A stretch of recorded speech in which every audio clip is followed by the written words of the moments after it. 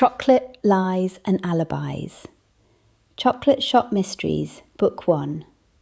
Written by Morgana Best. Narrated by Christy Bennett. Copyright 2025 by Morgana Best. Audiobook copyright 2026 by Morgana Best. Chapter 1. Garden Gnomes, I said aloud. I flung the letter from Brambly Vale Council onto the hospital bed, where it landed with all the drama of a parking ticket. Because that's what it basically was, an overdue infringement notice for Garden Gnomes. I picked it up and read it again, just in case I'd hallucinated the whole thing under fluorescent lighting. No such luck. Living in a small town came with quirks, community sausage sizzles, everyone knowing your business before you did, but surely this was pushing it. Being fined for ornamental whimsy felt excessive, even by council standards. I checked the time again. Lettie was late, as usual. Lettie's lateness was as dependable as morning coffee, or my mother's ability to comment on my life choices within 30 seconds of saying hello. I paced the hospital room, trying not to look like I was plotting an escape, even though part of me absolutely was. My stomach flipped as I imagined Lettie's reaction. I'd told her about the surgeries after the accident, of course. I'd explained the whole thing more than once, probably boring her to tears. But no amount of description could prepare someone for the full reality of seeing your best friend with an entirely different face.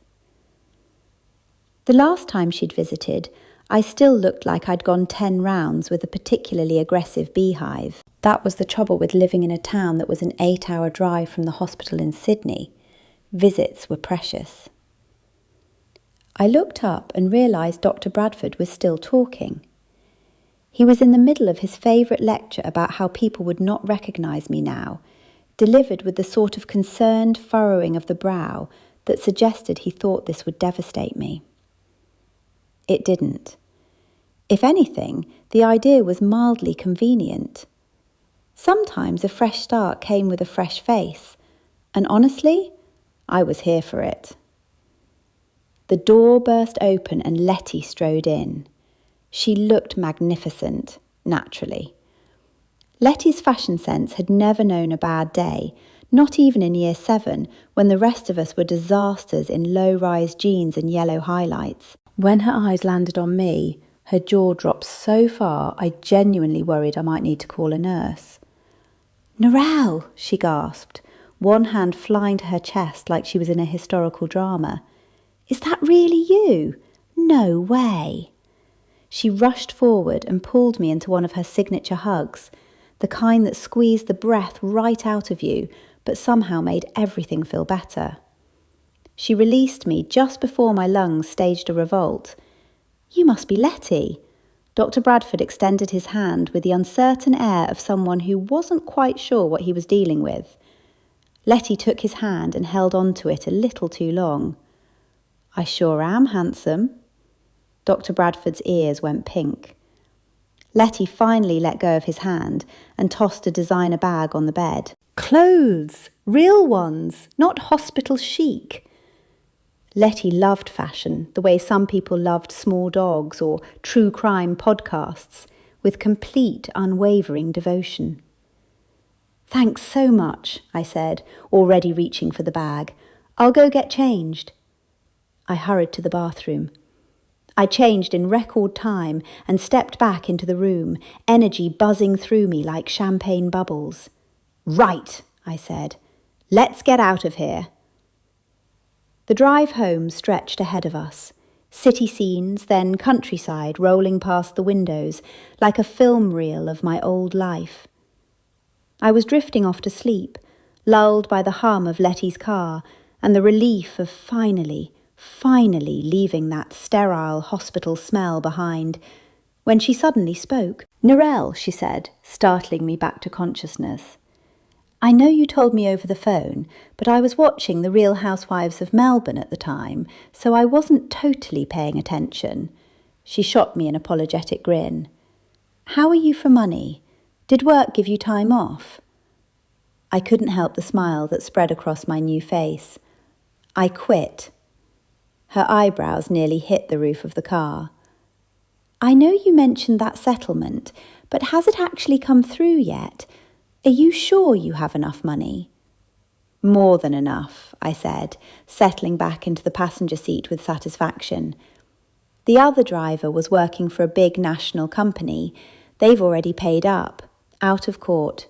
Very generous offer. No court dates, no drama. Lettie gasped. Narel, you were airlifted to hospital. You mean to tell me you're actually rich? I shrugged, still smiling. Not billionaire rich, but comfortable. Very comfortable. My lawyer said we could have pushed for more, but I didn't want the fight. I just wanted it done. It sounds like a win to me, she said, letting out a delighted laugh. So what are you going to buy me? Maybe a sandwich if you behave yourself. I checked her expression. Lettie, do you remember what everyone called me in high school? Her face darkened like storm clouds rolling in. Coco Narel. Yes, I remember. It was absolutely awful. Those popular girls thought they were so clever because it rhymed with Coco Chanel and because you were always eating chocolate. I reached over and gave her arm a little pinch. Ow! I'm being supportive, she protested, rubbing the spot. I pushed on. Anyway, I'm opening a chocolate shop, Lettie. A proper designer one, just like I always said I would. I'm calling it the Coco Narel Chocolate Shop.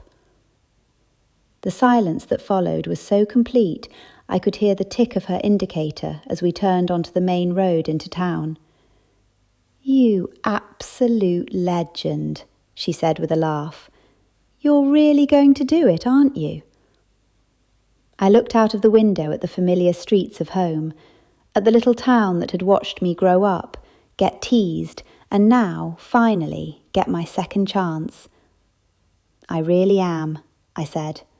And I'm looking forward to boredom, to be honest. I have had excitement for a lifetime. I couldn't wait to get back to my little town of Brambly Vale, where nothing ever happened. Chapter 2. I gasped in shock at the real estate agency's website glowing on my laptop screen.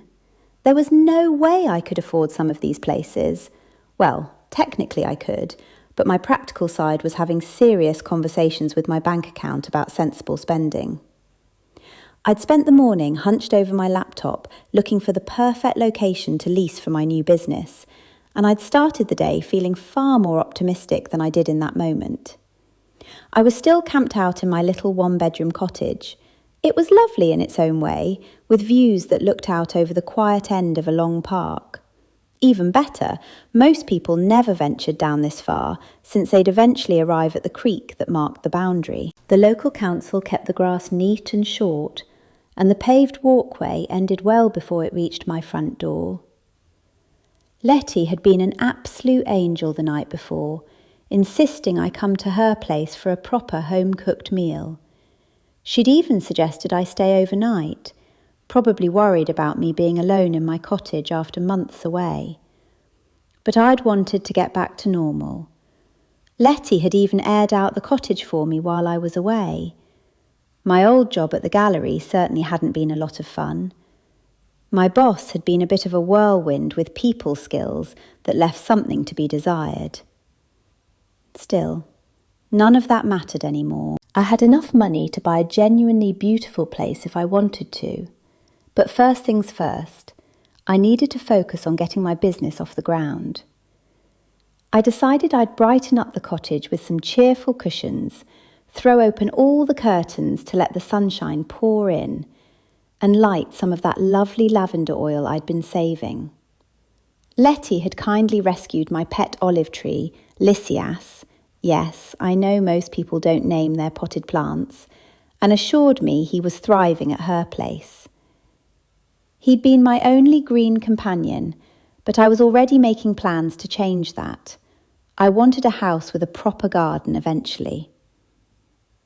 I set off on foot to explore the shops in town, since Lettie was buried under a pile of work deadlines. She worked from home doing something terribly clever with computers and game design that I didn't pretend to understand, but it seemed to suit her perfectly.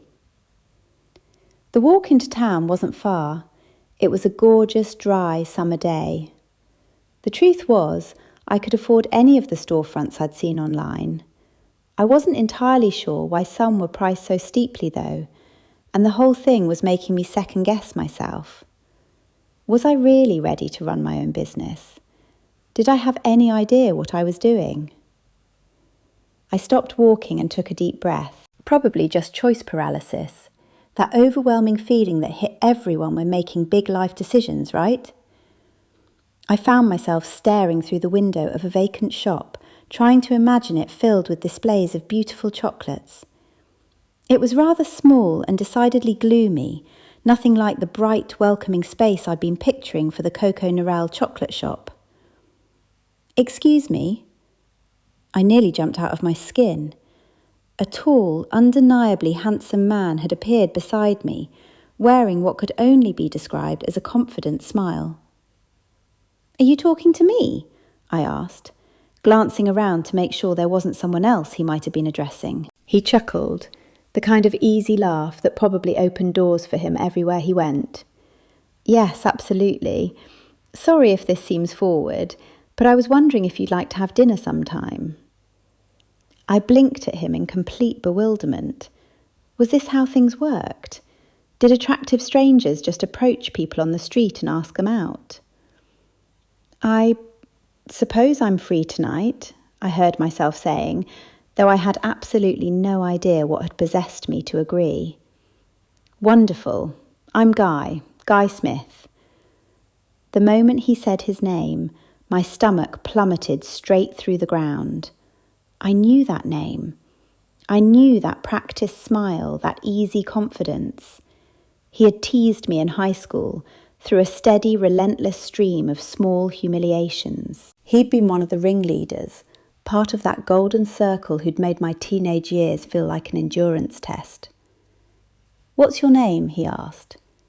Panic flared. If I told him my real name, surely he'd recognise me, even with my changed appearance. The game would be up before it had even begun. "I'll tell you tonight," I blurted out, immediately wanting to take the words back. "A woman of mystery," he said, grinning like he'd just won something. "Intriguing. Where do you live? I could pick you up." "Just meet me here at 7, I said quickly, gesturing vaguely at the shop front. There was absolutely no way I was giving him my address. After he walked away with that same swagger I remembered from school, I sank down onto the low brick ledge that ran beneath the shop window. That man, that same person who had made my teenage years feel like a daily battle, wanted to take me to dinner. I decided to treat it like a fascinating social experiment. What would it be like to go on a date as the new me? What would happen when the person who'd once made me feel invisible was sitting across from someone he didn't recognise? He was late, naturally. At 7:30, his car finally roared to the curb with what seemed like unnecessary drama. "Didn't think you'd actually show," he said through the open window, as if that somehow excused his tardiness. "Where are we going?" I asked, staying firmly planted on the footpath. "There's a lovely place just nearby. Hop in, I'll drive us." "Actually, I'll meet you there."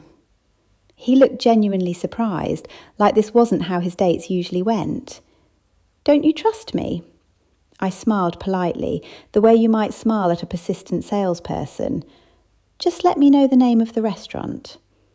He showed me something on his phone screen. "It's called The Tower." I nodded and immediately called for a taxi. It might have been slightly petty, but I liked maintaining some control over the situation, and frankly, the thought of being trapped in a car with him made my skin crawl. When I arrived at the tower, which despite its name was decidedly not tower-like in any architectural sense, I spotted Guy through the window already settled at a table with a beer in hand. He waved enthusiastically. I didn't wave back. Instead, I made a strategic stop at the bar and ordered the strongest drink they had on offer. The restaurant was pleasant enough, cosy and unpretentious, with warm lighting and the gentle buzz of conversation. Maybe the name was meant to be ironic. "You took your time getting here," he observed when I finally joined him at the table. "I didn't think you'd mind," I replied, already feeling exhausted by the whole charade. When my drink arrived, I knocked it back in one go and immediately signalled the waiter for another.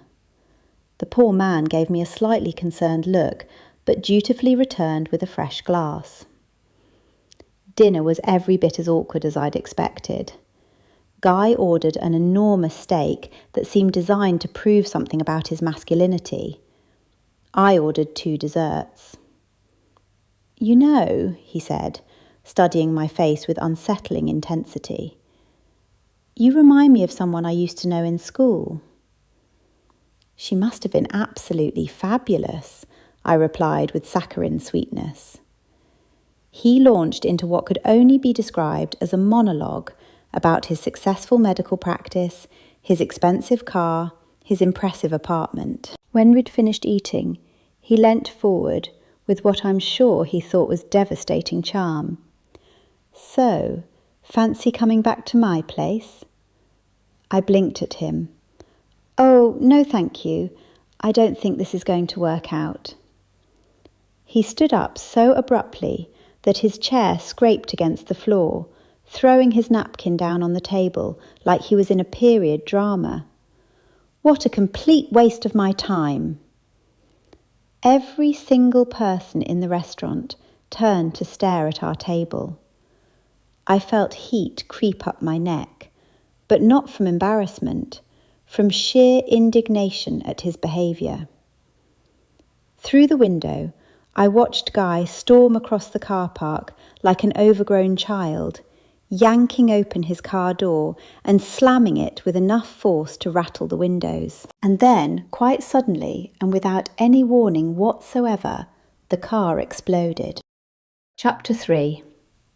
I sat with my head in my hands, elbows resting on the cold metal table that had seen better days. The room wasn't particularly small, but the beige walls and persistent hum of the fluorescent light overhead made it feel like it was gradually closing in on me. 2 detectives sat across from me, nursing what could generously be called coffee, but smelled more like burnt disappointment.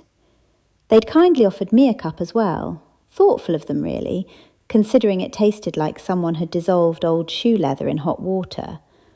I nudged the offending beverage to one side and looked directly at the taller detective. "For the last time, I genuinely don't know what happened," I said, trying to keep the exasperation out of my voice. It was honestly one of the most dreadful dates of my entire life. I politely declined his rather presumptuous invitation. He became quite upset, and the next thing I knew, his car exploded. I paused, realising how that sounded. "I just mean he stormed off in a huff, got into his car, sat there for a moment looking thoroughly put out, and then, well, boom. It must have been some sort of mechanical issue, or perhaps someone had tampered with it. But I certainly don't know anything about that sort of thing. We hadn't even seen each other since high school, and we barely exchanged 2 words back then." Neither detective so much as blinked. If there had been a poker tournament happening, they would have swept first and second place without breaking a sweat. Detective Rika finally spoke. "You barely knew this fellow, and yet you agreed to go on a date with him." I sighed deeply, the kind of sigh that comes from explaining the same thing multiple times to people who clearly weren't listening. "Yes, that's correct. I knew who he was from school, but we certainly weren't friends. I happened to run into him in town earlier today, quite by chance, and he asked me out." I took a tentative sip of the coffee and immediately regretted every life choice that had led me to that moment. Still scalding hot, somehow. I wasn't entirely sure if I'd been sitting in this room for an hour or several lifetimes. Here's what I think happened, Detective Rika said, leaning forward with the air of someone who was quite pleased with his own deductive reasoning. Oh, please don't, I thought desperately.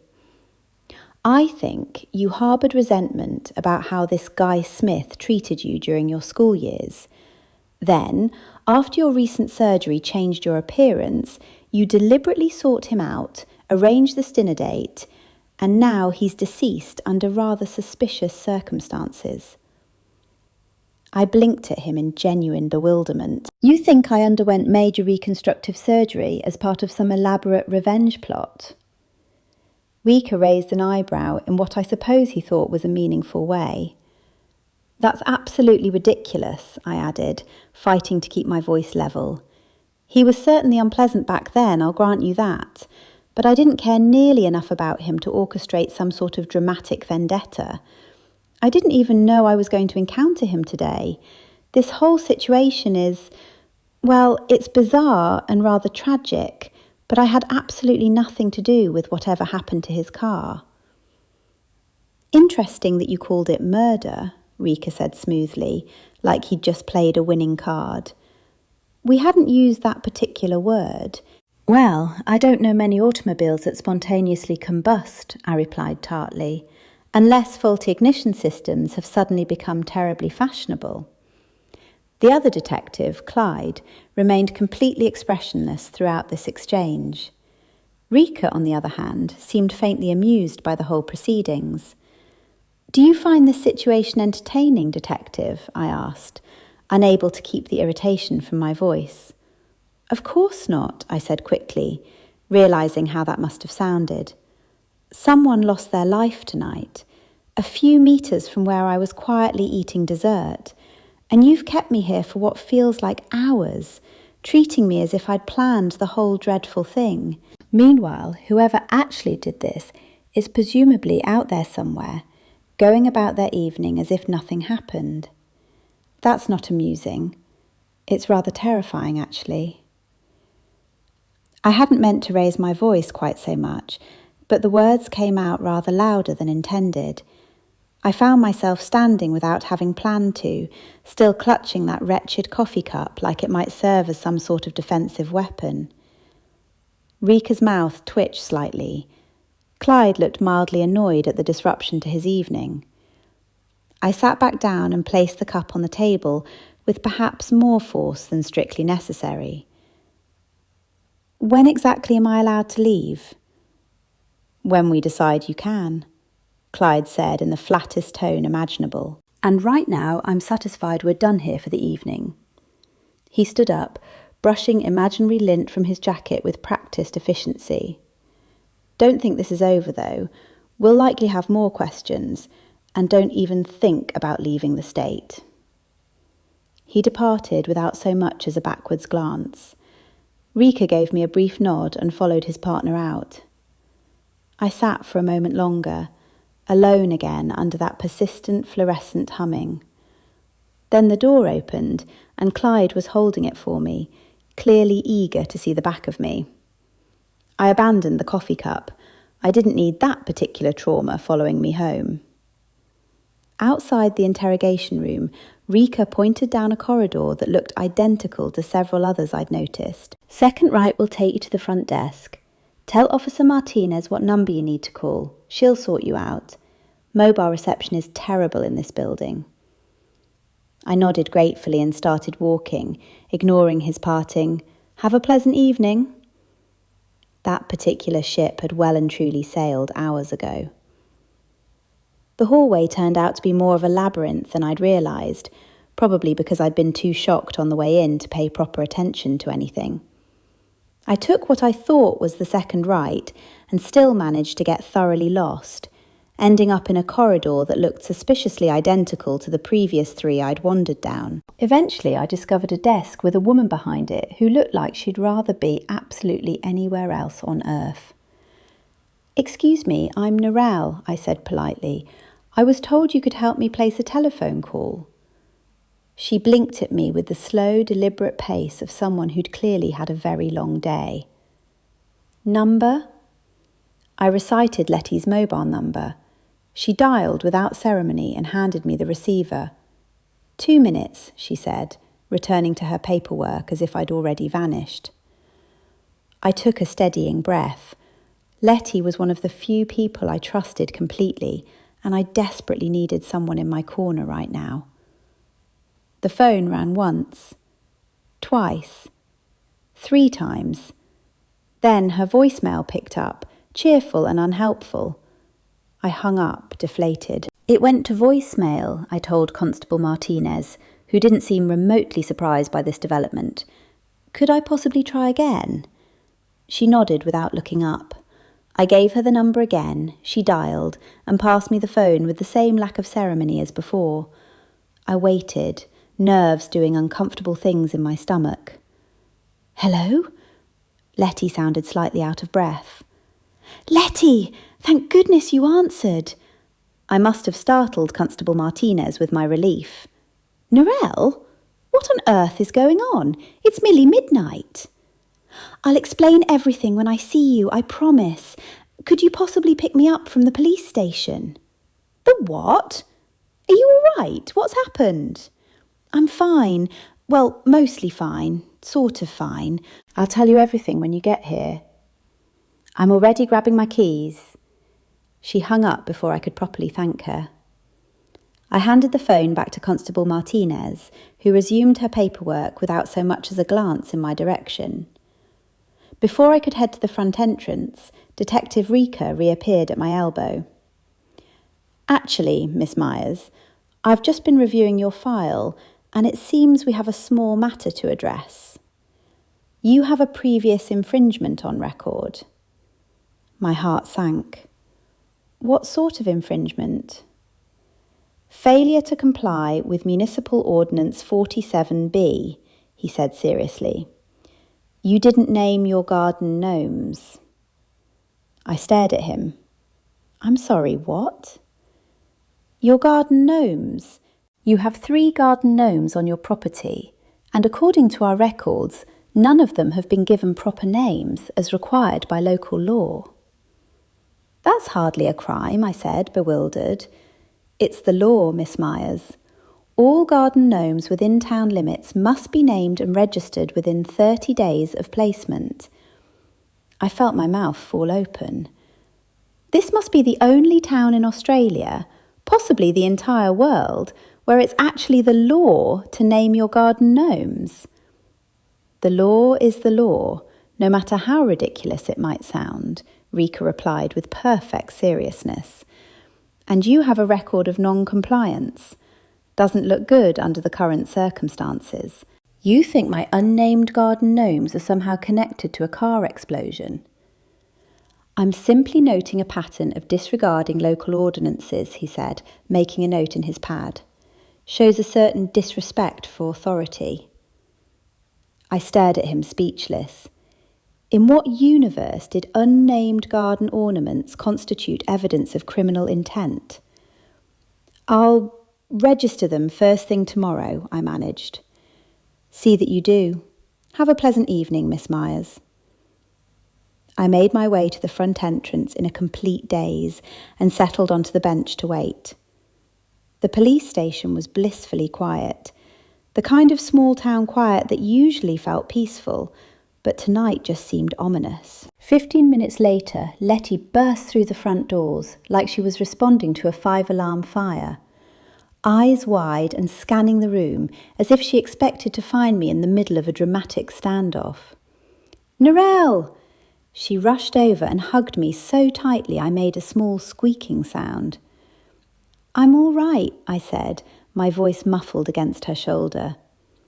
She pulled back to study my face with the intensity of a medical examiner. What on earth happened? Are you hurt? Why were you here? I'm fine, truly. I went on a date. You did what? I know how it sounds, just listen. Remember Guy Smith from high school? Lettie actually recoiled, like I'd mentioned a particularly venomous spider. Not that awful guy. I nodded grimly. Why would you... What were you thinking? I bumped into him quite by accident. He asked me out, and I said yes, mostly out of morbid curiosity, I think. Lettie stared at me like I'd announced my intention to take up extreme mountain climbing. And then what happened? Well, I took a breath. He died, rather dramatically. His car exploded right after he stormed out of the restaurant. Lettie's jaw dropped so far I worried about her ability to close it again. And the police think I might have had something to do with it. She sank onto the bench beside me, hands braced on her knees like she needed the extra support. You've certainly had quite an eventful day. I nodded wearily. You could say that. Chapter 4. The coffee machine let out a familiar whir, a sound I was starting to associate with survival. Warm, sweet, non-judgmental coffee, my third cup of the morning and not nearly my last. I had a creeping suspicion it was doing absolutely nothing for my nerves. A few days had passed since Guy's car had exploded. Incident was the official word, but honestly, cars didn't just blow themselves up for fun. Murder wasn't confirmed, but it felt pretty murdery. The police hadn't exactly ruled me out either. I wasn't under arrest, but they'd strongly suggested I shouldn't leave the state, which felt like a polite way of saying, we still think you did it. Every time I left the house, I spotted a police car loitering nearby. Coincidence? I took a long drink of the coffee and sat down. I had to try to move on from the whole affair. Guy had defined enough of my life while he was alive, and I certainly wasn't going to let him do it now that he was dead. But today wasn't about Guy, or explosions, or suspicious law enforcement officers with nothing better to do than monitor my daily activities. Today was about chocolate. Beautiful, profitable, life-changing chocolate. The plan was simple. Meet with a real estate agent, find the perfect shop, and begin my transformation from former gallery assistant with trust issues to successful chocolatier with trust issues. Lettie was picking me up at 10, which meant I had exactly 47 minutes to consume enough caffeine to power small aircraft. My phone buzzed. Running 15 minutes late, traffic, kiss kiss. Perfect. More time to achieve optimal jitters. By the time Lettie finally knocked, I was vibrating at a frequency that probably confused nearby wildlife. I opened the door to find her looking annoyingly put together, in a way that suggested she hadn't spent the morning catastrophizing about commercial lease agreements. Sorry, she said, breezing past me into the hallway. Mrs. Henderson's cat got stuck up a tree again, and the fire brigade was blocking the road.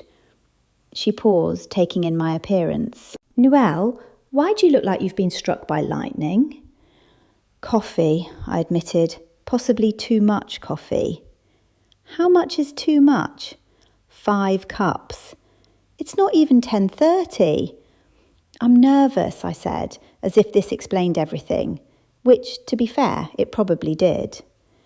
The drive to Fletcher Real Estate was mercifully short, though Lettie spent most of it trying to convince me that normal people didn't require sedatives before routine business meetings.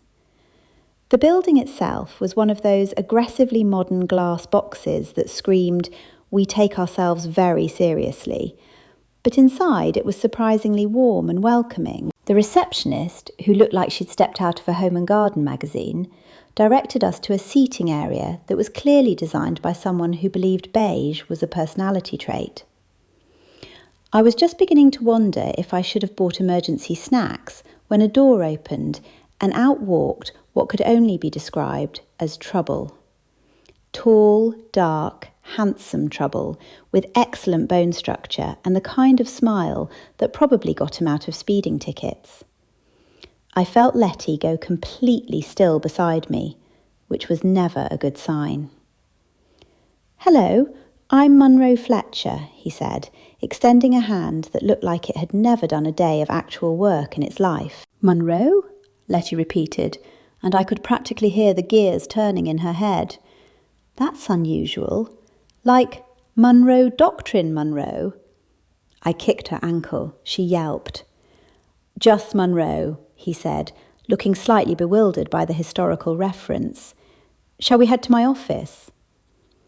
His office was exactly what you'd expect from someone who probably ironed his underwear. Immaculate, organised, and featuring approximately 17 different folders arranged with military precision.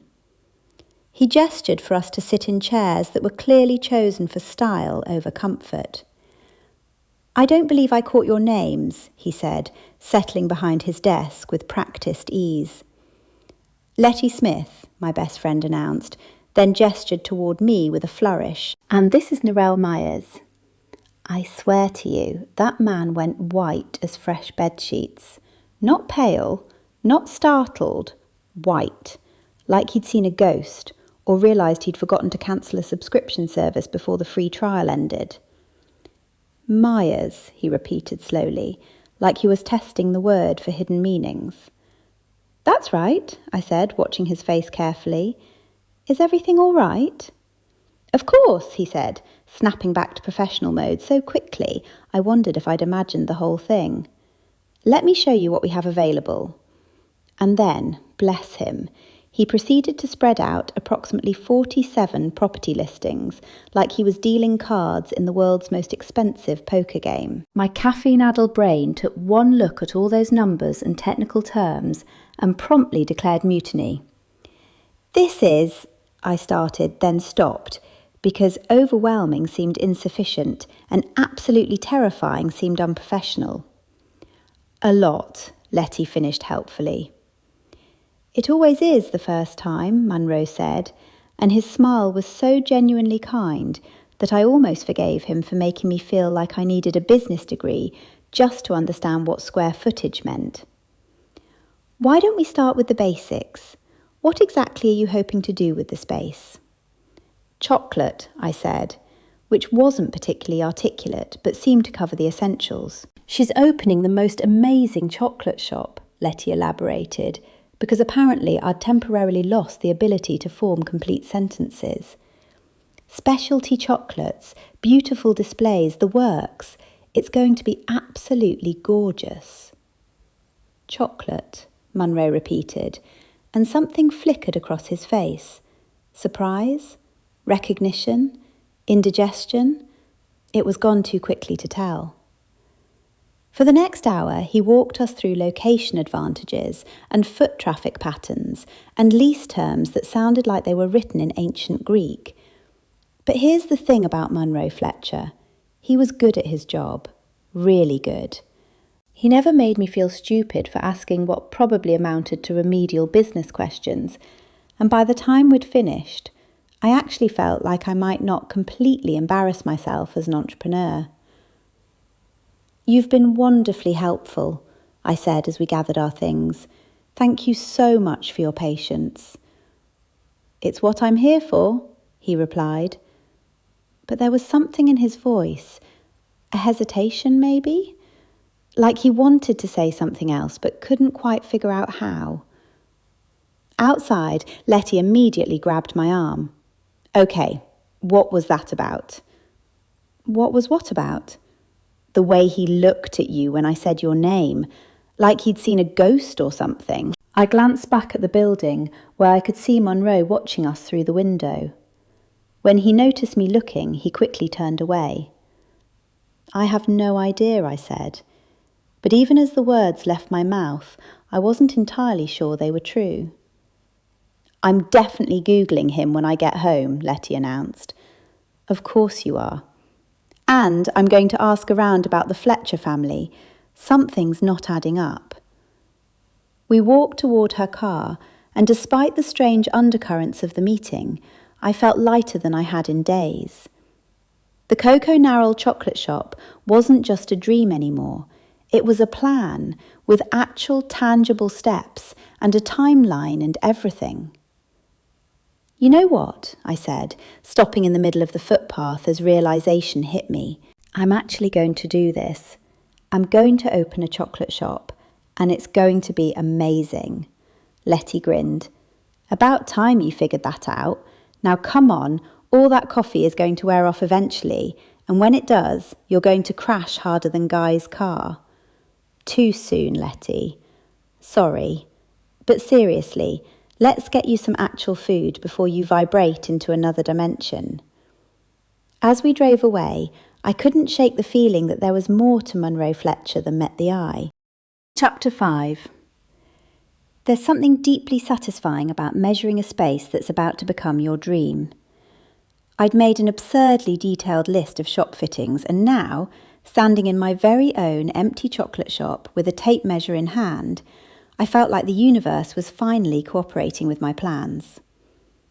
The space was beautifully clean and bright, with afternoon sunlight streaming through the front windows in a way that practically screamed Instagram-worthy chocolate displays here. I was crouched down, wrestling with the tape measure and wishing Lettie hadn't been swamped with work deadlines today, when the door chimed and two women glided in like they owned not just the shop, but possibly the entire street. "We're not open yet," I called out, stating what seemed fairly obvious given that the store contained nothing but me, a tape measure, and some very ambitious dreams. Then I looked up properly and nearly dropped said tape measure. Lucinda Shaw-Smythe and Mandy Makim stood before me in all their perfectly preserved glory, looking exactly like the mean girls they'd been in high school, just with better handbags and what appeared to be some very expensive cosmetic enhancements. They stared through me with complete blankness, which confirmed my suspicion that my new face was the world's most effective disguise. I could probably walk past my own mother without recognition at this point. Lucinda peered down her surgically perfected nose at me. "And what sort of establishment will this be? Please tell me it's not another cafe. This town is positively drowning in overpriced coffee and mediocre sandwiches." Mandy giggled, the same tinkling, hollow sound I remembered from countless high school humiliations. I studied them both carefully. I hadn't seen Mandy in years, though Lucinda occasionally graced our little town with her presence for gallery openings and other cultural events she deemed worthy of her attention. But there was no mistaking either of them. Mandy still had those narrow, calculating grey eyes and that peculiar way of holding herself, like she was perpetually posing for a photograph. If she'd been wearing green, I might have mistaken her for a particularly stylish praying mantis. "A chocolate shop," I said simply, gesturing towards the small sign I'd placed in the window. Lucinda waved a dismissive hand. "I can't see properly at the moment. I've just had my eyelids lifted and it's affecting my vision something dreadful. Anyway, there have been chocolate shops in this town before and they've never succeeded." I shrugged and returned to my measuring, which seemed to annoy them tremendously. They actually moved closer, clearly unused to being ignored. "Where are you from originally?" Lucinda demanded, as if my geographical origins were somehow her business. "I arrived from Sydney the other day," I replied, which was technically true. I had no intention of revealing that I was about to become the infamous Coco Narel. They'd discover that delightful fact soon enough. I shuddered slightly, remembering the nasty pranks they'd pulled during our school days. Nothing too serious, but the sort of mean-spirited tricks that made high school feel unnecessarily complicated for someone who just wanted to get through it with minimal drama. I looked up to find them both studying me with what might have been grudging admiration. Was I imagining things, or were they actually impressed by what they saw? "It's such a shame you're not open yet," Lucinda said, with what almost sounded like genuine disappointment. I wanted to buy Mandy something to cheer her up. "Oh," I said automatically, then immediately wished I'd kept my mouth shut. Mandy's perfectly composed expression crumpled slightly. She retrieved a tissue from what was definitely a genuine Chanel handbag and dabbed at eyes that appeared completely dry. "Her ex-husband has just passed away," Lucinda explained, in a tone that suggested she was discussing the weather. One of her ex-husbands, that is. She never did keep them for very long. especially once she'd successfully stolen them from their girlfriends, or wives. She shot Mandy a look that could have curdled milk. Mandy glared right back, and I had one of those lightning bolt moments of clarity. Mean girls are mean to everyone, including each other. He exploded, Mandy said quietly. My blood went cold. Was that the accident that happened the other day? Yes, Lucinda answered for her friend. Guy Smith. Mandy was married to him about 10 years ago. We were only married for a few months, Mandy added quickly. I realised he wasn't a very nice person. I had to physically bite my tongue to keep from responding to that particular understatement. Do the police know what happened yet? I asked, trying to sound like a concerned citizen rather than someone who'd been interrogated about the victim's death. Mandy shrugged elegantly. All I know is that he had quite a few enemies. They gave me one final appraising look and then swept out as dramatically as they'd arrived, leaving me alone with my thoughts and the distinct feeling that I'd just witnessed something significant. After they left, I found myself thinking about how much had changed since our school days. These women had been rather unkind during those awkward teenage years, but that felt like a lifetime ago now. Had I made a terrible mistake, opening a shop in my hometown? Maybe I should have chosen somewhere completely new, where nobody knew about my awkward, painful past. But then again, Lettie was here. Dear, wonderful Lettie was my closest friend. Honestly, my only real friend. And I couldn't imagine starting this new chapter of my life without her support. Besides, I was a wealthy woman now. If things became unbearable, I could always relocate. It wasn't as though I was trapped here forever. What surprised me most was how differently they'd treated me. In high school, they'd seized every opportunity to humiliate me. Today, they'd been almost respectful. It was a horrible realization, but I suspected they were responding to how I looked now. Apparently, I finally appeared to be someone they considered their equal. The thought made my stomach turn. It was lunchtime, and I'd promised to take something delicious to Lettie. I locked up the shop and walked back to my cottage to collect the triple chocolate cake I'd baked the night before. Despite everything that had happened to me, my love affair with chocolate remained completely intact. Walking to Lettie's house with the cake box balanced carefully in my hands, I reflected on how much I appreciated living in a small town. No need for cars or public transport, just pleasant strolls through familiar streets. Though I knew I'd have to bite the bullet and buy a car soon, I hadn't driven since the accident, and the thought still made me nervous.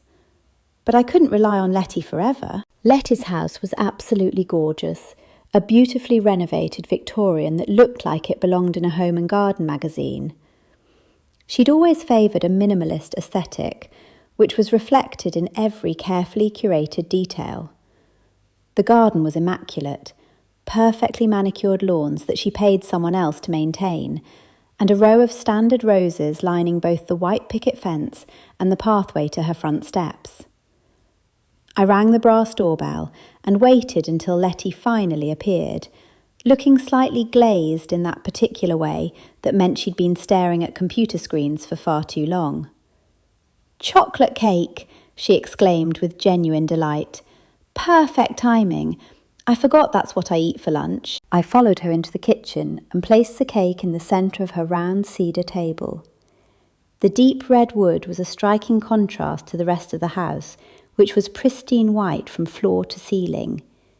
Even the floorboards were pale, polished pine, and her enormous Persian cat, Louis XIV, a former show champion, was pure white with the most spectacular golden-orange eyes I'd ever seen. Louis was absolutely gorgeous and had the personality to match.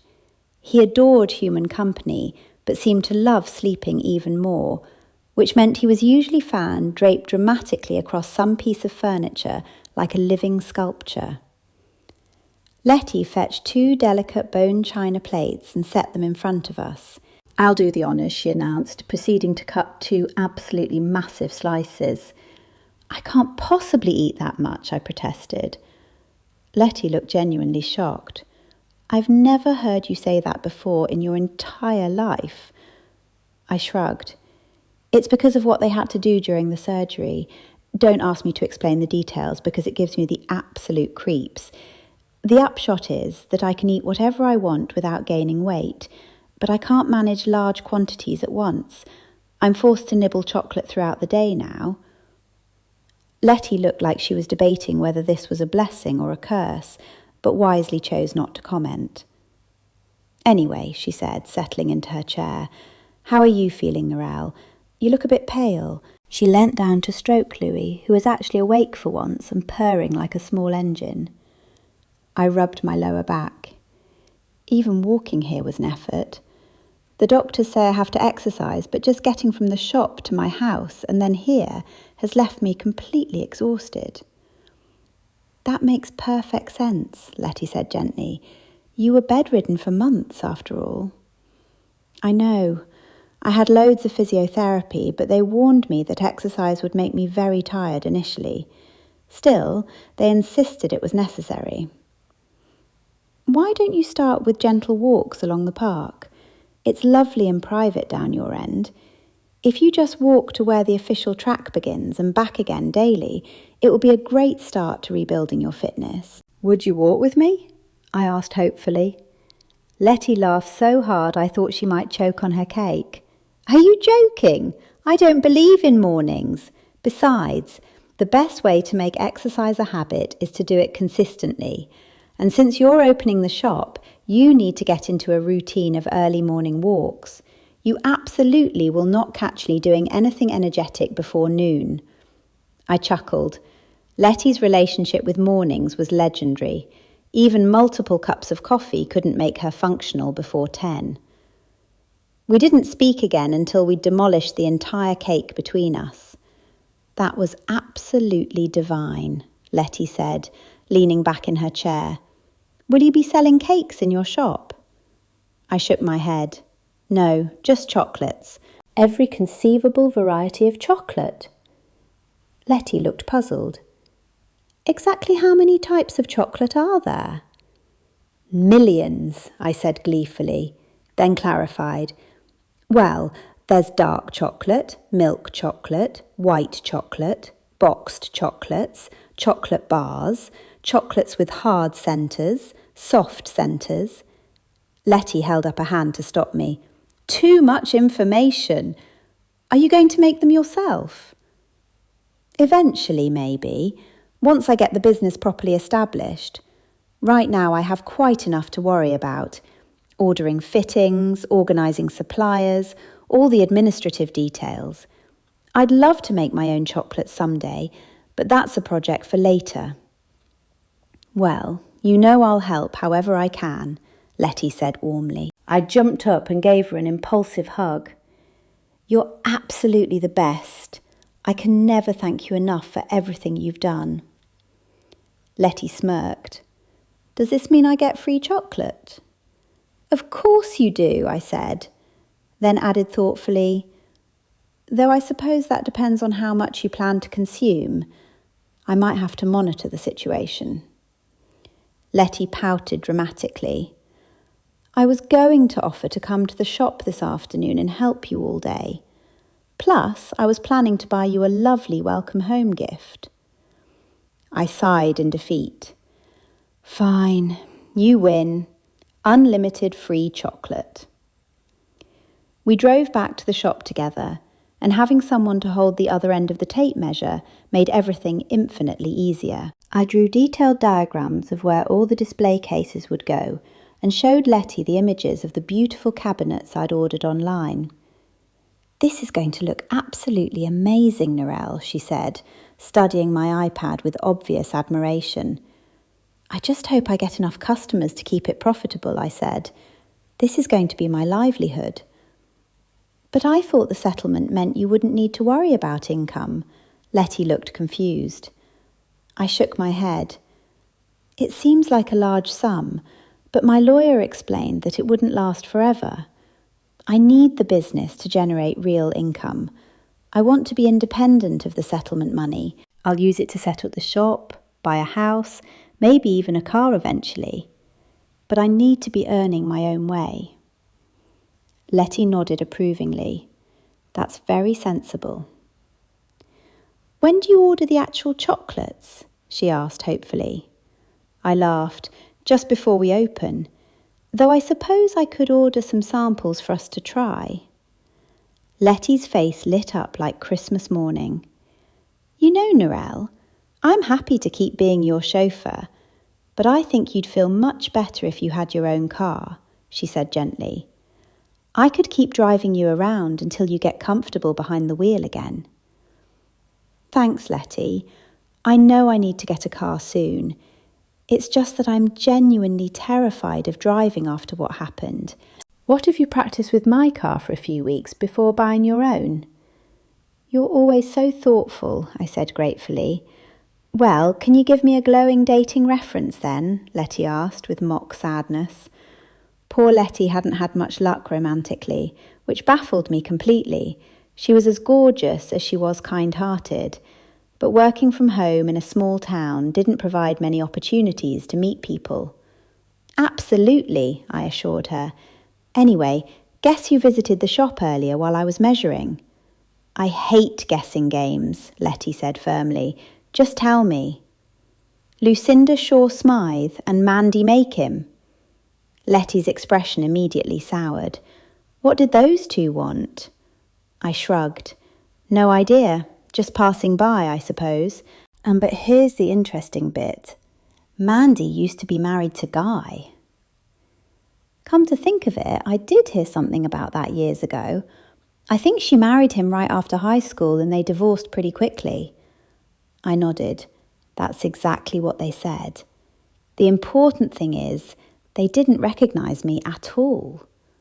Lettie laughed. Of course they didn't. I wouldn't have recognised you either, and I'm your best friend. The difference between how you look now and before is absolutely remarkable. Right, okay, I said quickly before she could launch into detailed descriptions of my former appearance. Anyway, they were actually quite polite to me. That's only because they didn't know who you were, Lettie pointed out shrewdly. You can bet they would have reverted to their usual spiteful selves if they'd recognised you. I don't suppose they knew you were with Guy when he died. I wasn't with him when he died, I corrected.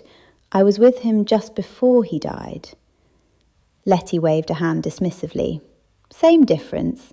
It's good they don't know, though. I'm sure they'll return to form once the big sign goes up, I said glumly. Lettie looked blank, so I explained, the sign that says Coco Narel Designer Chocolate Shop. Lettie chuckled. Oh, I'll definitely be interested to hear their reaction to that. My heart sank. Well, I certainly don't want to hear what they have to say. I know for certain it won't be anything pleasant. Chapter 6.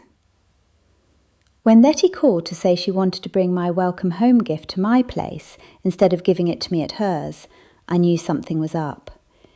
She'd been mysteriously vague about the whole thing, which wasn't like her at all. Given her obvious disdain for my decorating choices, I wondered if she'd bought me something large and unwieldy, perhaps an enormous coffee table or a massive painting that would be too awkward to transport easily. So it was with considerable surprise that I opened my front door to find an empty-handed Lettie standing on my doorstep, looking slightly nervous. I suppose you're wondering where your gift is, she said with a smile that didn't quite reach her eyes. Now that you mention it, I replied, leaning against the doorframe. You did say it was a big surprise.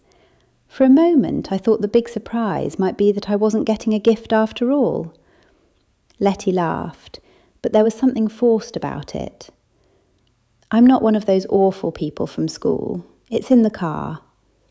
The car? I repeated, peering past her toward her vehicle. For a moment I could have sworn I saw it shaking slightly. We definitely didn't live in an earthquake-prone area, So I shook my head. Perhaps disturbed vision was one of the lingering effects of my accident. "Why didn't you bring it in with you?" I asked. "No, Narel," Lettie said with unusual firmness. "I want you to go into your living room and sit on your sofa, and then I'll bring in your gift." I walked into the living room, acutely aware that Lettie was following close behind. "You're acting really strange. Why did you leave my gift in the car? What's going on?" Lettie practically pushed me onto the sofa. I leant back against my cushions, watching as she began rubbing her chin, a telltale sign that she was nervous about something. Why on earth would Lettie be nervous about giving me a gift? "Well, Narel, it's like this," she began, and I immediately knew I was in trouble. "I haven't got you a dog. I thought I should mention that straight away. I didn't get you a dog because you eat so much chocolate, and you always have chocolate lying around, and as we both know, chocolate is dangerous to dogs." I nodded slowly, wondering why Lettie was telling me what sorts of gifts she hadn't brought me. "No, I didn't get you a puppy," she continued, "but I did get you a pet." She stared at me expectantly, clearly waiting for my reaction. I clasped my hands together with genuine delight. "Oh, a pet!" Then reality set in. "It's not a ferret, is it? Or some sort of giant rat with enormous teeth?" Lettie shook her head vigorously. "I went to the animal shelter to get you a kitten. I thought a cat would be wonderful company for you. I was planning to find you a lovely fluffy white kitten like Louis XIV, but the cat I ended up choosing wasn't quite what I had in mind initially." My excitement was genuine. "A kitten!" I exclaimed, jumping up to give Lettie an enthusiastic hug. "How absolutely thoughtful of you. I've always wanted a cat again." My old cat Patches had passed away shortly before the accident, and I still missed him terribly. I'd assumed it would be ages before I could have another pet, but now that Lettie had been so considerate. "Well, I hope you like him," Lettie said anxiously. "If you don't, I won't be able to take him home, because Louis XIV will absolutely hate him. They just won't get along." "Of course I'll love him," I assured her. "All cats are wonderful." "I bought you everything you'll need. Litter tray, litter, food.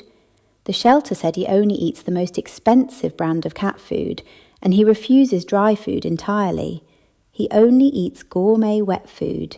You know, those tiny, ridiculously expensive tins. Why don't you sit down whilst I go and fetch him?" "I'm so excited, Lettie." A look of genuine fear crossed her face. "But you might not like him. I have to warn you that he's not exactly a pretty cat." "All cats are beautiful," I said firmly. "Of course I'll love him." "Trust me, he really isn't conventionally attractive. I went to the shelter planning to find you a gorgeous kitten, but they said no one else wanted him and he was going to be put down that very afternoon. So when you see him, please remember that I originally intended to buy you a very pretty kitten." "How superficial do you think I am?" I asked, slightly offended. "I'm hardly the person to judge anyone based on appearances. Don't you remember how I used to look? I'll love him regardless. Thank you so much." Lettie pulled a face, frowned deeply, then hurried out the door, whilst I sat there grinning. How wonderfully thoughtful of her to rescue a kitten that needed a home. She returned shortly with the litter supplies and several tins of what did indeed look like a very expensive brand of cat food. "Lettie, I'm absolutely bursting with impatience. Where's the kitten?" "I'm bringing him in last," she said ominously. I sighed. I couldn't wait to meet my sweet little companion. Soon enough, I heard Lettie return, shut and lock my front door, then walk into the living room carrying what looked like a pet carrier. She placed it carefully on the floor and I was immediately alarmed. The carrier was shaking violently and the most extraordinary sounds were emanating from within. I narrowed my eyes as suspicion dawned.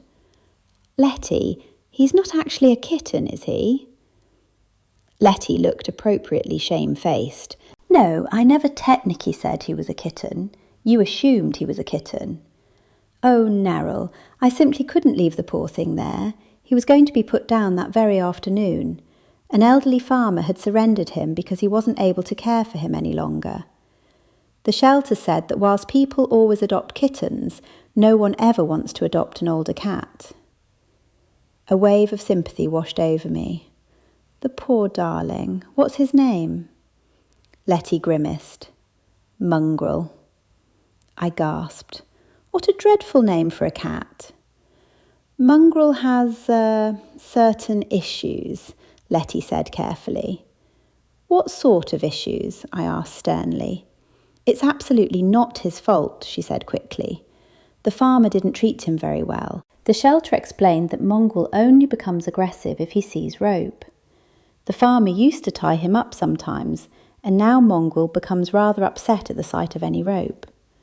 Fortunately, you don't have any rope in your house. I took a deep breath, trying to remain calm. He only becomes aggressive when he sees rope. You mean this cat actually attacks people? Lettie held up her hands defensively. Of course not. He only reacts badly to rope. All you have to do is make sure you never show him any rope, and everything will be perfectly fine. I considered this. On one hand, I was concerned about adopting a cat with behavioural issues. On the other hand, I was touched that I could provide a home for an animal no one else wanted. After all, how difficult could he be? The carrier had stopped shaking, and I couldn't see through the mesh door properly. I walked over and carefully opened it. I immediately recoiled. I wasn't entirely certain that the creature staring out at me was actually a cat. He growled ferociously and then hissed until I backed away hastily. The poor thing clearly hadn't been well cared for. His ginger coat looked rather moth-eaten, and his face was unique. One ear bent down at an odd angle, whilst the other stood upright. Most notably, he appeared to have more teeth than seemed anatomically possible for a cat. 2 bottom canine teeth protruded considerably from his mouth, giving him the appearance of a cross between a walrus and a vampire. Why exactly was this cat surrendered to the shelter? I asked suspiciously. Lettie took a step back. Well, if you must know, they told me the whole story. The farmer brought him in because he wanted to register him under some sort of Dangerous Cats Act. He thought that would protect him legally if the cat attacked anyone. The shelter informed him that whilst there's a Dangerous Dogs Act, there's no such thing as a Dangerous Cats Act. The farmer became rather upset and surrendered the cat immediately. She paused. They actually did rehome him once before, but unfortunately the new owner tried to shower with soap on a rope. Lettie shook her head sadly. That didn't end well, though the person did survive. I stared at her in disbelief. Lettie, I can't believe you've bought me a potentially dangerous cat. Come on, Narel, she said persuasively. You're an animal lover, and you don't own any soap on a rope. You'll be perfectly safe. Mongrel is much better than a kitten in many ways. He's already house-trained, and he has loads of personality. At that moment, the carrier shook violently again, and the most extraordinary sounds I didn't even know animals could make, came from within.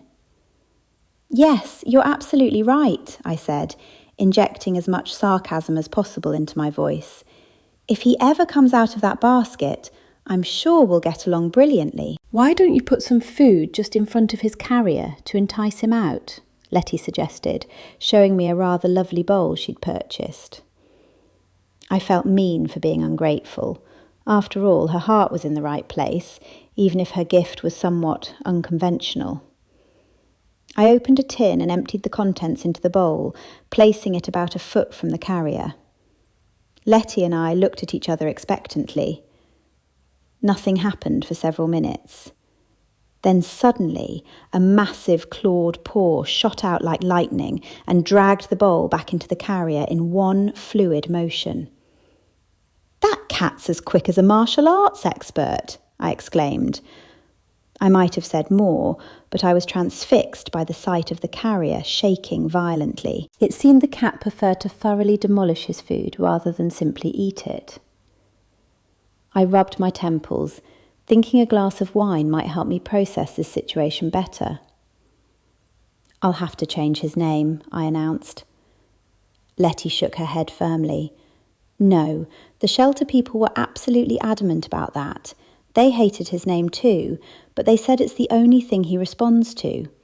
He's an older cat, so changing his name would only upset him further." "Just how old is this cat exactly?" Lettie shrugged. "Who knows? 10, 6, 14? Nobody was certain. What's obvious is that he's definitely not a kitten." I gave her a look. "You think?" Chapter 7. I woke with a start at 6 a.m, which was either a miracle or a sign that my body had finally given up on the concept of sleeping in. Either way, I was oddly grateful for the early wake-up call. The doctors had been quite insistent about this whole exercise business, and whilst I'd never been particularly athletic in my entire life, I was now under strict medical orders to move my body regularly. I struggled out of bed and pulled on the exercise clothes I'd optimistically ordered online, bright purple leggings and a matching top that made me look like I was auditioning for an aerobics video from the 1980s. I shuffled to the kitchen and reached automatically for the coffee pot and my emergency chocolate stash, then stopped myself. Perhaps I shouldn't attempt walking whilst buzzing with caffeine and sugar. Better to get the exercise over with first, then I could enjoy my morning coffee and chocolate as a well-deserved reward. Besides, I desperately wanted to avoid running into people whilst out walking, and surely not many sensible people would be up at this ungodly hour. That's when I remembered Mongrel. At least he hadn't attacked me in my sleep, which was probably because I'd spent the previous evening conducting a thorough search and destroy mission for anything that resembled rope. I'd thrown out several suspicious items, including a decorative twisted cord that had been holding back my curtains. I shook the contents of a tin into his bowl and placed it carefully in front of his carrier. At first I thought he hadn't ventured out at all, but a quick inspection of the enclosed litter tray revealed that he had indeed emerged at some point during the night. I breathed a sigh of relief. Surely that was a positive sign. I glanced back at the carrier, which was now shaking violently as Mongrel apparently murdered his breakfast. The area behind my house was a lovely flat paddock where no one ever walked, but I had to cross it to reach the official walking track. I yawned, stretched, and forced myself out the door. "This is the first day of your new life," I announced to myself, with the sort of forced cheerfulness usually reserved for motivational posters. "You need to get fit and healthy. Being in good shape isn't good enough." Suitably lectured, I reached the end of my driveway and stepped onto the grass behind my house. It was rather chilly, and I clutched my ridiculous purple top closer. But I had to admit it was a beautiful time of day. The mist was slowly rising from the creek, and a vivid blue sky provided stunning contrast to the tall willow trees swaying gently in the breeze. I could see other people walking in the distance, and since I was in no hurry to encounter fellow humans, I slowed my pace considerably. I wandered through the grass, admiring the pretty yellow wildflowers scattered everywhere like nature's confetti. My plan was simple: walk to the edge of the official walking path and back home again. I'd stick to this routine for about a week, or at least until I felt less like a reanimated corpse.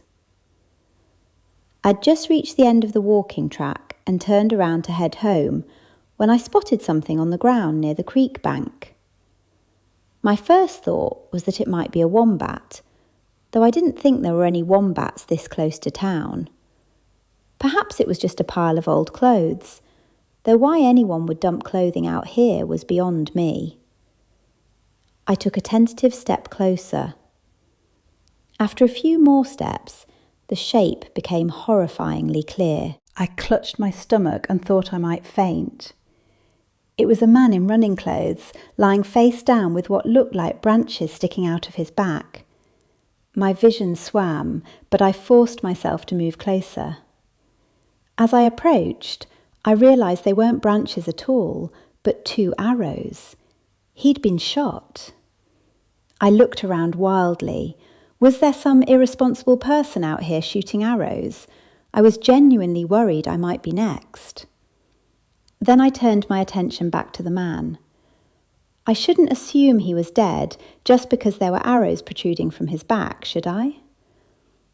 I was edging closer when 2 women with prams jogged over. One looked alarmed, and the other called out, "Is he all right?" "I don't know," I replied. "I don't have my mobile phone to call an ambulance." One of the women immediately pulled her phone from her pocket.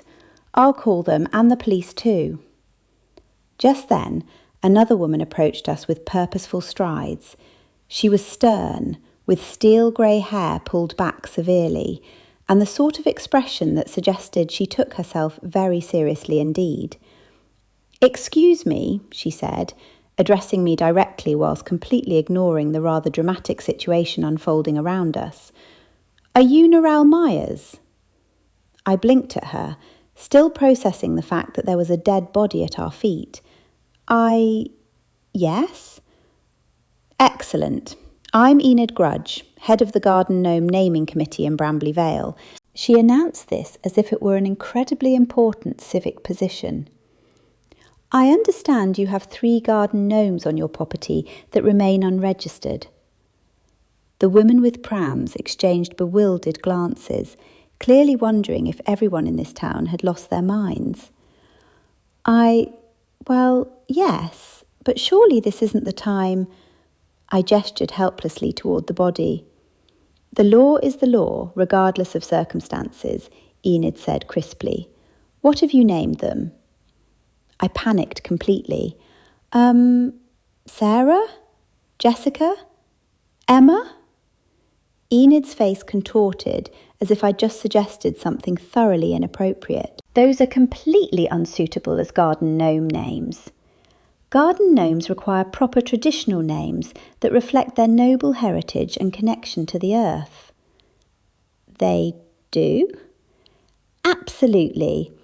I suggest Thornwick, Mossbottom and Puddingstone. Those are dignified gnome names with proper gravitas."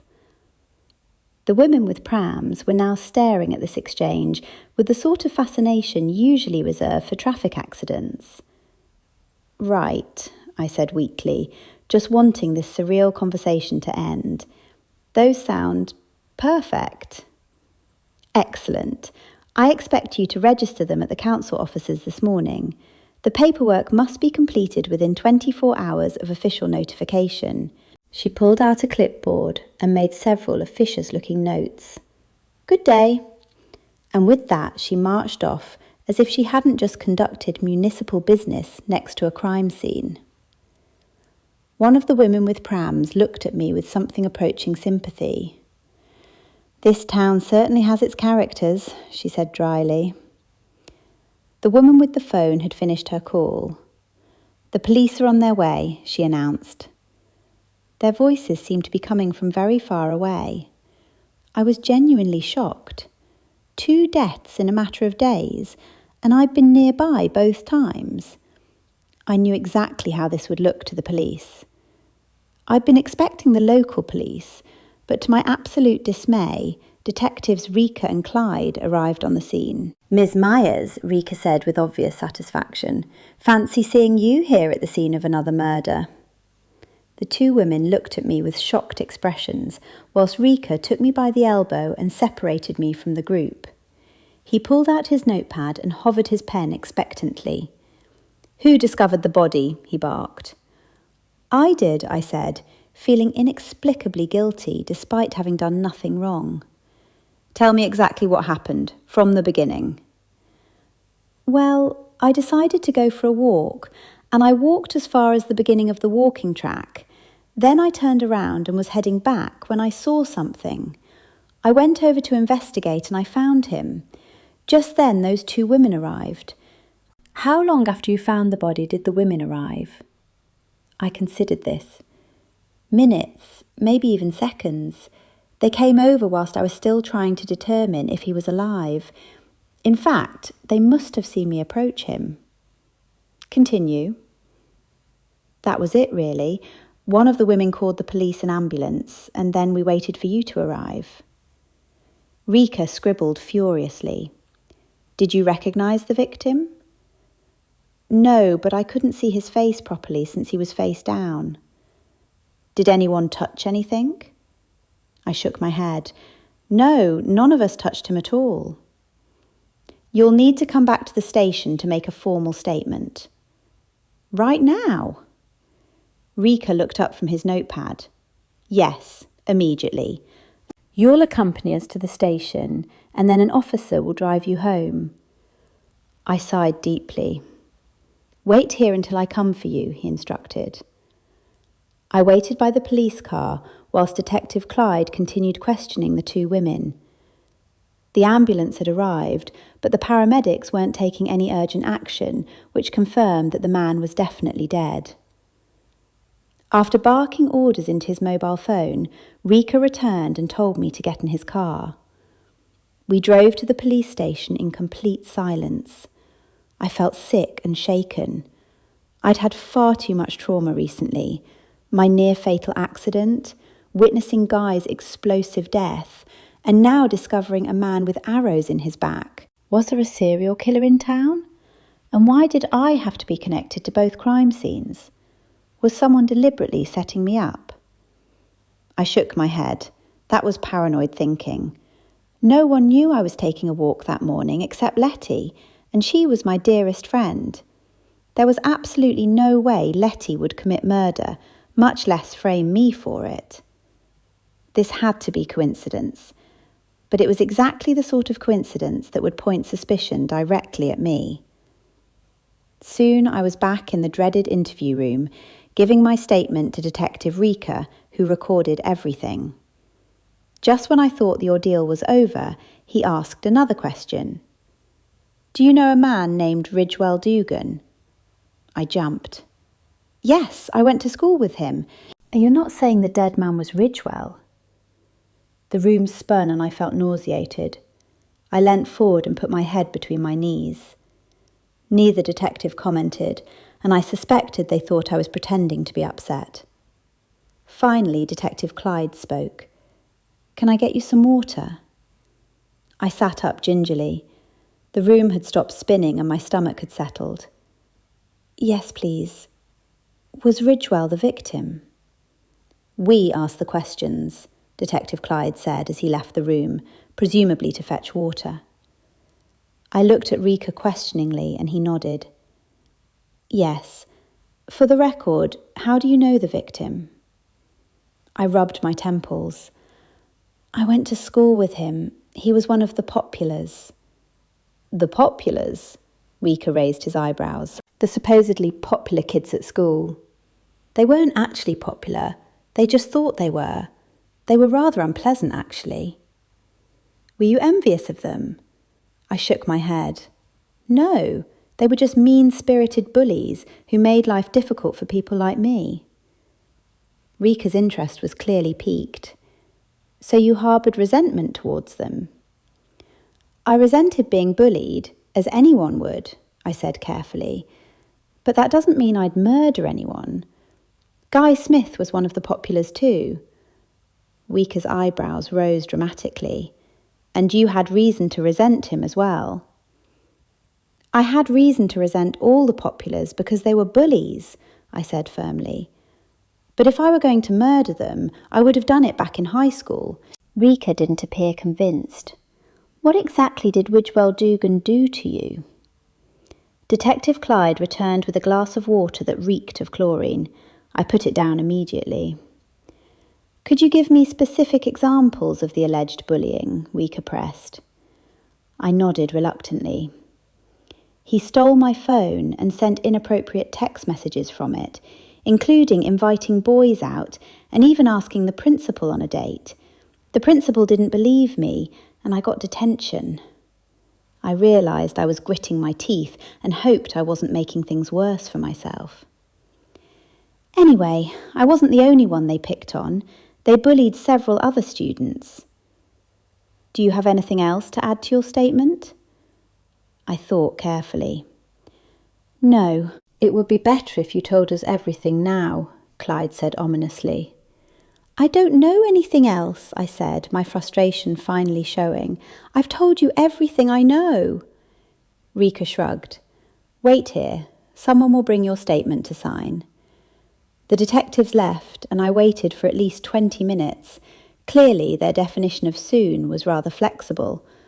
I was thoroughly annoyed by the time I signed my statement, and I still hadn't had my morning coffee or chocolate. Was it actually illegal to deny someone caffeine during questioning? One of the officers will drive you home now, Rika announced. I was grateful he hadn't sent me to make phone calls. Instead, I had the officer drive me to Lettie's house. I was too distraught to be alone. I practically ran up her path and banged on the door urgently. Lettie flung it open. I do have a doorbell, you know, she said grumpily. She looked absolutely dreadful, hair sticking out in all directions, eyes puffy and red. She peered at me for a moment before speaking. Narel, whatever's happened? Is Mongrel all right? I burst into tears and managed to utter only one word. Coffee. Lettie half dragged, half led me into the kitchen and switched on her coffee machine. What's happened? I managed to regain my composure. Do you remember Ridgewell Dugan from high school? Of course I remember him. He was one of the nastier populars. Well, he's dead. Lettie's jaw dropped. What do you mean? Dead, as in no longer alive or breathing. Her jaw dropped even further. I went for a walk like you suggested, and right by the creek I found a body. It was Ridgewell Dugan. He'd been murdered. Murdered? Lettie stroked a purring Louis XIV. I nodded vigorously. Yes, definitely murdered. He was face down in the grass with 2 arrows sticking out of his back. Lettie clutched her throat. Was it an accident? I frowned. If it was an accident, someone else did it, because he couldn't accidentally shoot himself in the back with arrows. My breathing was becoming rapid and shallow, and those detectives have already dragged me to the station for questioning. I was the one who found the body. Lettie put the cat down and sat heavily. You found his body? Yes, it was such a shock. First Guy exploded, and now I've discovered Ridgewell with arrows in his back. And I still haven't had any coffee. I struggled to hold back tears. Wisely, Lettie poured coffee for both of us. I drank mine as quickly as the temperature allowed. Oh, that's much better. I almost feel human again. Could I have another, please? Lettie obliged. I'm absolutely shocked, she said, pouring herself another cup. How do you think I feel? I said. I was there when Guy's car exploded, and I discovered Ridgewell's body. And the strange thing is, I haven't seen Guy or Ridgewell in years, not since high school. And suddenly they're both back in town and both murdered. I haven't seen Mandy since school either, and now she's here too. What's going on? Lettie slapped her forehead. Oh, goodness. Narel, there's something I haven't told you. I meant to mention it, but it completely slipped my mind. You'll think I'm terrible when I tell you. Out with it, Lettie, or you'll be the third murder victim. There's a high school reunion this weekend. I gasped. Why didn't you tell me? Lettie winced. I wasn't keeping it from you deliberately, honestly. I genuinely intended to tell you. I just can't imagine how I forgot. I shook my head. Well, that explains why they're all back in town. but it doesn't explain why they're being murdered. Lettie, I'm genuinely worried. Do you think someone's trying to frame me? I was present when Guy was killed, and Ridgewell was murdered practically in my backyard. Lettie started to speak, but I held up a finger. And there's more. There were arrows in Ridgewell's back. And you remember what I was actually good at in high school? Lettie looked puzzled. Yes, of course. You were brilliant at consuming enormous amounts of chocolate. Everyone knew that. I shook my head. No, the other thing I was good at. Lettie scratched her head, so I clarified. Remember that I won all the archery competitions at school? Oh, of course, yes, you were excellent at it. I nodded grimly. Don't you see?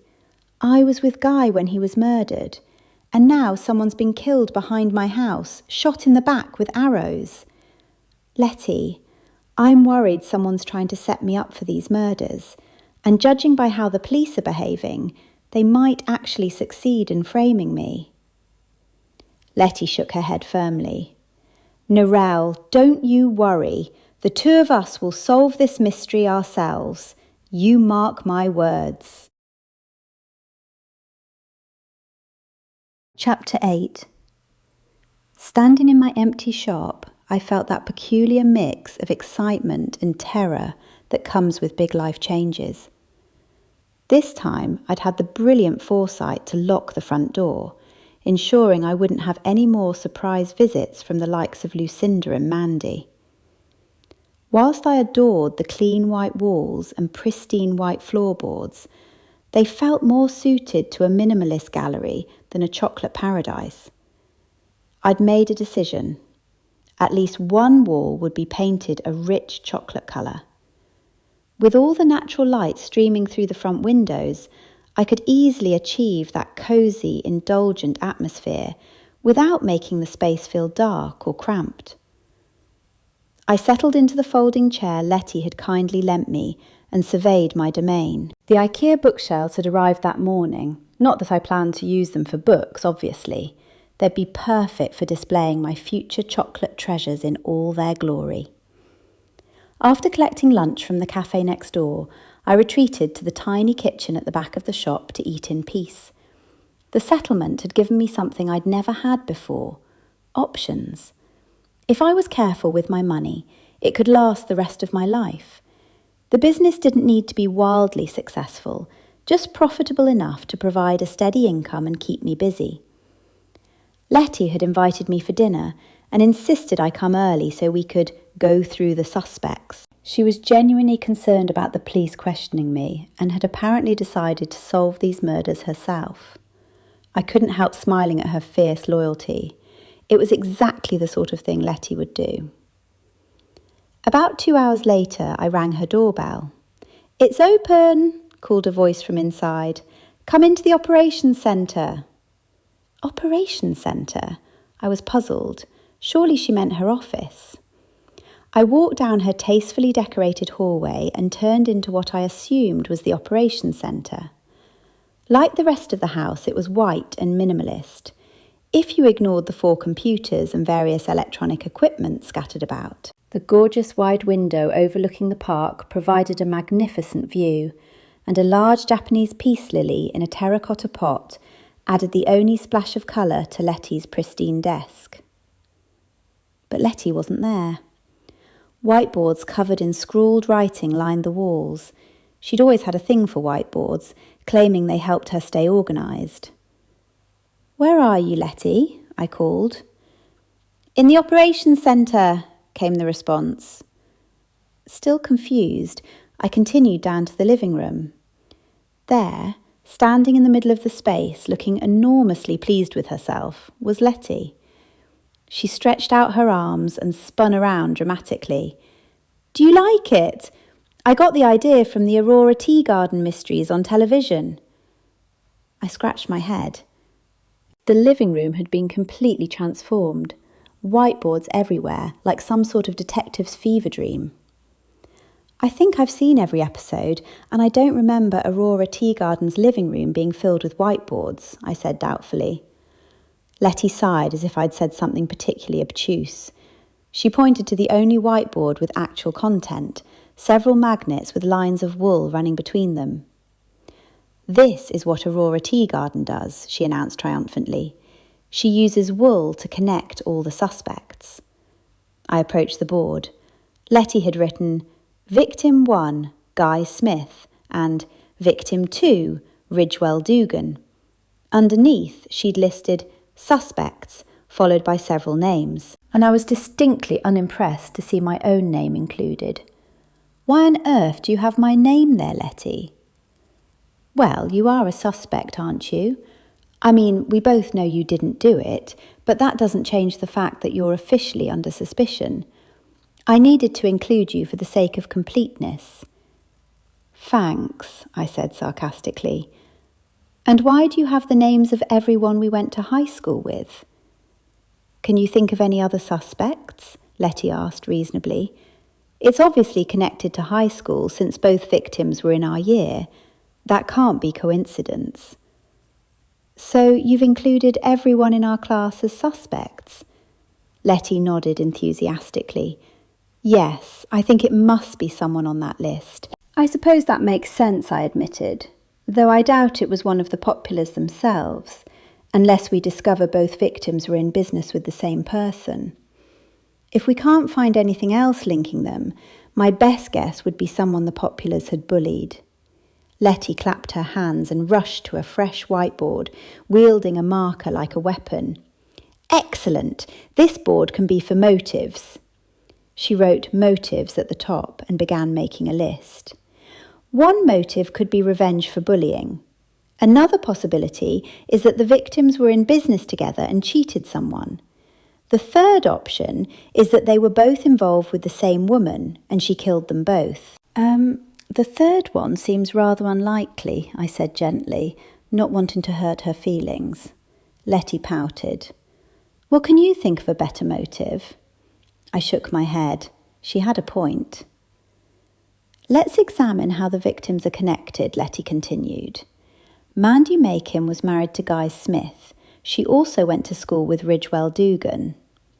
"But what motive would she have?" Lettie shrugged. "Aurora Tea Garden connects the wool first, then figures out the motive."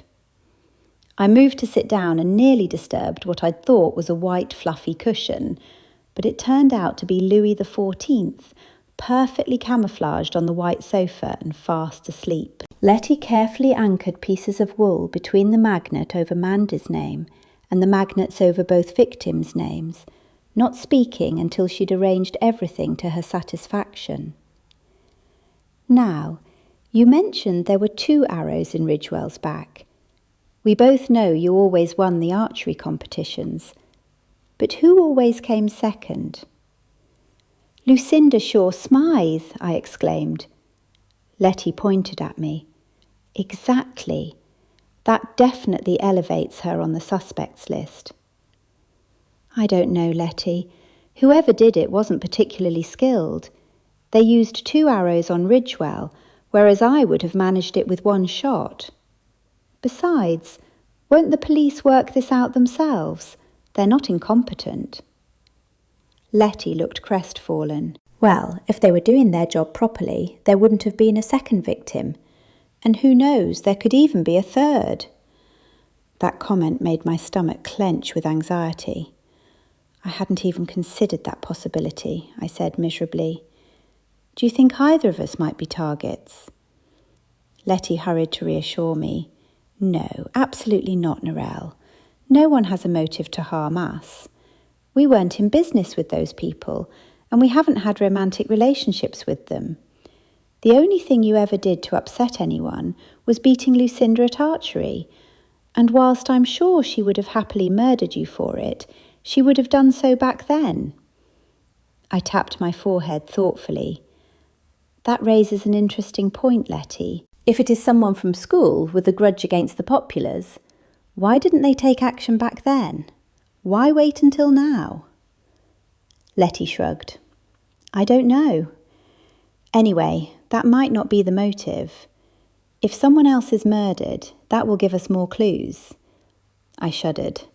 "Don't say that. Anyway, I feel faint. I need to eat something. I reached into my bag and pulled out a packet of cherry liqueur chocolates.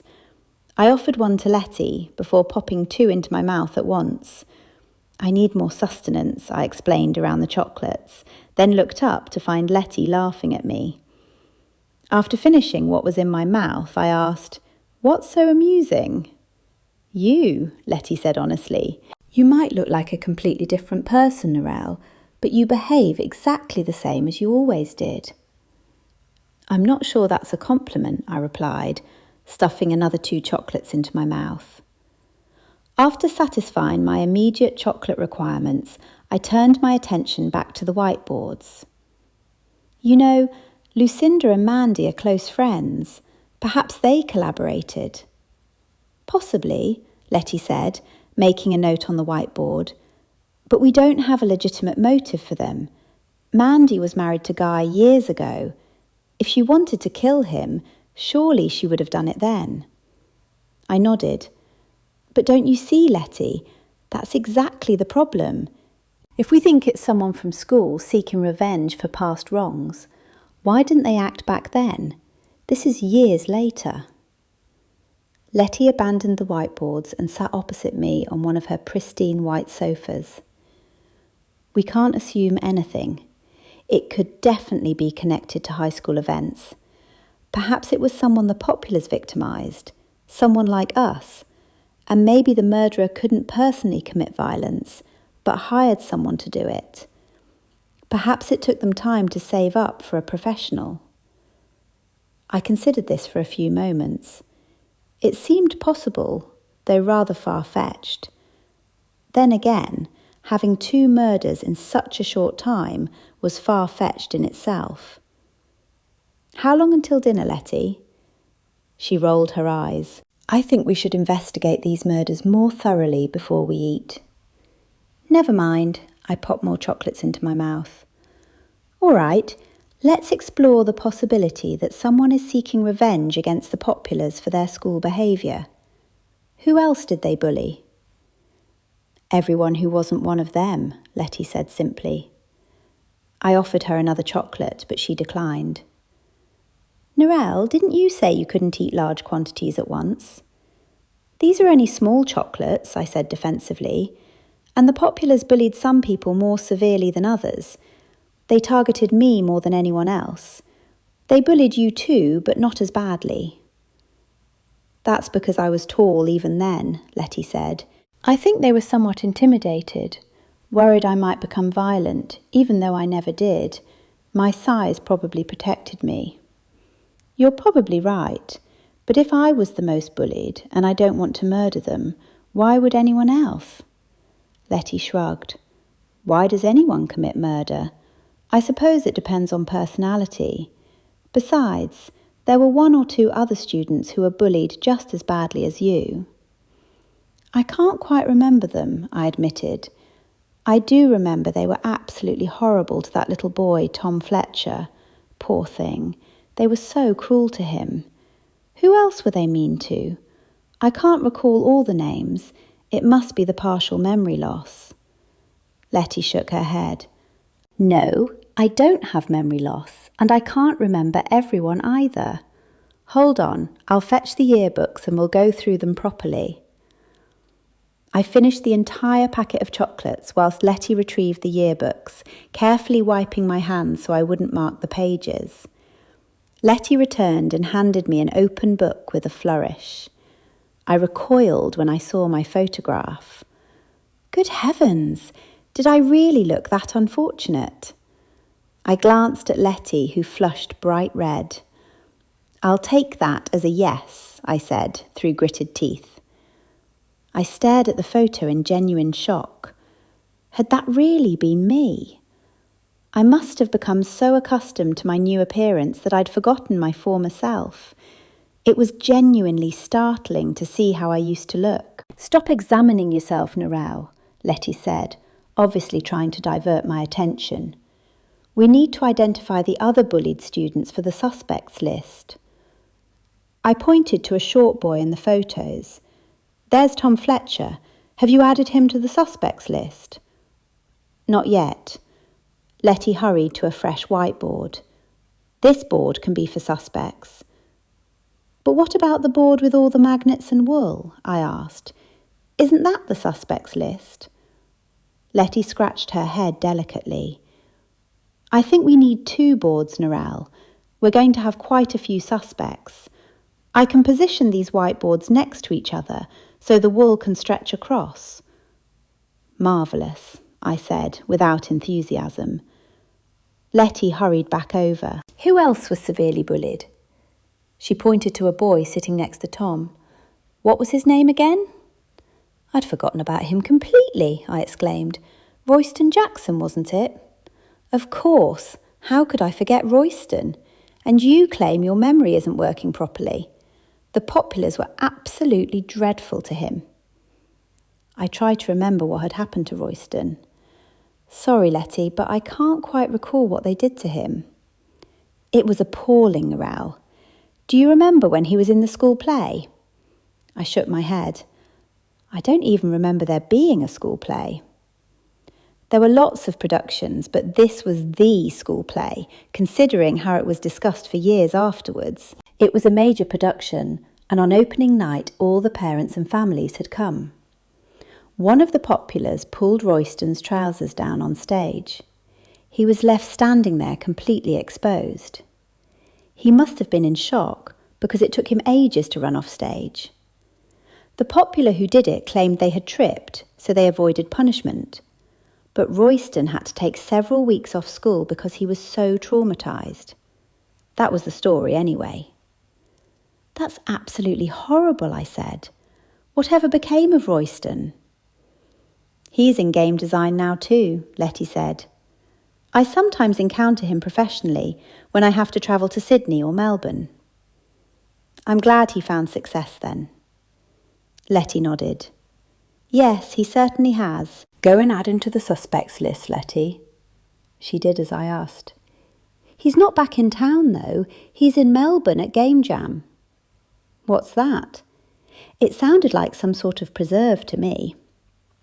It's a major gaming convention they hold annually in Melbourne, Lettie explained. He might not return for the reunion. We need him as a suspect nonetheless, I said. Who else did they bully? Lettie consulted the book again. There was this boy, Frederick Flowers. Do you remember him? Without waiting for my answer, she continued. They bullied him quite severely. She hurried back to add his name to the suspects list. Perhaps we should consider younger students too, I suggested. The populars used to bully the younger years as well. Lettie groaned. I'm going to need more whiteboards for that. Chapter 9. Choosing the perfect chocolate paint colour at the local hardware store had been surprisingly overwhelming. Who knew there were so many variations on a theme? The paint chips bore delicious names like milk chocolate, dark chocolate, bittersweet chocolate, Belgian chocolate, and French truffle. After much deliberation, I finally settled on double fudge, a rich, deep chocolate that didn't have the pinky or grey undertones of the others. The lovely gentleman at the hardware store offered immediate delivery, and soon I was armed with everything a novice painter could need: chocolate-coloured paint, brushes, rollers, trays, and an enormous drop sheet. I'd never painted anything before, so I did what any sensible person would do in the 21st century: watch several YouTube tutorials. How difficult could it be? The answer, as it turned out, was surprisingly difficult. Still, I eventually found my rhythm, though holding the paintbrush above my head was more challenging than I'd anticipated. I stepped back to survey my handiwork and felt a surge of satisfaction. The colour looked absolutely perfect, exactly the warm, inviting atmosphere I'd envisioned for the Coco Narel chocolate shop. I was eager to continue, but my stomach had other plans. Perhaps I should pop next door to the cafe for something virtuous like green tea, and something decidedly less virtuous like a triple fudge brownie. Or two. Balance in all things, right?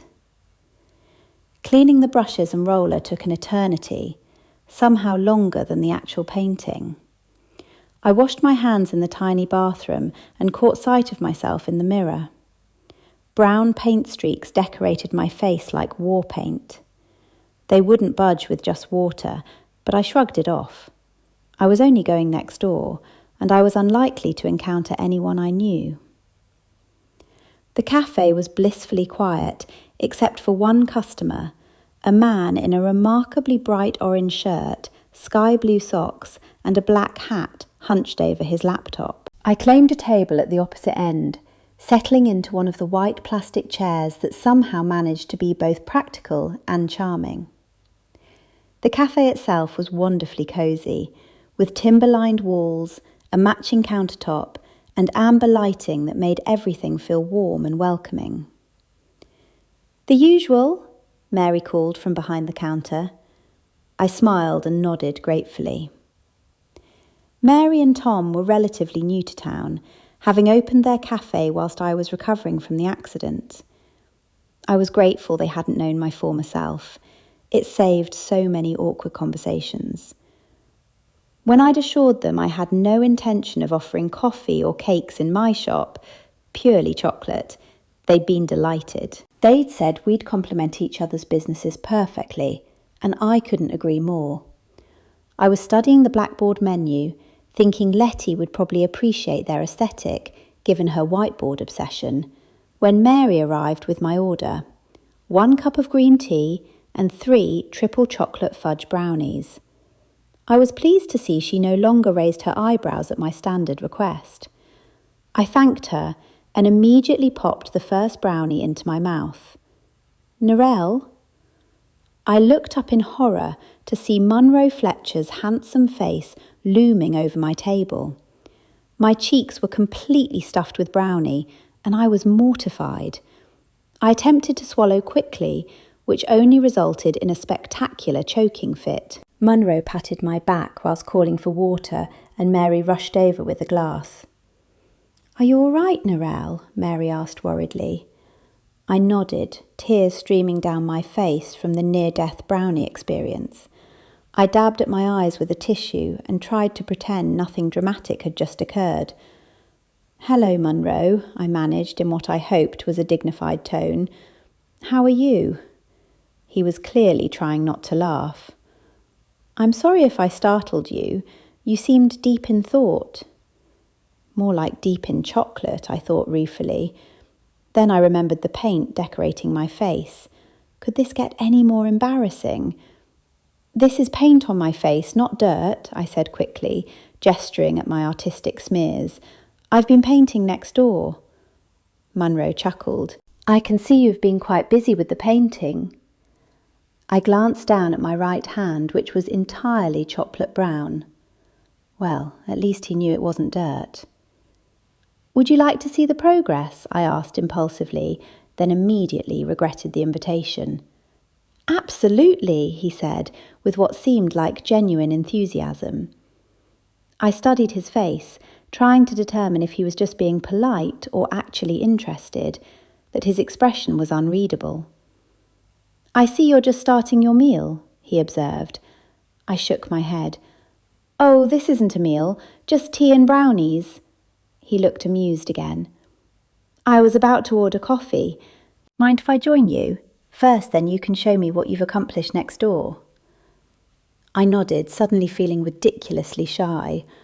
I'd never had coffee with an attractive man before, unless you counted Guy, but that had ended rather explosively. Munro settled beside me and ordered a skinny latte. "So, how's the renovation coming along?" Before I could answer, he continued, "Do the cafe owners mind the competition?" I smiled and shook my head. "Not at all. I won't be competition since I'm only doing chocolate, no coffee or cakes." "You can fill an entire shop with just chocolate." He seemed genuinely surprised. "How many varieties are there?" That was exactly what Lettie had asked. I suspected I'd hear this question frequently. "Well, beyond the basic dark milk and white chocolate, there are gift boxes, chocolate bars, chocolates with soft centres, hard centres. Honestly, the range is enormous. You mentioned gift items. Will those be non-chocolate? No, everything will be chocolate related. Organic cocoa powder, chocolate shavings, chocolates shaped like hearts, teddy bears, koalas. Then there are chocolate spreads, chocolate sauces, often combined with flavours like caramel hazelnut, chocolate-coated coffee beans, almonds, hazelnuts, macadamia nuts, caramelised coconut buttons, orange buttons. I paused for breath just as Munro's phone rang. "Excuse me, I need to take this," he said apologetically. I moved to the other side of the room, pretending to study the floorboards whilst trying not to eavesdrop. "Yes, Hamilton, I can meet after hours. 7 at the pub works? I'll see you there." He hung up and rejoined me. I had no idea there were so many chocolate varieties. Clearly, I'm not much of a chocolate expert. "But you do like it, don't you?" He nodded. "Oh yes, I love chocolate, though you seem rather more passionate about it than I am." "Guilty as charged," I said enthusiastically. "I've been obsessed with chocolate for years." He gave me a penetrating look, as if he wanted to say something but thought better of it. "Well then, let's see what you've done with the shop." I had the distinct feeling that wasn't what he'd originally intended to ask. Munro's reaction to the painted wall was everything I could have hoped for. "This is fantastic," he exclaimed. "It's perfect for a chocolate shop. I hope you have tremendous success, Narel." "So do I replied. "There's significant tourist traffic since we're on a major highway, but eventually I'm planning to expand online." "Online?" Munro asked.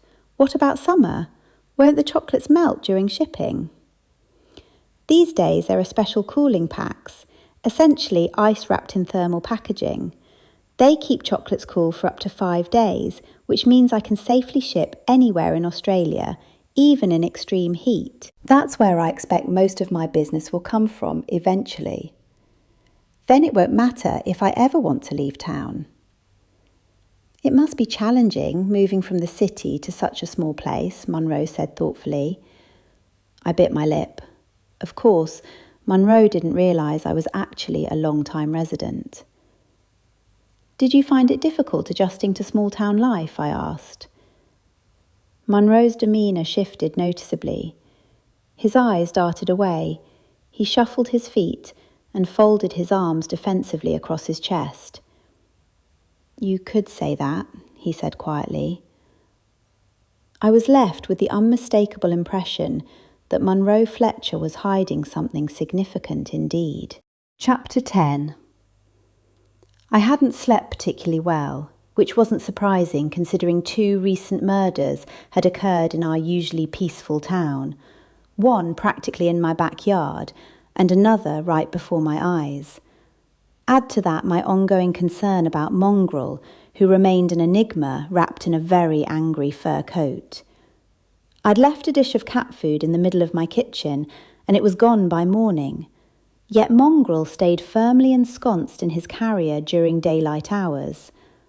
I'd still only glimpsed his rather alarming face, and that wasn't a sight I'd soon forget. I'd hoped to sleep better now that I was home, but I hadn't exactly expected people around me to start getting murdered with alarming regularity. Before the morning began, I'd managed to register my 3 garden gnomes online. I'd completely forgotten the names that Enid Grudge had suggested to me, something about proper gnome tradition, but the specifics had vanished from my brain like morning mist. So there I was, staring at my laptop screen, trying to come up with names that had the appropriate gravitas for official gnome registration. I mean, you can't just call them Bob, Dave and Steve when you're filling out official paperwork, right? I'd settled on Thornwick for the one by my front steps, Elderstone for the one by my herb garden, and Grimthorn for the 3rd gnome. They sounded properly traditional, which seemed important for garden gnomes. The registration website kept asking for details like gnome location and garden placement, which felt oddly detailed for what were essentially decorative garden ornaments. But I'd persevered, and now my gnomes were officially documented with the local council. I was trying to doze back to sleep when a loud knock rattled my front door. I leapt out of bed and threw on my dressing gown. Nobody arrived at someone's house before 7 in the morning bearing good news. "Who is it?" I called through the door. "It's me." I recognised Lettie's voice immediately and flung the door open. "What's happened?" Her face was pale and she clearly hadn't taken time with her usual grooming routine. "Oh, Narel, there's been another murder!" Lettie rushed past me and I closed the door behind her. I followed her into the kitchen where she immediately commandeered my coffee machine. She slumped over the bench top looking utterly defeated. "I just can't believe it," she said. "What happened?" I asked, settling at my little kitchen table whilst my breathing became short and rapid. There had to be a serial killer on the loose. "I couldn't sleep very well last night," Lettie began. "You know how I get after eating curry." I nodded and gestured for her to continue. "It was absolutely awful, Narel." "What was?" Lettie shook her head. "I couldn't sleep, so I tried to get back to sleep, but that was hopeless. So I turned on the news, and there it was."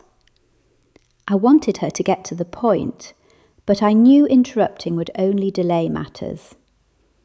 "Someone was killed at the railway crossing," she finally announced. "Who was it?" I couldn't stay silent any longer. "Was it someone we knew?" "Yes," Lettie said grimly. "Hamilton Howes." The coffee machine had finished heating, and Lettie poured coffee into 2 mugs. I felt somewhat shocked. "Hamilton Howes? That's another one of the populars." "Exactly," Lettie said. 3 populars in a row." I bit my fingernail nervously. "I don't mean to sound selfish at a time like this, but I'm relieved I was nowhere near him. This is the first of the 3 murders that had nothing to do with me." We sat in contemplative silence for a while. "How did you say he was killed?" I asked eventually. "Railway crossing? Was he in his car?" Lettie shook her head. "That's the thing. The television report said a train hit him, but didn't mention a car. The reporter said the train driver and passengers weren't hurt, which makes sense if they hit a person rather than a vehicle." I covered my ears. "Stop, Lettie, it's too horrible." Lettie ignored my plea and continued. "Yes, it was gruesome indeed. The television showed what remained being wheeled away on a gurney. That poor man, wearing those dreadful brown clothes. My mother always said you should wear your best undergarments because you never know what might happen. But poor Hamilton was wearing horrible brown as his outer clothing. The man had absolutely no fashion sense, and now he's dead." She shook her head sadly. "The reporter said he was intoxicated, though I don't know how she knew that." "The police probably told her," I said. "Nobody in their right mind would stand on railway tracks waiting for a train." Then a horrible thought occurred to me. "You don't suppose he was tied to the tracks?" Lettie looked shocked. "Surely not. The reporter would have mentioned that. But it's the Northern Crossing, the one without warning lights, and it's quite a walk from town. What would he have been doing out there at night? It would have been dark, but he would have easily seen a train approaching with its lights and noise." "Yes, he would have had to be extremely intoxicated not to notice that," I agreed. "And what was he doing on foot so far from town? You wouldn't think he could have made it that far if he was that drunk." Lettie consumed an entire cup of coffee before responding. "You know, we're not thinking clearly because it's so early and we haven't had sufficient caffeine. We've been talking as if it was an accident, but he was obviously murdered. Someone must have driven him to the railway line and placed him on the tracks. They must have gotten him extremely intoxicated, or perhaps drugged him so he couldn't move, because even a very drunk person would get out of the way of an approaching train. Yes, that makes perfect sense, I said. We should return to my place and make notes on my whiteboards, Lettie announced. I shook my head. Perhaps later. Don't you think it's rather early for that? Don't ask me complex questions so early in the morning, Lettie said, rubbing her temples dramatically. I have a level 5 caffeine deficiency. I tapped my chin thoughtfully. Hamilton House. Obviously, he came back to town for the reunion because I haven't seen him since high school. Have you? No. Lettie poured herself another cup of coffee whilst I declined a second. I was still working on my first coffee and enjoying a dark chocolate salted brownie bar. So what do the 3 victims have in common? I asked. Well, obviously they were all populars. I sighed. Yes, but was Hamilton worse than the others? Lucinda and Mandy were absolutely dreadful populars, and they're still alive, I pointed out. So far, Lettie said ominously. What do you mean? I mean they're alive so far. Perhaps the murderer is working through all the populars systematically. The murderer could be a woman, you realise, I said. I wasn't being sexist, Lettie protested.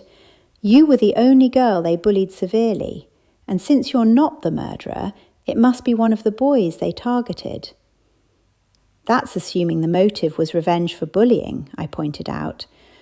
This is all too overwhelming for me so early in the morning, Lettie said, rubbing her forehead again. A loud knock interrupted our conversation. We exchanged glances. Who could that be? Lettie asked.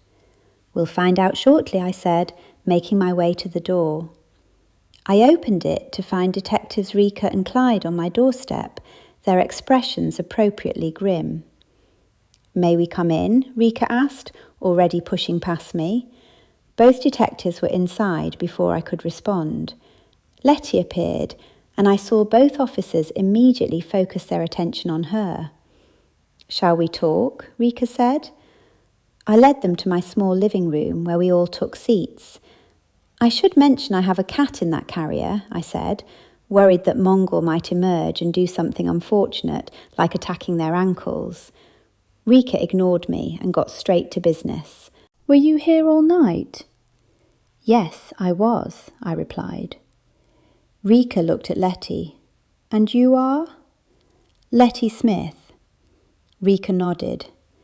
Yes, we haven't questioned you yet. You're on our list.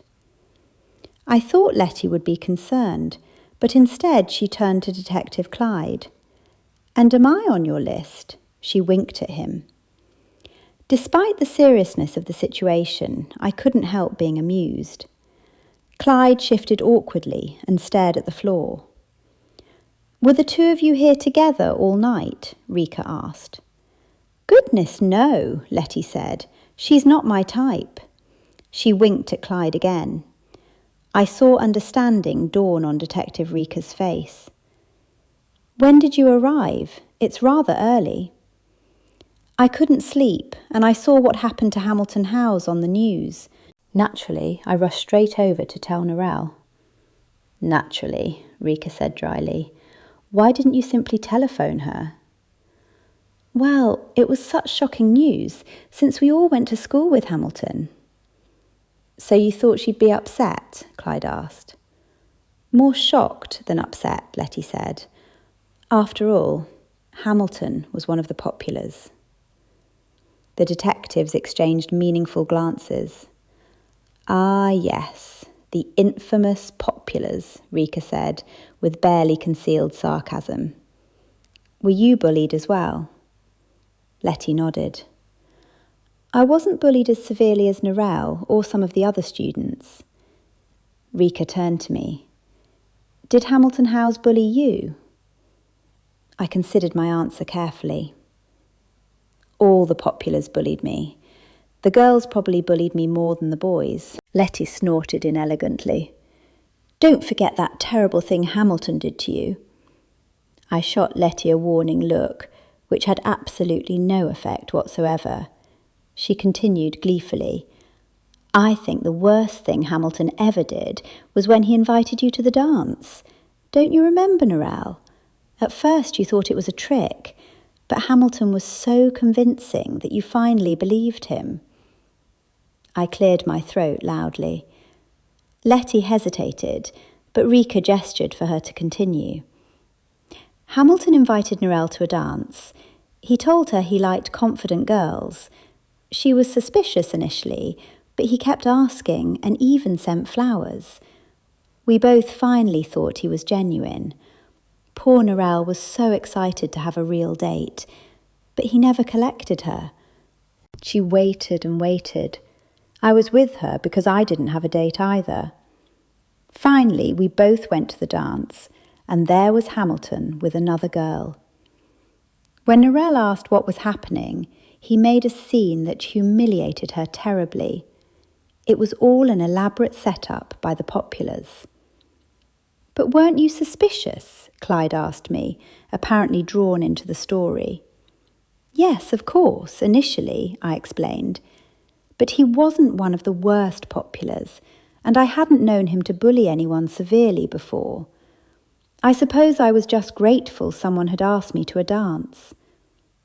Clyde continued, "But surely an attractive girl like you wouldn't have trouble getting dates."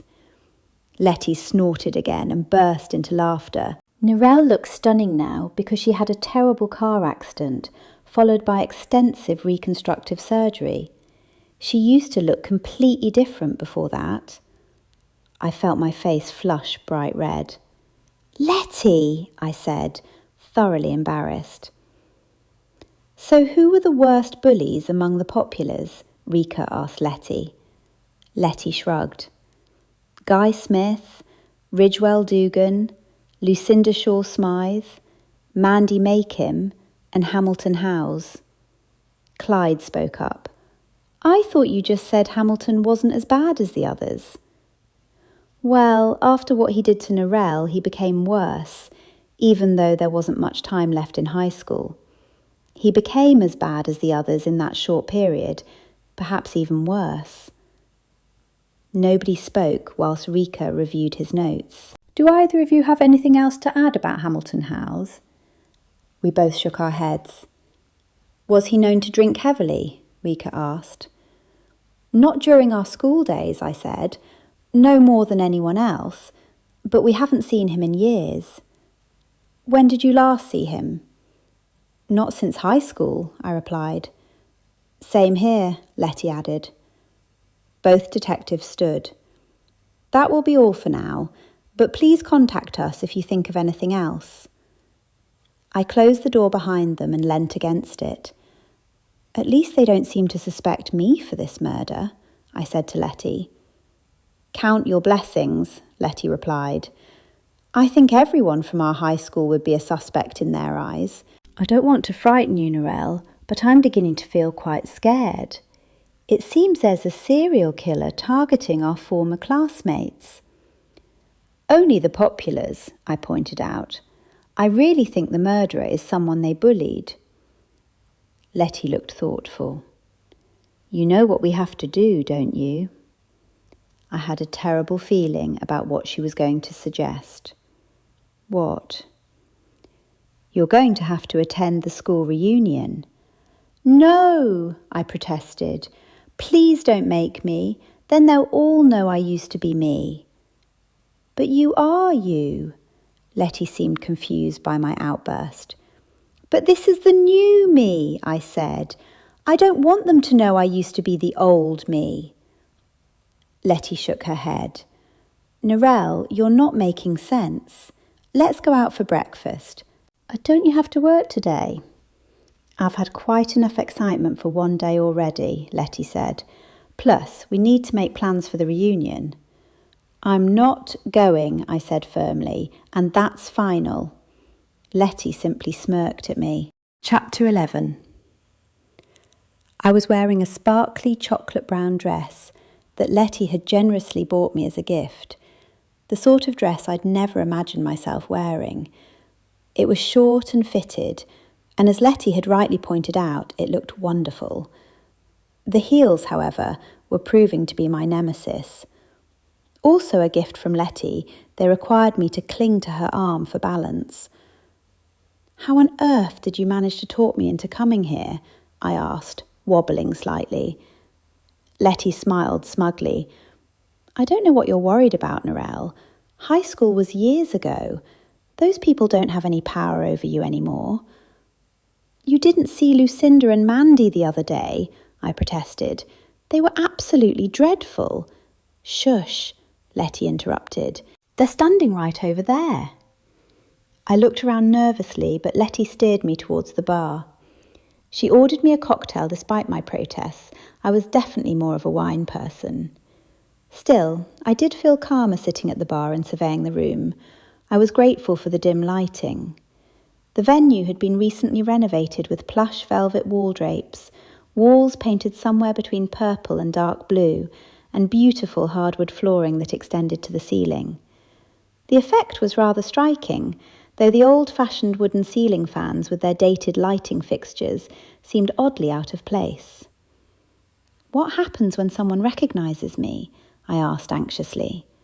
Lettie shrugged. "You'll handle it, Narel. You're a confident woman now." I couldn't help but laugh at the irony of the situation. I scanned the room, trying to recognise faces. Lucinda and Mandy looked remarkably similar to their high school selves, so I would have recognised them even without our recent encounter, but I couldn't identify anyone else. The bar itself was quite charming, with a slightly wilted potted plant at one end and a silver tray beside it. A framed blackboard listed the cocktail menu: strawberry fields, mojitos, sangria, Manhattan. "The murderer will probably be here tonight," Lettie observed casually. I glared at her. "Is that supposed to make me feel better?" "Just stay alert, Narel. Let's keep an eye on our suspects. Then we can return home and add their names to the whiteboard." "Thrilling," I said sarcastically. Lettie was about to respond when Lucinda Shaw-Smythe appeared, interrupting our conversation. "Well, if it isn't Lettie Smith," she said in a deliberately nasty tone. "Have you finally found yourself a friend?" I took a deep breath, dreading Lucinda's reaction when she discovered my true identity.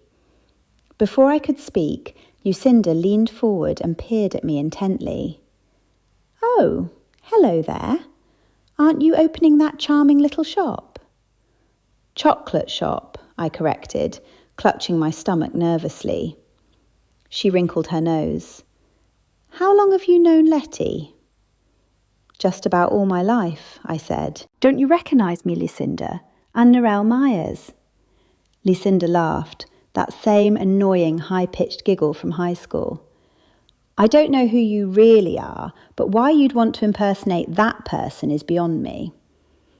I stood up from my bar stool, facing her squarely. "That's not very kind, Lucinda. I am Narel." "Yes, she is," Lettie said firmly. Lucinda stepped backwards, looking as though she'd seen a ghost. I'm certain she couldn't have appeared more shocked if she'd tried. Finally, she managed to speak. "Narel, have you had some work done?" "Yes, I have. Would you like my plastic surgeon's contact details?" I asked with deliberate snark, expecting her to be offended. Her response surprised me completely. "Oh, thank you," she said, looking genuinely pleased. "Here's my card. Could you please email me the information?" Certainly," I stammered. From the corner of my eye, I could see Lettie practically doubled over with laughter. Lucinda stood there gaping at me before returning to her usual form. "Your dress is an interesting colour, Narel. Did you choose it because it reminded you of chocolate?" I tried to think of a witty response, but failed miserably. She continued with obvious malice. "Your dress is the same ghastly brown colour that Hamilton was wearing when he died, and look what happened to him. You wouldn't want to meet the same fate, I'm sure. You should know by now that chocolate isn't good for you, and that colour absolutely washes out your complexion." With that charming observation, Lucinda hurried away. She's still a piece of work, Lettie commented. She nodded toward where Lucinda had gone. She was now holding Mandy by the arm and pointing in my direction. Mandy was staring at me with her jaw hanging open. When they noticed me watching, they turned away, giggling and whispering conspiratorially. "Was that as terrible as you expected?" Lettie asked. I took a deep breath. No, thankfully it wasn't. But she's only one of the populars. Wait until the others start. "I don't think there are many populars left," Lettie said grimly. "Not after the murders. I can't see any others at the moment, but I don't remember everyone." I nodded towards some girls dancing. "I recognise those women over there, but I don't recognise any of the men." "I think men sometimes change more dramatically than women," Lettie observed. "Look at that actor from Harry Potter. He's completely unrecognisable now. Some boys from high school can be utterly transformed as adults." "I suppose that's true." I looked around the room again. "Wait, I recognise that man over there." Lettie followed my gaze. "Oh yes, Wayne Sidebottom. He actually moved back to town. He bought that winery not far from here." "Did he? Good for him. He used to be bullied quite severely." As soon as I said it, Lettie and I locked eyes meaningfully. "New suspect number 1, Lettie said quietly. I observed Wayne carefully. He was staring into his wineglass, but suddenly looked up and shot Lucinda and Mandy a truly venomous glare. Just then, Lucinda walked over to a wall featuring an enormous screen. She took the microphone and tapped it, creating a horrible screeching sound. "Gather around, everyone," she announced. Everyone grudgingly paid attention and moved to stand in front of the screen. "I'd like to welcome you all to the 12-year reunion of Oak Grove High School." Polite applause followed. Lettie and I reluctantly joined the crowd. "Mandy and I have a special surprise tonight.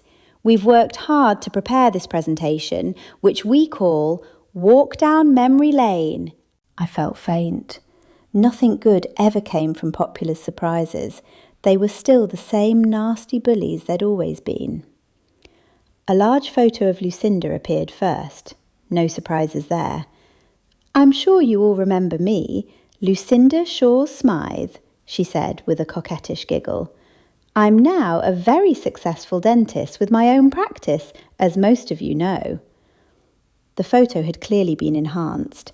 She'd looked attractive in high school, but this version was suspiciously perfected. She left it displayed for an uncomfortably long time before replacing it with Mandy's equally doctored image. "And I'm sure you remember Mandy from high school. She's now CEO of a very successful advertising firm in Melbourne." I could see the pattern emerging, and I was deeply concerned. They were definitely going to show my high school photo. Lucinda continued with photos of the 3 deceased populars, Dye, Ridgewell and Hamilton. She called for a minute of silence, though it lasted perhaps 5 seconds. All 3 had apparently been highly successful: a doctor, a lawyer, a CEO. Then she moved to her victims. A photo of Lettie as a gangly adolescent appeared on screen. "Lettie Smith now spends her days playing video games," Lucinda said derisively, causing nervous laughter around the room. I looked at Lettie, who was attempting to smile through gritted teeth. Lucinda kept the photo displayed for an eternity. "And now we have Wayne Sidebottom," she announced. A heartbreaking photo of Wayne crying appeared on screen. He had been relentlessly bullied by the populars. "Wayne has turned to drink," Lucinda said with cruel laughter. "What a horrible person," I said angrily to Lettie. Then my photo appeared on screen. I gasped, fighting the urge to flee the room. "Narel Myers, I'm sure, needs no introduction," Lucinda said with a sneer. "She's stayed in this little town all her life and currently works as a shop assistant." "Don't you worry about her," Lettie said rather too loudly. "No matter what she says, it's better than being a bully." Everyone turned to stare at us. Mandy stepped forward to take the microphone from Lucinda, and thankfully my photograph vanished. I was shaking with fury. The humiliation came flooding back vividly. It was as though I were reliving those awful school days. I closed my eyes until the presentation ended. "We have another lovely surprise," Mandy announced. "Lucinda and I have decided to crown a prom king and queen, just like in American films." There was actually a drum roll. "Wayne Sidebottom and Narel Myers." Half the room gasped whilst the other half laughed as a split screen showed Wayne crying at school and my old school photo. "Would Wayne and Narel please come forward?" Mandy commanded. The lights dimmed and a large spotlight appeared centre stage. Lettie gave me a gentle push and I walked toward the stage. Wayne and I met under the spotlight. "Wow, Narel, you look absolutely amazing. You've really changed since high school." I smiled genuinely. I was thinking exactly the same about you. When the lights came up, the entire crowd gasped. They were undoubtedly surprised by Wayne's transformation, but utterly shocked by mine. Mandy approached to crown us, scowling terribly. Her nasty joke had spectacularly backfired. She'd obviously expected us to look the same as we had in high school, and she would have been right about me, if not for the accident. As she placed the crowns on our heads, I gave her my sweetest smile. She stormed off in defeat. "I heard you bought the local winery," I said to Wayne. "Congratulations." He smiled warmly. "Why don't you come see it? Bring your friends. I'm excited about owning a cool climate winery." "I don't really have friends apart from Lettie," I admitted. "May I bring her?" "Of course. Come tomorrow for lunch if you can. I've closed for the day." "Isn't the weekend your busiest time?" He nodded. "Yes, but it's newly opened and has been so much work. I thought I could use a break. Plus, I was expecting to be rather worse for wear after tonight." The dance music resumed, and Mandy had clearly lost interest in her prom king and queen concept. She was obviously disappointed to have missed the opportunity to humiliate two people. I couldn't find Lettie, so I returned to the bar to wait. "You deserve a drink after that ordeal," she said when she finally appeared. "What?" I shouted over the deafening music. "You deserve a drink," Lettie shouted back. "You won't get any argument from me," I replied loudly. "Why is the music so incredibly loud? We're not teenagers anymore." Just as I reached for my drink, Lucinda's voice screeched over the microphone again. "Mandy and I have another surprise for you." Lettie and I exchanged weary glances. Who's the poor victim this time, I wondered. Who knows? At least the music has stopped, though I'm not sure what's worse, the music or Lucinda's voice. I had a terrible feeling about what was coming. "You'll probably remember," Lucinda said proudly, "that Mandy and I were school hockey champions. If we hadn't had to pursue our highly successful careers, we might have even made the Australian Olympic team." I rolled my eyes dramatically. "So Mandy and I have commissioned an ice sculpture of ourselves playing hockey, though not ice hockey." She laughed raucously at her own joke, though no one else joined in. "Behind this curtain is an amazing surprise. Everyone, gather around the stage to see this incredible ice sculpture." "Do you want to see it?" Lettie asked. "Not particularly," I said, "but at least this doesn't seem designed to humiliate anyone. We might as well look." We positioned ourselves at the back of the crowd. Lucinda clasped her hands together with obvious excitement. "Surprise!" she announced dramatically, tugging the cord to open the curtains. Everyone gasped. Some people screamed.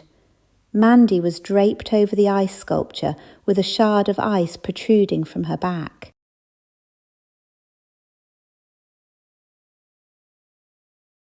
Chapter 12. Everything erupted at once. Chaos broke out everywhere as people reacted to the horrific discovery. My first instinct was to look at Lucinda, who stood frozen to the spot, completely immobilised, her hands clutching her throat and her eyes wide with shock.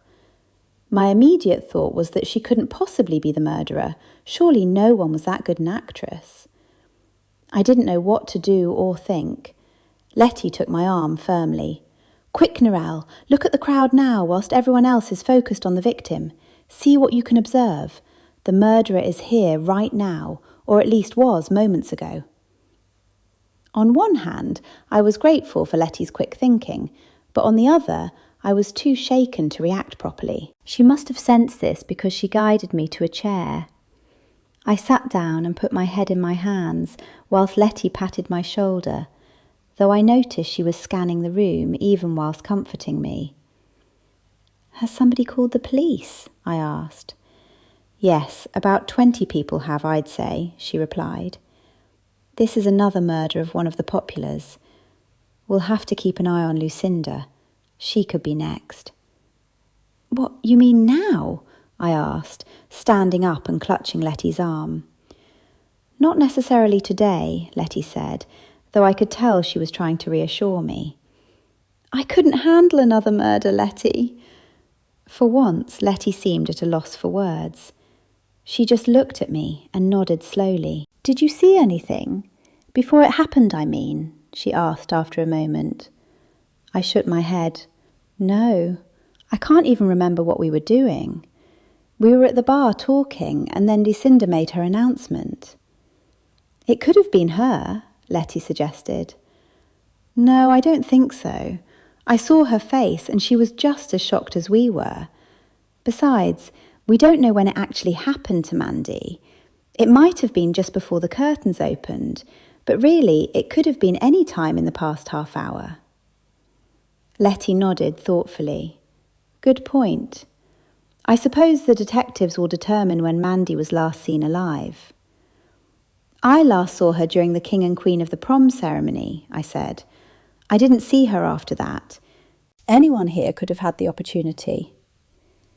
Before I could say more, the two detectives burst into the room rather dramatically, accompanied by 2 uniformed officers. The 4 of them walked briskly to the stage and ordered everyone away from the area. The uniformed officers immediately began putting up crime scene tape, whilst one of the detectives pulled the curtain closed, concealing the stage area from view. "I feel faint," I told Lettie. "You probably need something to eat," she said. "I don't think another drink would help, and besides, it seems everyone here feels they need alcohol right now." I followed her gaze to the bar, where indeed everyone else had congregated. "It has to be someone who was bullied," I said.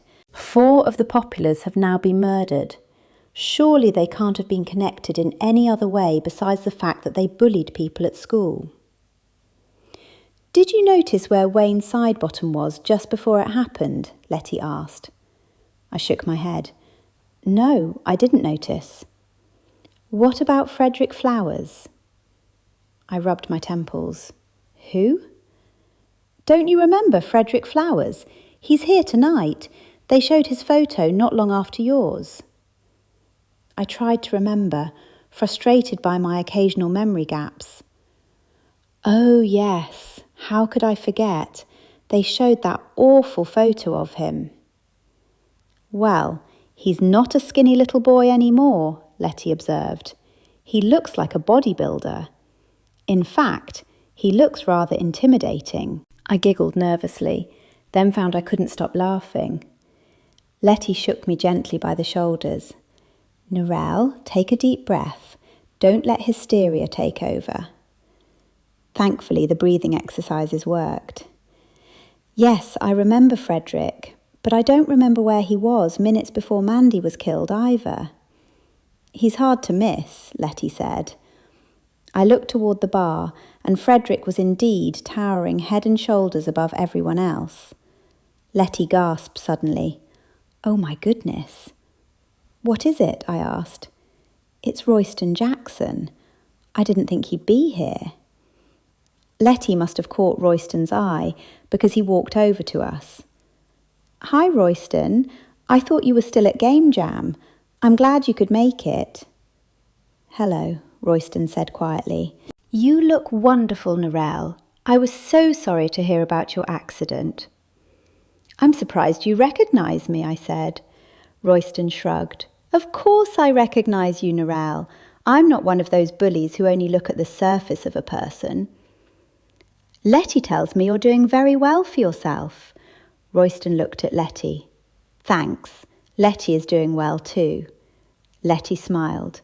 "Not as well as you, Royston. You're incredibly successful." Royston looked embarrassed and turned bright red. "Sorry we have to meet again under these circumstances," I said. Royston snorted derisively. "If you mean what happened to that bully, Mandy Mackim, then all I can say is that she got what was coming to her." Lettie looked shocked. "I'm sure you don't mean that, Royston." Royston looked genuinely angry. "If you ask me, they all got what was coming to them." I couldn't blame Royston for his anger. After all, he had been bullied severely. We all had been bullied, and at least he was being honest about his feelings. I was certain several other victims had wished the Populars dead, and one had wished it enough to actually kill them. "Did you hear what they did to my car?" Royston said. Lettie shook her head. "They did something to your car?" Royston looked so furious I thought he might explode. "You know I have that beautiful BMW sports car." "Yes, I saw it when I was in Melbourne for the last convention," Lettie said. "It's stunning." "When I arrived in town the other day for the reunion," Royston said, "I stopped to buy a bottle of champagne for my brother and sister-in-law because I'm staying with them. I came out of the shop and caught Hamilton red-handed vandalising my car." I gasped. "What? Hamilton House did something to your car?" Royston was seething. "Yes, I couldn't believe they'd go that far. It was Hamilton, Lucinda, Mandy, Guy and Ridgewell all standing around laughing at me. Hamilton scratched the word loser into the side of my car with his key." "You're joking," I said. "Did you go to the police?" "Yes, of course I did," Royston said angrily. "I made an official complaint. They investigated and said Hamilton had denied it. The other Populars gave him an alibi. They claimed they were all out of town at the time and I must have been mistaken." Lettie muttered some choice words under her breath. I was in complete disbelief. I knew the Populars were horrible, but I hadn't thought they'd actually damage someone's property. Royston continued, "And now we can't even leave because those detectives are going to put us through endless rounds of questioning." "What do you mean?" I asked. He pointed to the door where one of the uniformed officers was stationed. "We have to stay until we're all questioned. It's obvious the murderer is one of us, someone we went to school with." "I hope we're not in any danger," I said. Royston shook his head. "The killer only seems to be targeting the Populars. You should be safe enough." "Careful, Royston. Narel will say you're being sexist," Lettie said with a slight laugh. I shook my head. I was the only girl they bullied, as far as I know. Apart from that younger girl whose name I can't recall, so I suppose the murderer is probably a man. "Whoever it is deserves praise," Royston said before leaving us and walking to the bar. "Well, he certainly doesn't mince words about his feelings," I said to Lettie. Lettie crossed her arms. "He's going straight to the top of our suspects list." The detectives appeared to be taking people into a side room for individual questioning. I sighed loudly. "It looks like we're going to be here for hours." "This might sound self-absorbed," Lettie said, "but it's clear we're not in immediate danger. The murderer must be someone who was victimised by the Populars, seeking revenge." "But why now, after all these years?" I asked. "That's the only piece that doesn't fit. I'm sure we all harboured murderous feelings towards the Populars back in high school, So why would someone act on them now? It really doesn't make sense. I had no chance to say anything else because Lucinda suddenly ran over and flung her arms around my neck. Narel, Narel, I want to apologise for all the terrible things that happened to you in high school. I know you think I was involved, but I wasn't. They made me do it. I was completely taken by surprise. Clearly, she'd lost her senses over grief for Mandy. I tried to dislodge her arms, but she clung desperately. You do believe me, don't you, Narel? I didn't do all those things to you and Lettie. It was Mandy. Mandy forced me into it. She made me do it, I tell you. I never wanted to do anything horrible to either of you. Mandy made me do it. You do believe me, don't you?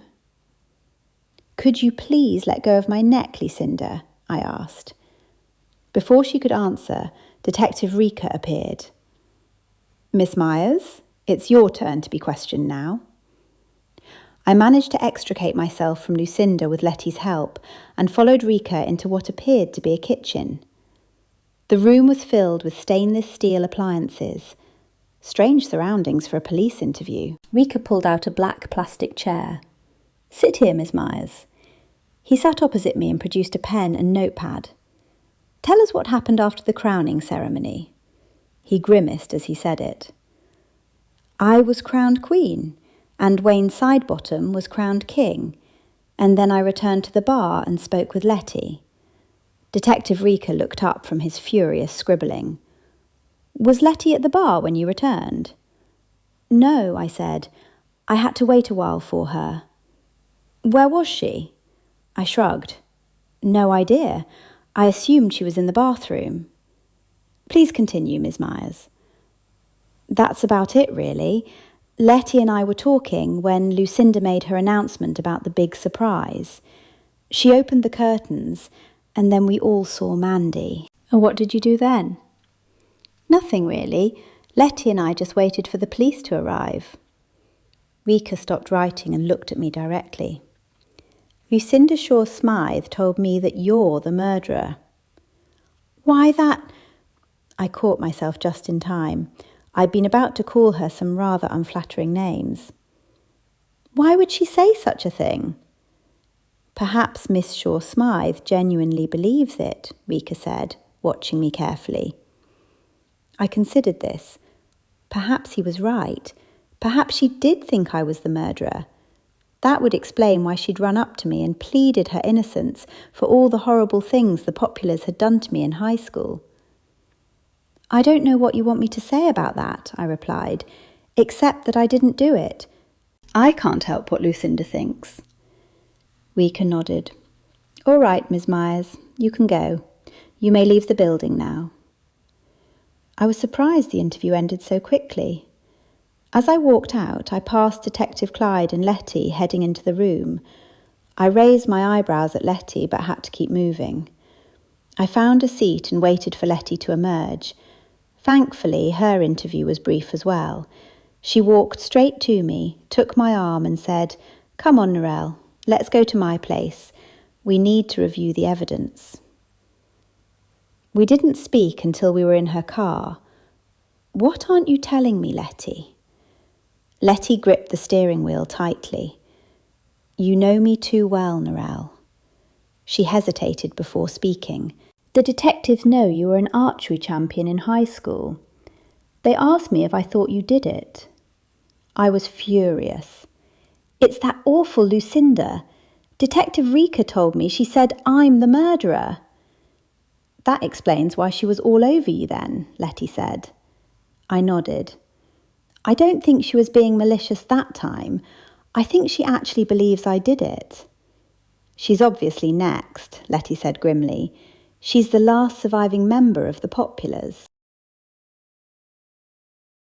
Chapter 13. Wayne's winery wasn't far from town, and I was grateful for the distraction after what had happened to Mandy the night before.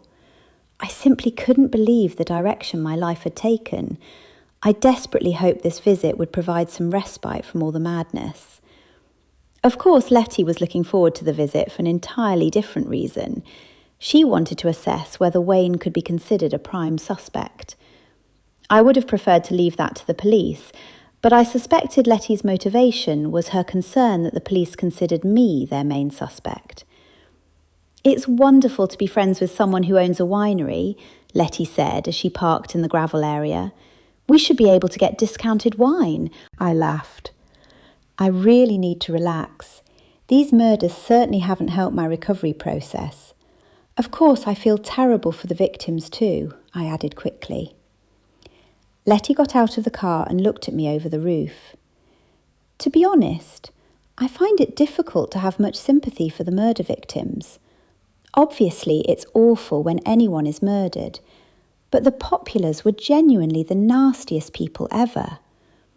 Whilst I have some sympathy for them as murder victims, I don't really feel much. I hope that doesn't make me sound like a sociopath. It does a little, I teased her, though I understood what she meant. If it had been anyone else murdered, I would have felt far more sympathy than I did for the Populars. They had made my life miserable throughout high school, and not just mine, other students' lives as well. Clearly, they had affected someone so severely that they'd turned them into a killer. That is, if our theory about the murderer being one of their victims was correct. At this point, I couldn't see what else it could be. I turned my attention to the landscape. It looked promising for a new winery. The garden was obviously recent, with young plantings that would be magnificent when mature. The building was flanked by large white flowering bushes. I had no idea what they were, but they were striking. Young trees had been planted in protective boxes around the property. The building itself was made from corrugated iron, but managed to look decorative rather than industrial. The winery was in quite a remote location, and I felt a stab of anxiety on Wayne's behalf. If someone wanted to harm him here, he wouldn't stand a chance. After all, Mandy had been murdered in close proximity to a room full of people. Wayne emerged to greet us, accompanied by 5 enormous dogs that immediately wanted to jump all over us. "Down, down," Wayne said repeatedly. The dogs completely ignored him and enthusiastically licked my feet and hands. "Sorry about that," Wayne said. "They're never out when we're open to the public. Come inside and have some lunch." We followed Wayne into the main room of the winery. The ceiling featured exposed corrugated iron with beautiful timber beams, quite picturesque actually. One wall was entirely glass, overlooking the paddocks, which were rather dry. Some Hereford cattle grazed in the distance.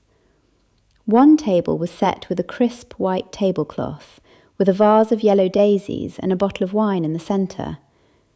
It looked like an outdoor garden setting brought indoors. The floors were polished pine, as were the walls. "Did you start this winery from scratch, or was it already established?" I asked. "It was a small brewery and distillery, as well as a vineyard," Wayne explained. "I've expanded it to include a restaurant and bar, and I've planted many more grapes. By the way, I cooked today's meal myself." He laughed. "Since I close for the weekend, the chef has the day off. You'll have to put up with my cooking." "I'm sure you're a wonderful cook, Wayne," I said. "Have you always wanted to own a winery or restaurant?" Lettie asked. Wayne nodded enthusiastically. "Yes, and this was the perfect opportunity. They weren't asking a high price, and all my family live in this area. I thought it would be ideal. I know it's somewhat unusual to have a cool climate winery, but this is excellent countryside, very similar to the Burgundy region in France. It lies at the convergence of maritime and continental weather patterns." "I enjoy drinking wine," I said, "but I'd never thought about cool climate wines. Yes, the grapes grown here produce wines with the perfect balance of fruit and acidity. I must say, Tom Fletcher was invaluable in helping me purchase this place. I'd recommend him if you're looking for a real estate agent." "Tom Fletcher?" I echoed. "I haven't seen him since high school. Was he at the reunion last night?" Wayne shook his head. "No, he wasn't, but I figure he wants privacy. I mean, what other reason would he have to change his name?" It took me a moment to understand what he was getting at. Not Munro. Munro is Tom Fletcher.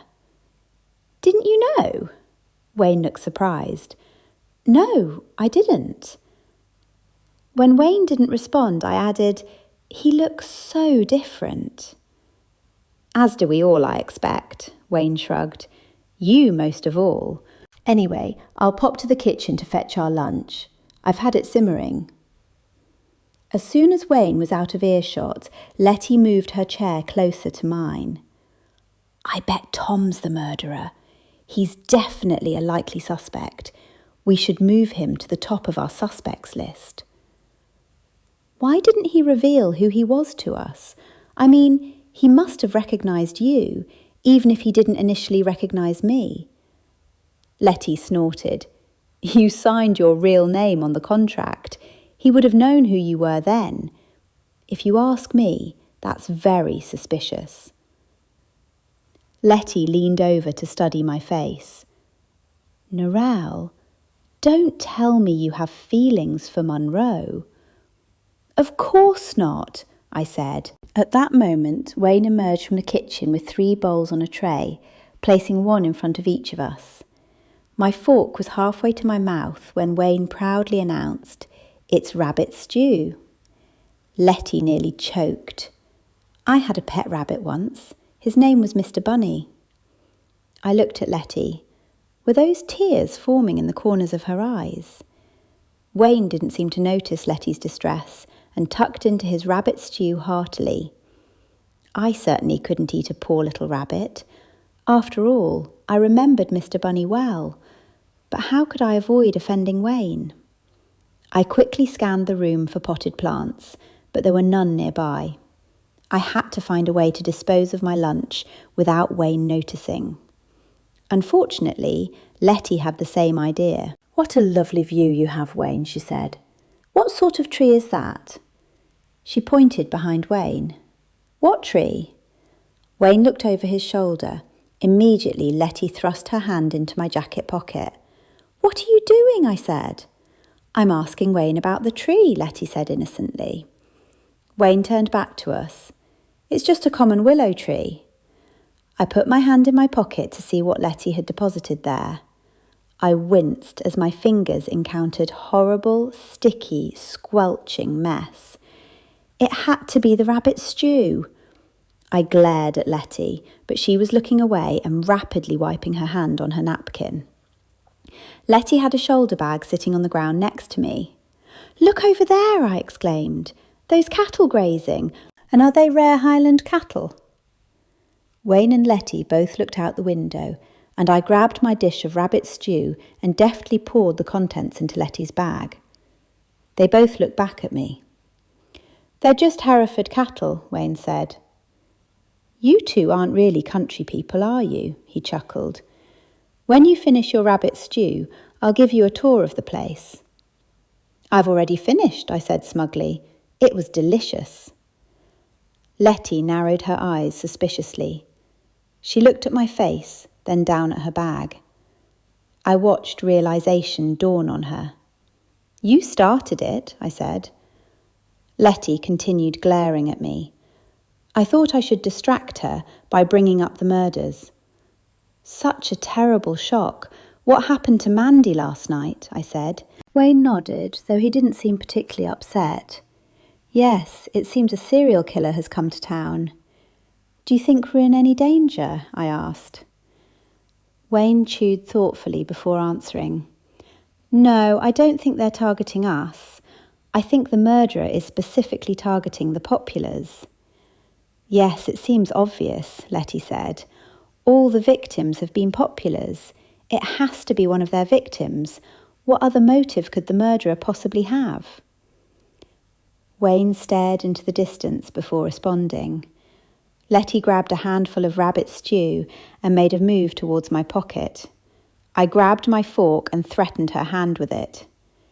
At that moment, Wayne looked back, so Lettie had no choice but to drop the stew into her bag. She furiously wiped her hand on her napkin again. It must be one of the victims, Wayne said. But that surprises me. I can't see any of us doing it. Can you? I shook my head. No, we were all victims of bullies. I wouldn't put it past one of the populars to be a murderer, but it does seem difficult to believe that one of us could commit such crimes. Wayne shrugged. Well, the things they did to me were quite mean. I could see how it might drive someone to murder. They made my school years absolutely miserable. That's terrible, I said. As we settled at the table, I noticed 7 garden gnomes positioned around the dining area, and honestly, they were absolutely terrifying. I mean, I'd expected maybe some cute little red-hatted fellows holding watering cans or fishing poles. What I got instead looked like a militia of tiny ceramic psychopaths. Each gnome clutched a different weapon. One brandished a wicked-looking axe, another gripped a sword that gleamed despite being made of painted pottery, and a third held what appeared to be a medieval mace with disturbing enthusiasm. "Oh," I said, my voice coming out smaller than intended, "your garden gnomes are very unique." Wayne's face lit up with obvious pride, which somehow made the whole situation even more unsettling. "Oh, thank you. Aren't they magnificent? That's Doom Whisper by the window. See how he holds his battle axe? And Grimfang near the door with his crossbow. Nightstalk by the wine rack with his dagger. Bone Crusher over there with his warhammer. Shadowbane by the fireplace wielding his sword. Skullrender near the kitchen entrance with his spear. And Dredgeclaw guarding the cellar door with his morning star." I blinked. Multiple times, because surely I'd misheard at least half of those names. "Those are very evocative names," I managed, glancing at Lettie, who looked like she was trying not to laugh or run screaming. Possibly both. "Oh, yes," Wayne said, with the kind of earnest enthusiasm usually reserved for discussing beloved pets or favourite recipes. Proper gnome names are terribly important. You can't just call a garden gnome Steve or Bob when they're clearly warriors of the ancient Earth realm. Right, of course, because that made perfect sense. I found myself staring at Doom Whisper again, and I swear his tiny ceramic eyes seemed to follow me, which was ridiculous, obviously, but also deeply, deeply unsettling. The whole collection looked less like garden decoration and more like Wayne was preparing for some sort of miniature apocalypse. "Come on," Wayne said. "I'll give you a tour of the winery, unless you'd like more rabbit stew first." "No," Lettie and I said in unison. "It was lovely though," I lied. Wayne led us to a large shed filled with enormous stainless steel vats. "This is where the grapes come after they've been picked," Wayne explained. "The red grape juice comes into contact with the skins. This is called maceration. Do either of you know anything about winemaking?" "No, only about wine drinking," Lettie said. I agreed. "Well, I won't bore you with the process," Wayne said, then proceeded to do exactly that. He discussed technical terms and talked for a full 5 minutes about various temperatures. "The juice naturally ferments, converting sugar into alcohol. This is when red wine develops its flavour," he concluded. "Is that called pressing?" I asked, thinking of films where people stomped grapes with their feet. "No," Wayne said. "Pressing is when the juice is separated from the skins. Come and see the cellar." This area looked much the same to my untrained eye. White wine goes in stainless steel tanks, and it's up to the winemaker whether they do that with red wines. But often red wine goes into oak barrels. You need to keep white wine cool at all times, and it requires lengthy fermentation. Red wine, however, can ferment in just over a week. I nodded politely. "You know, I'm somewhat nervous coming in here alone with all the recent murders," Wayne said. "Why?" Lettie asked. Because of the stainless steel vats, Wayne said, they're actually quite dangerous. I must have looked confused because Wayne continued. Fermenting grapes release enormous amounts of toxic fumes, carbon monoxide to be precise. Many winemakers have died over the years simply by entering a vat to clean it. Others have become intoxicated by the fumes and fallen in and drowned. That's terrifying, I said. Are any of the populace planning to visit here soon? Lettie interrupted. Lucinda is the only popular left. I would never invite one of the populars here, Wayne said with obvious disgust.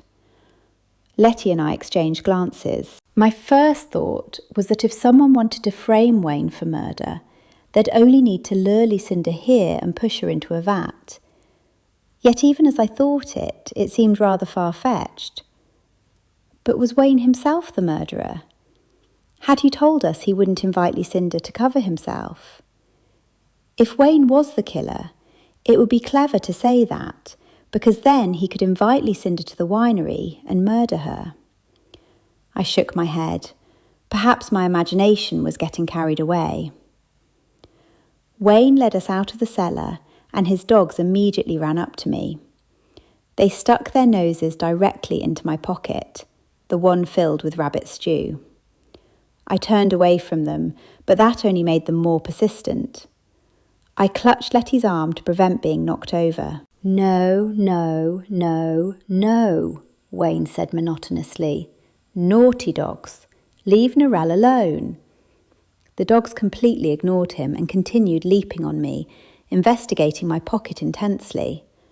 Wayne gave up trying to control them. They really like you, Narel. I haven't seen them take to anyone like this before. Then the largest dog noticed Lettie's bag. He threw himself at Lettie whilst the other two continued jumping on me.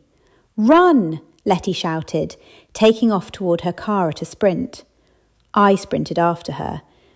It was the most exercise I'd had in, well, possibly ever. Lettie rolled down her window to say goodbye to a puzzled Wayne, who kept saying monotonously, No, no, no. Stop jumping on Lettie's car. Stop it, you naughty dogs. Lettie drove off quickly. I looked back to see all 5 dogs running down the road after us. Chapter 14. I'd been painting inside my chocolate shop for an hour and had almost finished one wall. Standing back to admire my work, I felt rather pleased with the results. Not bad for a complete amateur, if I did say so myself. I'd had a rather restless night, wondering whether Munro could actually be the murderer. Really, it didn't pay to discount anyone at this point. Tom, I found it difficult to think of him as Munro now that I knew his true identity, had been bullied just as much as the rest of us. Why else would he change his name, unless to avoid suspicion? Yet the police would surely know his real identity, so he couldn't have changed it for that reason. Perhaps it was just as Wayne had said. Tom simply wanted privacy. I was surprised he hadn't revealed who he was earlier, to me or to Lettie. Truth be told, I'd developed feelings for Tom, which was rather ironic given that I'd harboured a major crush on him back in high school. He'd always been kind to me, though he wasn't a close friend like Lettie, since he'd tended to keep to himself. Perhaps that was simply his personality, which could explain the name change. I sighed and returned my attention to painting. I'd watched countless home renovation programmes during my recovery, and I'd learnt that appealing to the majority rather than just personal taste was crucial. I hoped I hadn't made a mistake choosing chocolate-coloured paint, though it did seem appropriate for a chocolate shop. I just hoped no one would look at it and recoil in horror. I heard someone clear their throat and spun around. My heart sank. It was Lucinda. Of all the people I didn't want to see. "Whatever possessed you to choose such a dreadful colour, Narel?" she asked haughtily. I was in no mood for her nonsense. "What do you want, Lucinda?" I snapped. "I think perhaps a nice pastel blue or pink would have been better, Narel, but we all know how much you adore your chocolate." She laughed in that awful nasal way of hers. Her barbs no longer had the power to upset me. "If I want decorating advice, I'll pay an expert for it," I said firmly. I turned my back on her and picked up my brush. Without looking at her, I said loudly, "I'm not open for customers, as I've already told you." I heard her footsteps approaching, so I turned around again. "I wanted to buy some chocolates to send to Mandy's family." Her tone was imperious. What exactly did she expect me to do about that? She could clearly see there weren't any chocolates in sight, and that the shop was barely in its early stages. She continued glaring at me expectantly. "Lucinda, should you really be out in public?" She looked surprised. "Whatever do you mean?" For the first time, I didn't mind being called by my chocolate nickname. After all, I was naming the shop Coco Narel Chocolate Shop. "I mean, aren't you worried that you're the last popular remaining?" "That's really a spiteful name, the Populars," Lucinda said indignantly. "How mean-spirited." Was she serious? "Whatever. Anyway, you're the last popular left, so aren't you concerned that you're next on the murderers' list? They've eliminated all the others, so surely you're next." I didn't feel the slightest bit guilty saying that. After all, I was certain it was true, and I honestly didn't care if it hurt her feelings. Before Lucinda could reply, Munro walked into the shop. Lucinda immediately looked him up and down appraisingly. I wondered if she knew his true identity. "That wall looks fantastic," Munro said warmly. "You've made excellent progress in here." "Well, hello there," Lucinda said in a simpering voice. She sashayed over to him and seized his hand, shaking it enthusiastically. "I'm Lucinda Shaw-Smythe," she announced, then giggled coquettishly. I rolled my eyes.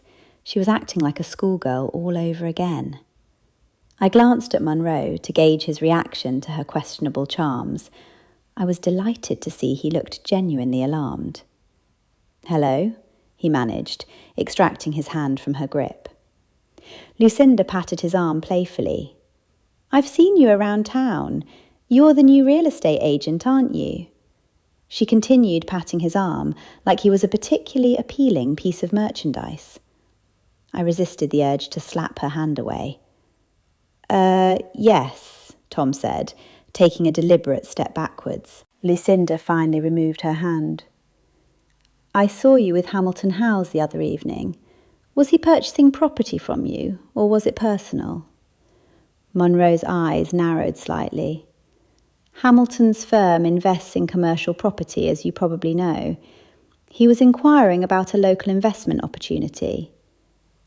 "Are you married?" Lucinda actually batted her eyelashes at him. Munro took another step back. "No." "What a marvellous coincidence! Neither am I." Lucinda burst into raucous laughter. She's completely lost her mind, I thought. She's acting absolutely deranged. "I'm just here to speak with Narel," Munro said diplomatically. "Don't mind me," Lucinda said breezily. "Narel and I are old friends, aren't we?" She grabbed my arm in a vice-like grip. "Actually, I wanted a private word with Narel." "Go ahead," Lucinda said cheerfully. I sighed. Clearly she'd been so busy being horrible at school that she'd never learnt the meaning of private. Munro shrugged, looking completely at a loss. I wondered what he wanted to discuss with me. If only that pesky Lucinda would leave. "I was just telling Lucinda that I'm surprised she's out in public," I said to Munro. "What with all the murders and everything. Her closest friends have all been killed, so if I were her, I'd lock myself in my house." I was hoping she'd take the hint. No such luck. "Who'd want to hurt me?" Lucinda said with genuine bewilderment. "I'm such a lovely person." I nearly choked. "Are you saying the murder victims weren't lovely people?" I asked. For some reason that seemed to strike a nerve. Her expression changed dramatically, and she appeared completely at a loss for words. Just then Lettie bounced into the shop like a burst of sunshine. "Love the colour, Narel," she said cheerfully. "Oh, Lucinda. Hello there, Tom." Lucinda looked utterly puzzled. "Tom? Don't you mean Munro? There's no Tom here."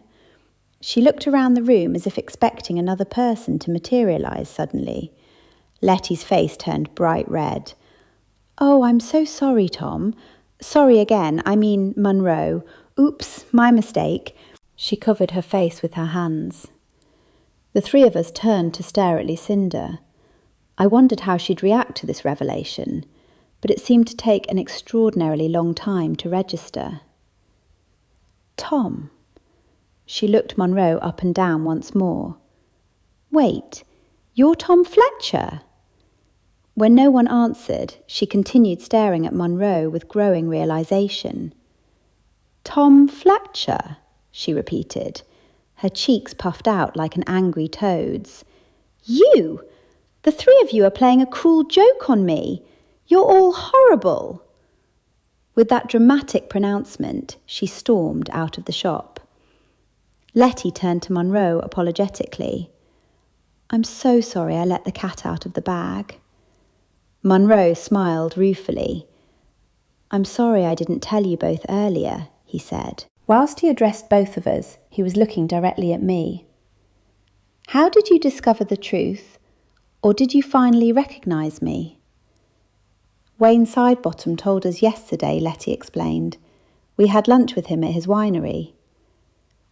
"I hope you're not upset that I deceived you," Munro said.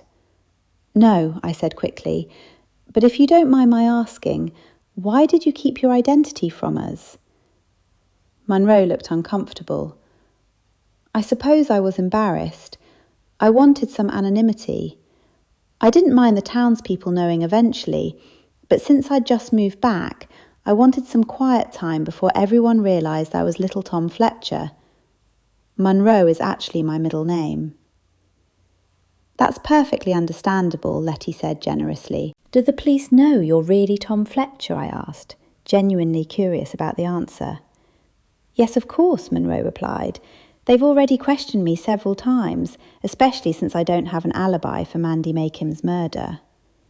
"You don't?" I said with alarm. Lettie and I exchanged worried glances. Yet surely, if Munro had murdered Mandy, the logical thing would have been to attend the reunion. Otherwise, if he'd been spotted, suspicion would have fallen directly on him. No, it seemed logical that Munro couldn't be the murderer. Of course, I was certain my reasoning wasn't influenced by the butterflies that danced in my stomach every time I saw him.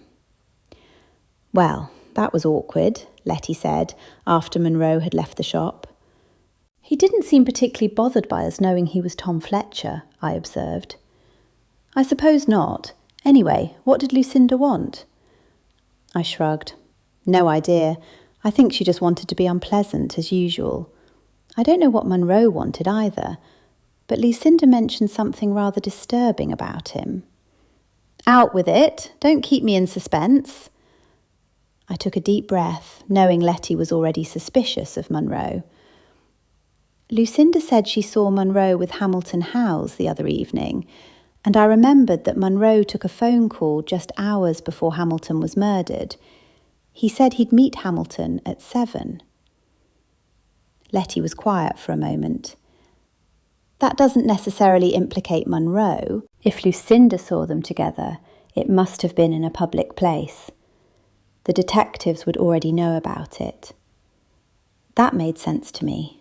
I nodded in agreement. "Anyway, hurry up and clean up. Get that paint off your face. I've arranged a meeting with another suspect." I groaned. Whilst I could use a break, I wasn't really in the mood to interrogate anyone. "What exactly do you mean, Lettie?" "I've arranged lunch with Frederick Flowers. I've invited him to the steakhouse." "The steakhouse? The one in the old warehouse?" "Yes," Lettie said smugly. "That's terribly posh and expensive." "My treat," Lettie said. "Frederick has gone to the top of my suspects list. I've completely rearranged all the whiteboards." Chapter 15. I found myself sitting at the steakhouse beside Lettie, waiting for her current number one suspect, Frederick Flowers, to arrive. Lettie had already ordered a lovely bottle of wine and was looking rather pleased with herself. "So, what exactly do we do if we think Frederick's the murderer?" I asked. "We take our evidence to the police, naturally," Lettie replied with confidence. I shrugged. "All right then." I didn't really think we'd discover any actual evidence, but it was rather nice to have an excuse for a proper meal out. The restaurant's atmosphere practically screamed luxury. Crisp white tablecloths provided a striking contrast to the plush, button-tufted crimson velvet chairs. The lighting was dimmed just enough to create an intimate ambience, while still allowing diners to see their food properly. The decorators hadn't tried to disguise the building's warehouse origins, but had managed to create an elegant feel by placing numerous candles in glass jars along the exposed brick walls. The unusual lighting danced beautifully in the many mirrors positioned throughout the space. "Hello there," came a booming voice from behind us. I turned to see Frederick Flowers approaching our table. He was wearing what appeared to be an extremely tight-fitting suit, and I found myself wondering if the seams might give way if he moved too energetically. He had the general appearance of someone who spent considerable time at the gym. "Thanks for inviting me, Lettie," he said warmly, then gave Lettie such an enthusiastic pat on the back that she pitched forward and nearly face-planted into the table. "Well, it's wonderful to catch up with you before you return to Sydney," Lettie said once she'd recovered her composure. "This is the first reunion our year has ever organised." Frederick nodded and settled into his chair, which creaked ominously under his weight. He picked up the menu and began making appreciative sounds as he perused the options. A waiter appeared to take our orders with professional efficiency. "I'll have the oyster platter, the rare porterhouse steak, the garlic prawns, the pork ribs and the chunky chips," Frederick announced without hesitation. I hoped Lettie had brought her premium credit card. This was shaping up to be quite an expensive meal. Lettie ordered a sensible grilled chicken salad. "Are these mains for both of you?" the waiter asked, looking slightly confused.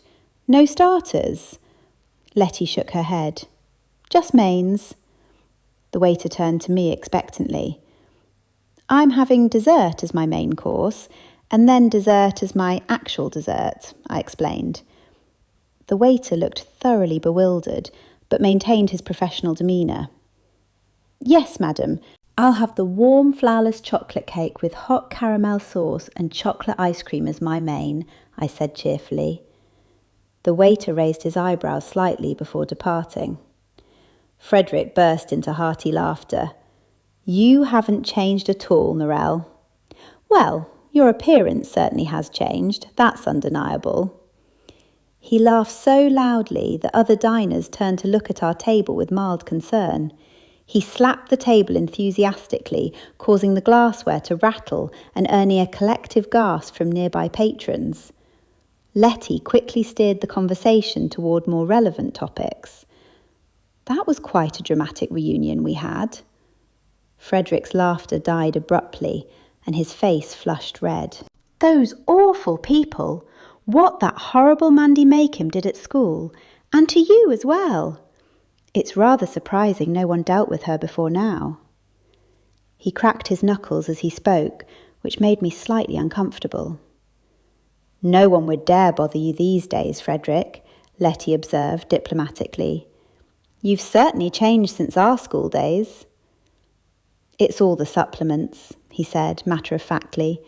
"Quite effective, really." "Are those legal?" I asked hesitantly. "Some are, some aren't," he said with a shrug, downing his wine in one gulp. "Depends on the sport you're playing."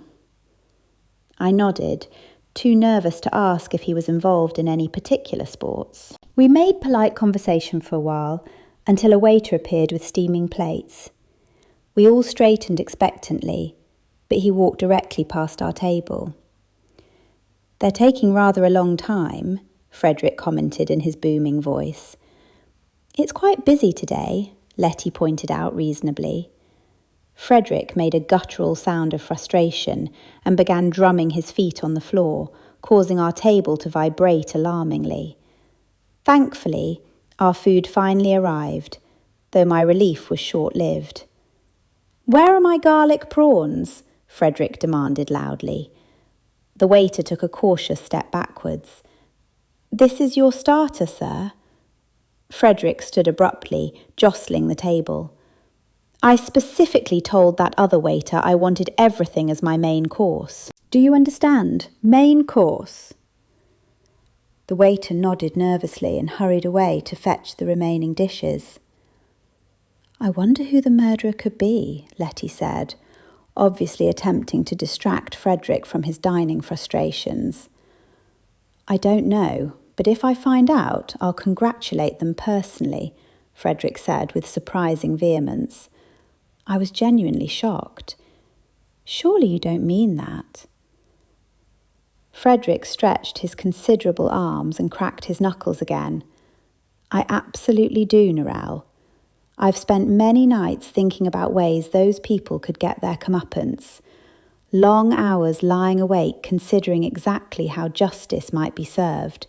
You remember the unpleasant things they did, don't you? Like that awful photograph incident? I wanted to stand up to the men, but I wasn't strong in those days. I am now." His tone was rather menacing, and I felt a small shiver of apprehension. Frederick continued speaking between bites. "Of course, I haven't actually harmed anyone, really." He paused his chewing and looked at us meaningfully. We both nodded quickly. "I was once accused of getting into an altercation, but the charges were dropped," he added. "Oh, so you didn't do it?" I asked hopefully. "I did do it. I just had excellent legal representation." He frowned at the memory. "That fellow was incredibly irritating. He made fun of my garden gnome, Picklebottom, said it was a ridiculous name and that gnomes were for children. He rather brought it on himself. That was back in Sydney anyway." I found myself wondering aloud, how on earth did the law about naming garden gnomes come to exist in Brambly Vale anyway? It seems so specific. Lettie looked at me with surprise. "You don't know the story? I thought everyone around here knew." "Apparently not," I said, genuinely curious now. "Well," Lettie began, settling back in her chair with obvious relish. "During the height of the gold rush, a particularly eccentric prospector named Ernest Ernie Tibbins swore that garden gnomes brought him extraordinary luck. He placed hand-carved wooden gnomes around his claim, each one with a proper name. Word spread that his patch was unusually successful, and soon other miners started carving and naming their own gnomes for good fortune." "That's rather charming," I said. "It was, until disputes broke out over who'd carved which gnome and whose gnome had brought the luck. One argument even made it into the town's early records as the Great Gnome Dust-Up of 1859. To prevent further mayhem, the local magistrate passed a bylaw requiring all gnomes to be named and registered with the authorities." Frederick had been listening with interest. "I wish Sydney had such sensible laws. Then that man wouldn't have dared insult Picklebottom. And don't you remember the unpleasant things they did to all of us?" Frederick continued, returning to his original topic. "They weren't very kind," I said carefully. Frederick nodded vigorously and cracked his knuckles yet again, casually bending his fork with his bare hands. "She'll be next." I glanced at Lettie, who was staring at Frederick with her mouth agape. "Do you mean Lucinda will be the next victim?" I asked carefully. Frederick nodded enthusiastically. "Absolutely," he said through a mouthful of steak and chips. Chapter 16. I was feeling rather unsettled after our lunch with Frederick Flowers, who seemed like the sort of person who might collect newspaper clippings about unsolved crimes. Still, there was no time to dwell on it. My doctors had emphasised the importance of regular exercise, and I'd been making an effort to follow their advice. Now it seemed more crucial than ever, considering I'd just consumed 3 desserts. But who was counting? I hadn't ventured back to the walking track since discovering Ridgewell Dugan's body. Every time I glanced out my living room window, I felt a shiver of unease. I knew I had to overcome this anxiety, or living in my house would become rather unpleasant. Still, I expected to feel nervous until the murderer was caught. There was nothing else for it. After putting out another dish of cat food for Mongrel, who still hadn't emerged from his carrier during my waking hours, I changed into my exercise clothes and steeled myself for a walk along the creek. After all, it was a beautiful afternoon. The sky was perfectly clear, and a gentle breeze carried the lovely scent from the lemon eucalyptus trees. It's broad daylight, I told myself encouragingly. You can absolutely do this. Hamilton had been attacked in the dark, and the sun was now high overhead. Plus, the walking track was always busy with other people. I could see the turning point from my house, and I'd found Ridgewell's body off to one side near the creek. I headed straight for the track, relieved to see people walking their dogs and children playing nearby. Once I reached the main path, I felt an enormous sense of relief. I wandered along at a leisurely pace, grateful that I could let my mind relax somewhat. It was wonderful not to think about murderers, suspects, and motives for once. I was glad the grass was kept short, as the last thing I needed was to add snakes to my list of concerns. I continued walking, finally finding some peace. I nodded politely to passing joggers, dodged enthusiastic dogs, and generally enjoyed myself. Eventually, I realised I'd gone further than planned. I was becoming winded, and my legs were beginning to ache. I needed to head back, but I wasn't quite ready to attempt the return journey yet. I stepped off the main path and settled on a bench beneath a spreading willow tree. This was equally relaxing, and I watched wood ducks playing in the creek, gracefully navigating between the reeds. Narel? I spun around, startled. It was Munro Fletcher. My first instinct was pleasure at seeing him, though I immediately scolded myself. What if he was the murderer? Here I was, alone with a potential killer. "What are you doing here?" I asked. "I go for a run every afternoon when work allows," he explained. Oh. I felt rather foolish. He was clearly dressed in running attire and trainers. And what else would he be doing? "I hope I didn't disturb you," he said, taking a tentative step forward. "Not at all," I replied. "I'm just resting before the walk home." He looked puzzled. "Where are you walking to?" "Just to my house." I pointed in the appropriate direction. "It's at the end of the walking track." Munro still appeared confused. "That's not terribly far." I realised he probably didn't know about my accident. "I've recently been discharged from hospital," I explained. "I had a serious accident. Someone ran a stop sign and collided with me. I was hospitalised for months." "I'm so sorry. I had no idea." He approached and sat beside me on the bench. "Were you badly injured?" "Yes," I said simply. "I required several major reconstructive surgeries." "Oh." He paused thoughtfully. "I'm truly sorry to hear that." I tried to shrug it off casually. "Well, I'm better now. I just become fatigued rather easily." "That's completely understandable," he said gently. "Narel, I stopped by your shop earlier to explain that I'm actually Tom. I'm sorry I kept it from you and Lettie. I wasn't sure how to bring it up." I smiled at him. "That's perfectly all right, honestly.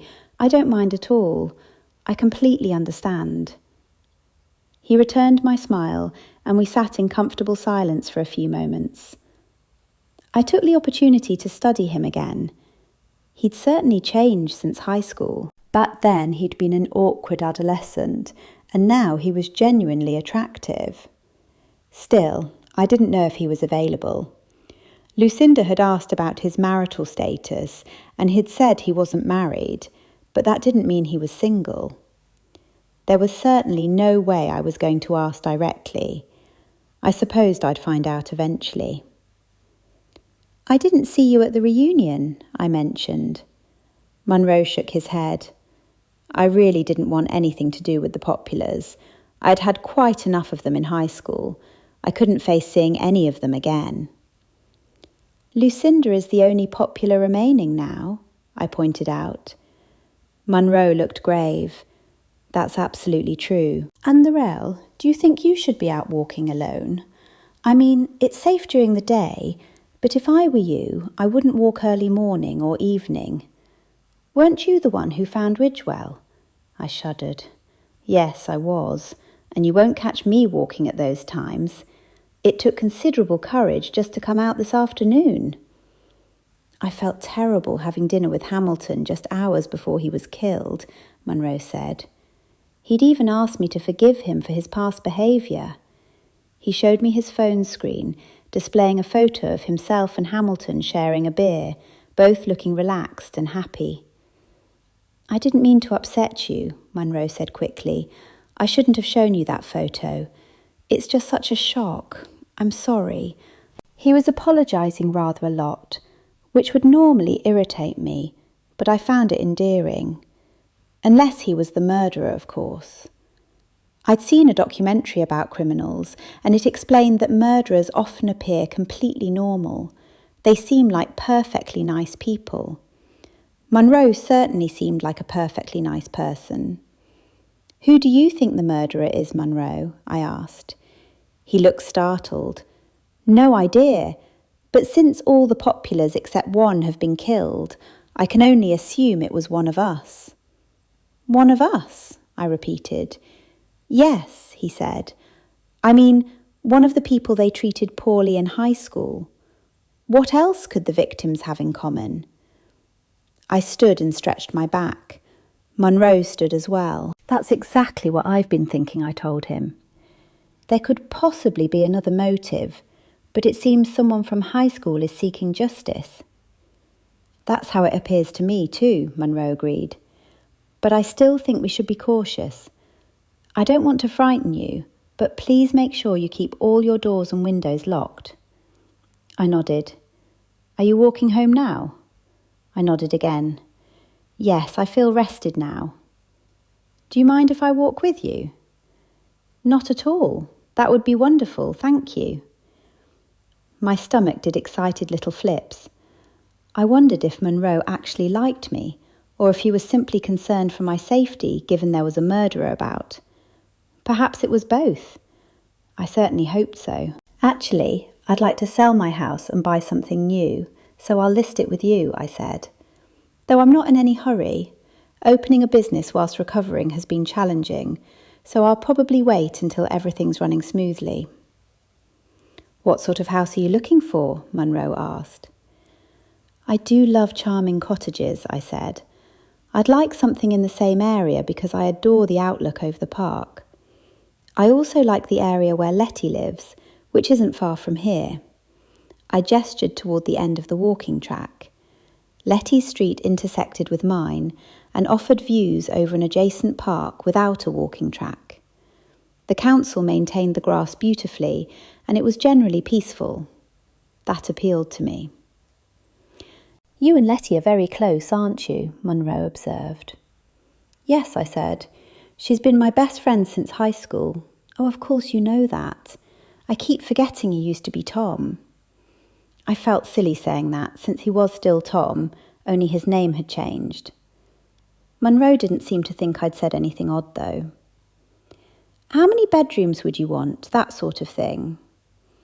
"I haven't thought that far ahead," I admitted. "My house was left to me by my aunt, and it only has one bedroom. If it were larger, I'd keep it because I love the park view and the quiet location. Unfortunately, the block is too small to extend. So yours is the little house right at the end? Munro asked. I nodded. The house lacks character. My aunt bought it as a new build. She thought she'd have it for years, but she passed away suddenly from a heart attack. I'm sorry to hear that, Munro said gently. I jumped as thunder rumbled in the distance.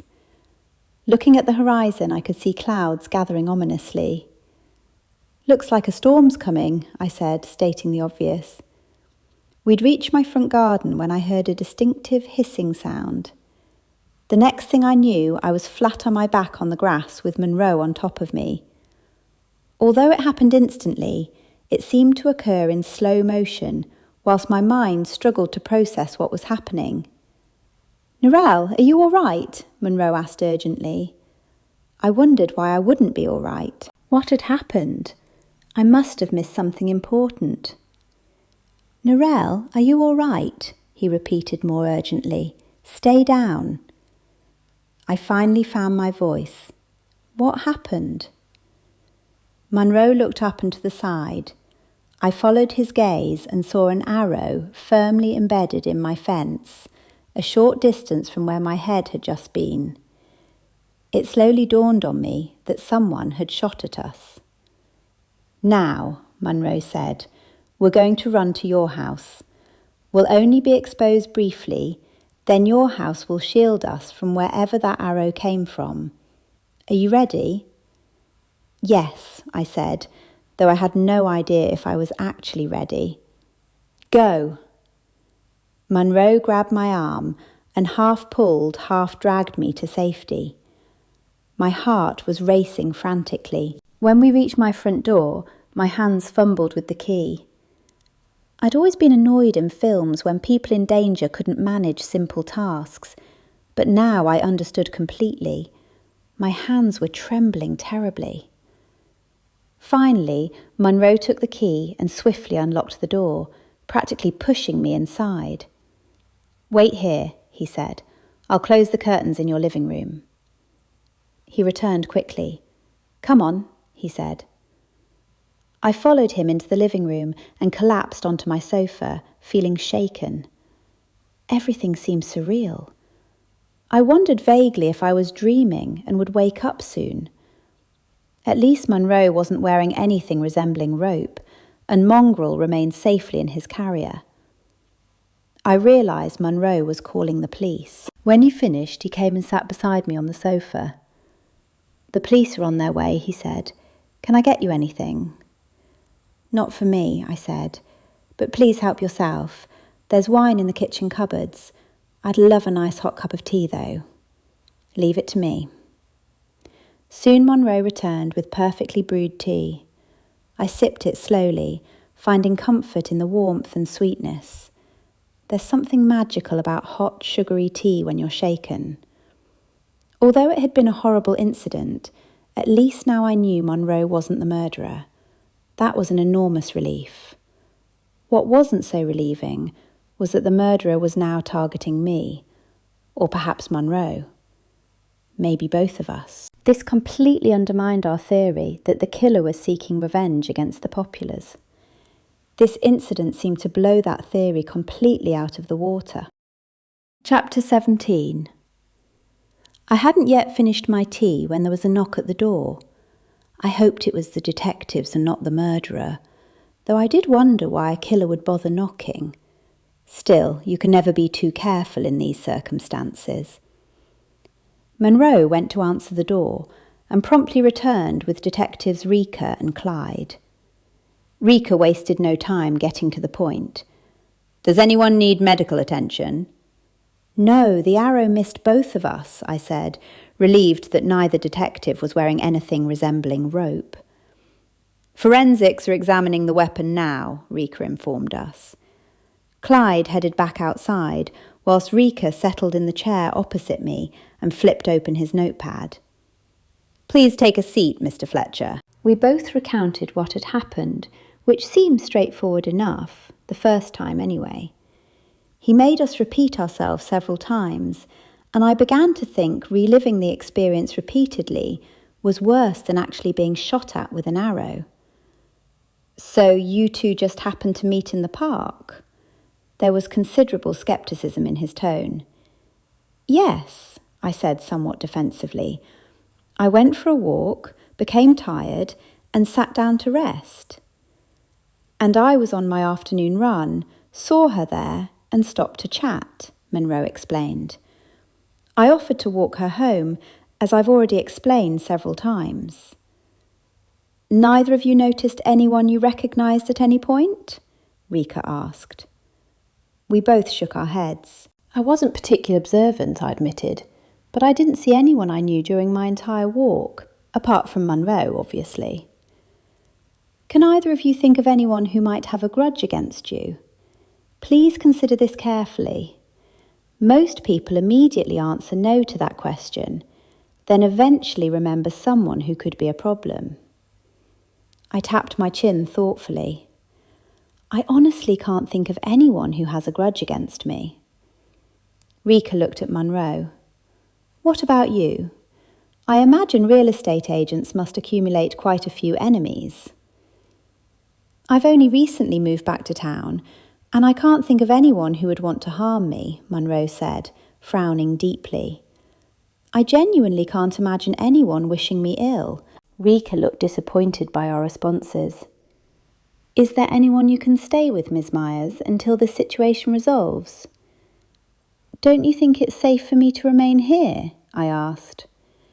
Rika paused before answering. It's better to be cautious. It would be best if you could stay with someone else. Is there anyone who could accommodate you for a few days to a week? I suppose Lettie wouldn't mind if I stayed with her. Excellent. Call her now and arrange it, please, Rika said. I'll have a uniformed officer drive you there. Please collect your things immediately. I thanked him and left to pack. As I headed to my bedroom, I heard him asking Monroe if he had somewhere to stay. When Monroe replied that he didn't, Rika informed him that he'd request a patrol car to be stationed outside his house. I was genuinely worried. I'd believed the murderer was targeting the populace specifically, but now, whoever it was, had turned their attention to me, and to Monroe as well. Unless Monroe was hiding something and had changed his name for reasons beyond what he'd told us. What if he was involved with organised crime? What if Monroe was the real target and the murderer had eliminated the others to obscure their true motive? I'd seen such plots in films where someone killed multiple innocent people to hide the real reason for their intended victim. But that seemed rather far-fetched. More likely, I was simply overthinking everything because of the shock.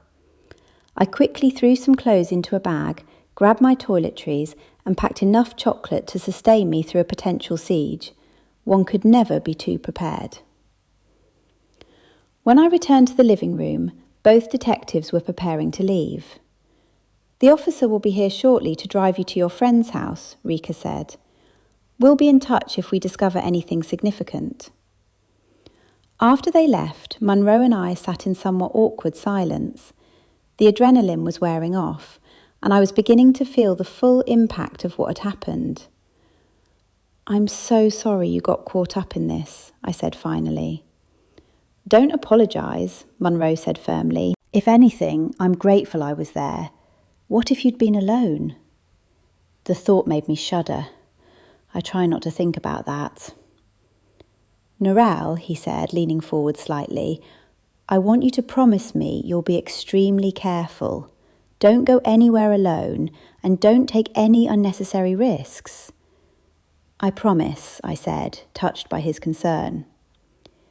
A police car pulled up outside, and Monroe helped me carry my bag to the door. I'll check on your shop whilst you're away, he offered. Make sure everything's secure. Thank you, I said. That's very kind. For a moment we stood there looking at each other, and I wondered if he was going to kiss me. Instead, he squeezed my hand gently. Stay safe, he said. You too, I replied. The uniformed officer was polite and efficient, driving me to Lettie's house whilst maintaining professional silence. I was grateful not to have to make conversation. My mind was still processing everything that had happened. Lettie was waiting on her front steps when we arrived, having clearly been watching for me. She rushed over as I got out of the car. "Oh, Narel, are you all right? When you called, I could barely understand what you were saying." "I'm fine," I assured her, though I wasn't entirely sure that was true. Just a bit shaken. She helped me with my bag and ushered me inside, immediately beginning to fuss over me in the way that only best friends can. "Right," she said, once we were settled in her pristine living room with Louis XIV purring contentedly nearby. "Tell me everything, and don't leave out a single detail. I need to update the whiteboards." Despite everything that had happened, I couldn't help but smile. Some things never changed, and Lettie's dedication to her amateur detective work was definitely one of them. As I began recounting the afternoon's events, I found myself wondering if we were any closer to solving these murders, or if we were actually further away than ever. One thing was certain: whatever was happening in our little town was far from over. Chapter 18. I waited patiently outside Lettie's front door, listening for any signs of life within. After a full minute of silence, I tried the doorbell again. Finally, I heard shuffling footsteps approaching from inside. The door swung open to reveal Lettie, looking slightly dishevelled and apologetic. "Narel, I'm so sorry. I dozed off on the sofa after you rang. How long have you been standing there?" she asked with genuine concern. "Not long," I lied. The last thing I wanted was to make her feel guilty about it. "Oh, I brought you these," I said, handing her 2 large boxes. "How lovely, thank you," she beamed at me. What are they exactly?" "Just a lovely raw lasagna with coriander pesto and marinated vegetables," I said with a perfectly straight face. I watched with amusement as Lettie's expression shifted to one of polite horror. "That's wonderful, Narel, thank you," she managed in a less than convincing tone. "I'm joking," I said, giving her arm a playful nudge. "One box is filled with chocolates, the other with chocolate cake. I've included some of my absolute favourites. There are cinnamon ones with cinnamon-infused cream and honey, dipped in dark chocolate and dusted with cinnamon. The coffee-flavoured ones are similar, but with coffee-infused cream and covered with caramelised coffee beans. Another variety has toasted almonds mixed with dried cherries in hazelnut ganache, and the cake is actually a chocolate mousse cake with chocolate mascarpone." Lettie stared at me blankly for what felt like an eternity before speaking. "Narel, I appreciate all this enormously, I really do. But you could have simply said chocolates and cake." She laughed warmly. I felt my cheeks warm with embarrassment. "Sorry, it's good to be passionate about one's work though, right?" "Absolutely right. Anyway, come in, I'll get your bags and mongrel." She stepped back from the entrance and beckoned me inside. I waved the police officer waiting in the car outside. Mongrel had growled and hissed from his carrier the entire journey to Lettie's place, making the trip rather eventful. Despite having seen it countless times before, I was still struck by how pristinely white Lettie's house was. White furniture, white carpet, white walls.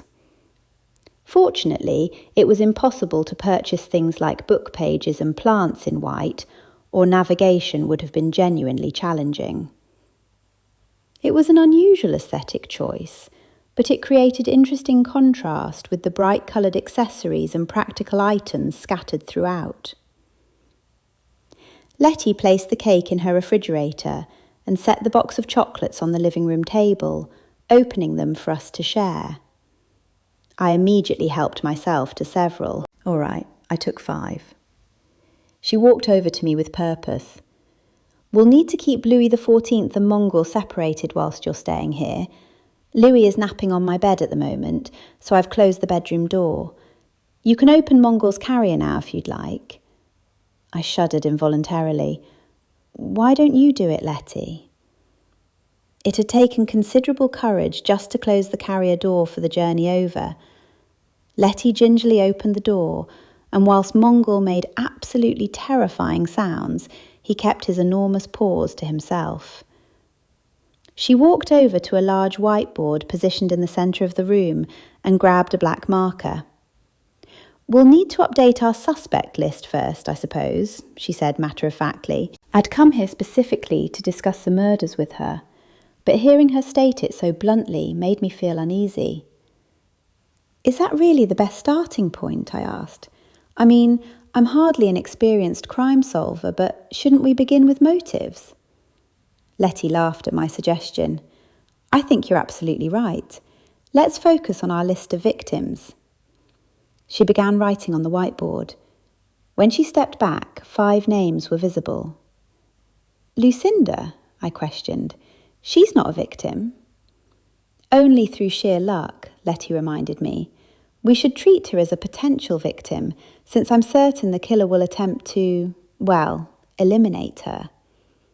I nodded, realising she had a valid point, and she continued. So we have 5 victims, 4 actual and 1 potential. But what if the killer was actually one of the victims and has since died? That doesn't make sense, I pointed out. The murderer is still active.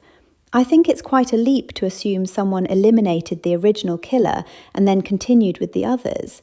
It's clearly all the work of the same person. Lettie looked up, obviously deep in thought. What if there's more than one person involved? Perhaps they were collaborating and it's all gone wrong. Maybe they've started eliminating each other. I sighed and rubbed my temples. I wasn't particularly fond of the populars either, Lettie, but I don't think they're responsible for this. They're clearly the victims here, and the killer is more likely someone like us, as I keep saying. Someone who was treated poorly by them, either at school or more recently. Lettie considered this for a moment before snapping her fingers. I've got it! Coffee will help us think more clearly, she laughed. Would you like some? I smiled. Yes, please. That's an excellent idea. This situation is depressing enough without caffeine deprivation. After a few minutes, Lettie returned with a coffee mug and placed it before me. Well, Lettie began, we shouldn't assume anything at this point, except that the victims, excluding Lucinda, are definitively deceased. As such, we shouldn't consider them as suspects. I agree, I said, nodding. We'll likely have a long enough list without them, and it seems improbable. So where do we proceed from here? Lettie raised an eyebrow. I thought that would be obvious. We examine who they mistreated. Yes, you're right, I admitted with a resigned sigh. It's just not something I particularly wanted to revisit. All right, let's create a new list. Who's first? First is Wayne Sidebottom, who was unfortunate enough to be born with the sort of surname that practically guarantees some level of harassment. Lettie wrote Wayne's full name on the board as she spoke. And what did they do to him? I asked, swallowing hard. I knew this would bring back painful memories, though they never really left anyway. It was fairly standard harassment, really. They used to corner him, push him around, and take his lunch money. How awful, I winced. And given that he recently purchased the winery and moved back to town, the timing seems significant, Lettie added. What do you think might have triggered it now? I asked. I understand the past treatment could be motivation, but it seems odd to endure it all these years and then take action after buying a winery. His life doesn't appear particularly unfortunate. Perhaps he bought the winery as cover for returning to town, Lettie suggested. I shook my head. I seriously doubt that. If anything, it makes him more conspicuous. It's possible something triggered him recently, but would need serious investigation to determine that. I put my head in my hands. Who's next? Let's see, Lettie paused thoughtfully. Ah, yes, Royston Jackson. I'm sure everyone remembers him. Of course, I sighed. That awful incident during the school performance. Lettie nodded grimly. I detested those people. I sighed again, thinking it probably wasn't appropriate to speak ill of murder victims. It was difficult spending my entire life disliking a group of people, only to start feeling sympathy for them. What would make Royston act now, though? I asked. No idea, Lettie said. And as far as I remember, that was their only major incident with him. I nodded in agreement. Probably not a prime suspect then, but we'll keep him in mind. Who else? We both sat in contemplative silence. I took another sip of coffee and noticed Lettie had consumed most of the chocolates whilst I wasn't paying attention. Wait, Lettie said suddenly. The Populars actually did something to Royston more recently, remember? I'd forgotten. They damaged his BMW. That's right. What was wrong with these people? Lettie shrugged. Anyway, that gives him additional motive, so he moves up our list slightly. I'm sure he wouldn't harm anyone over something so minor, but it could have been the final straw. We sat in thoughtful silence for a moment. Is Frederick Flowers still our main suspect? Yes, I think so. Considering what they did to him and posted online, those images are probably still there. We witnessed firsthand that he has serious anger management issues. Lettie sat down and stretched her arms. He claims to be a bouncer, but what if he's something more dangerous? I realised as I said it that the possibility was more frightening than amusing. That's true, Lettie admitted. I'll keep him at the top of our list. I sipped my coffee slowly as we pondered. What about Susie Marrington? I don't remember her well, but I'm certain she had issues with them too. She was younger than us, but the Populars targeted her. Ah, no, I've already investigated her, Lettie said. She's living abroad in Italy. She was a suspect given what happened to her, but she appears to still be there. Recent photos of her in Italy have been posted to social media over the past few days. She could have hired someone, I suggested. True, but that's hardly a substantial lead. Anyone could have hired someone. Lettie sighed and rubbed her face. I'm not sure coffee is strong enough for this conversation. She returned moments later with what appeared to be vodka. Tracking down a murderer from our past definitely seemed like the sort of activity that warranted stronger beverages. What about Tom, Munro Fletcher? She asked. I know you're quite taken with him, but what do you remember about what the Populars did to him? Oh, I think I recall. He was on a school trip, and one of the Populars impersonated him during attendance, right? So the school departed without him, and he ended up stranded until strangers found him and contacted the school. That's correct. What made it worse was that it was in Tasmania. Everyone had flown out by the time the people who found Tom called, so his parents had to fly there to collect him themselves. Lettie looked troubled and attached some string from Tom's name to Hamilton's magnet. Our suspect list was already substantial. Wayne Sidebottom, who had been regularly harassed and robbed. Royston Jackson, who had been publicly humiliated. Frederick Flowers, who had similarly been embarrassed online.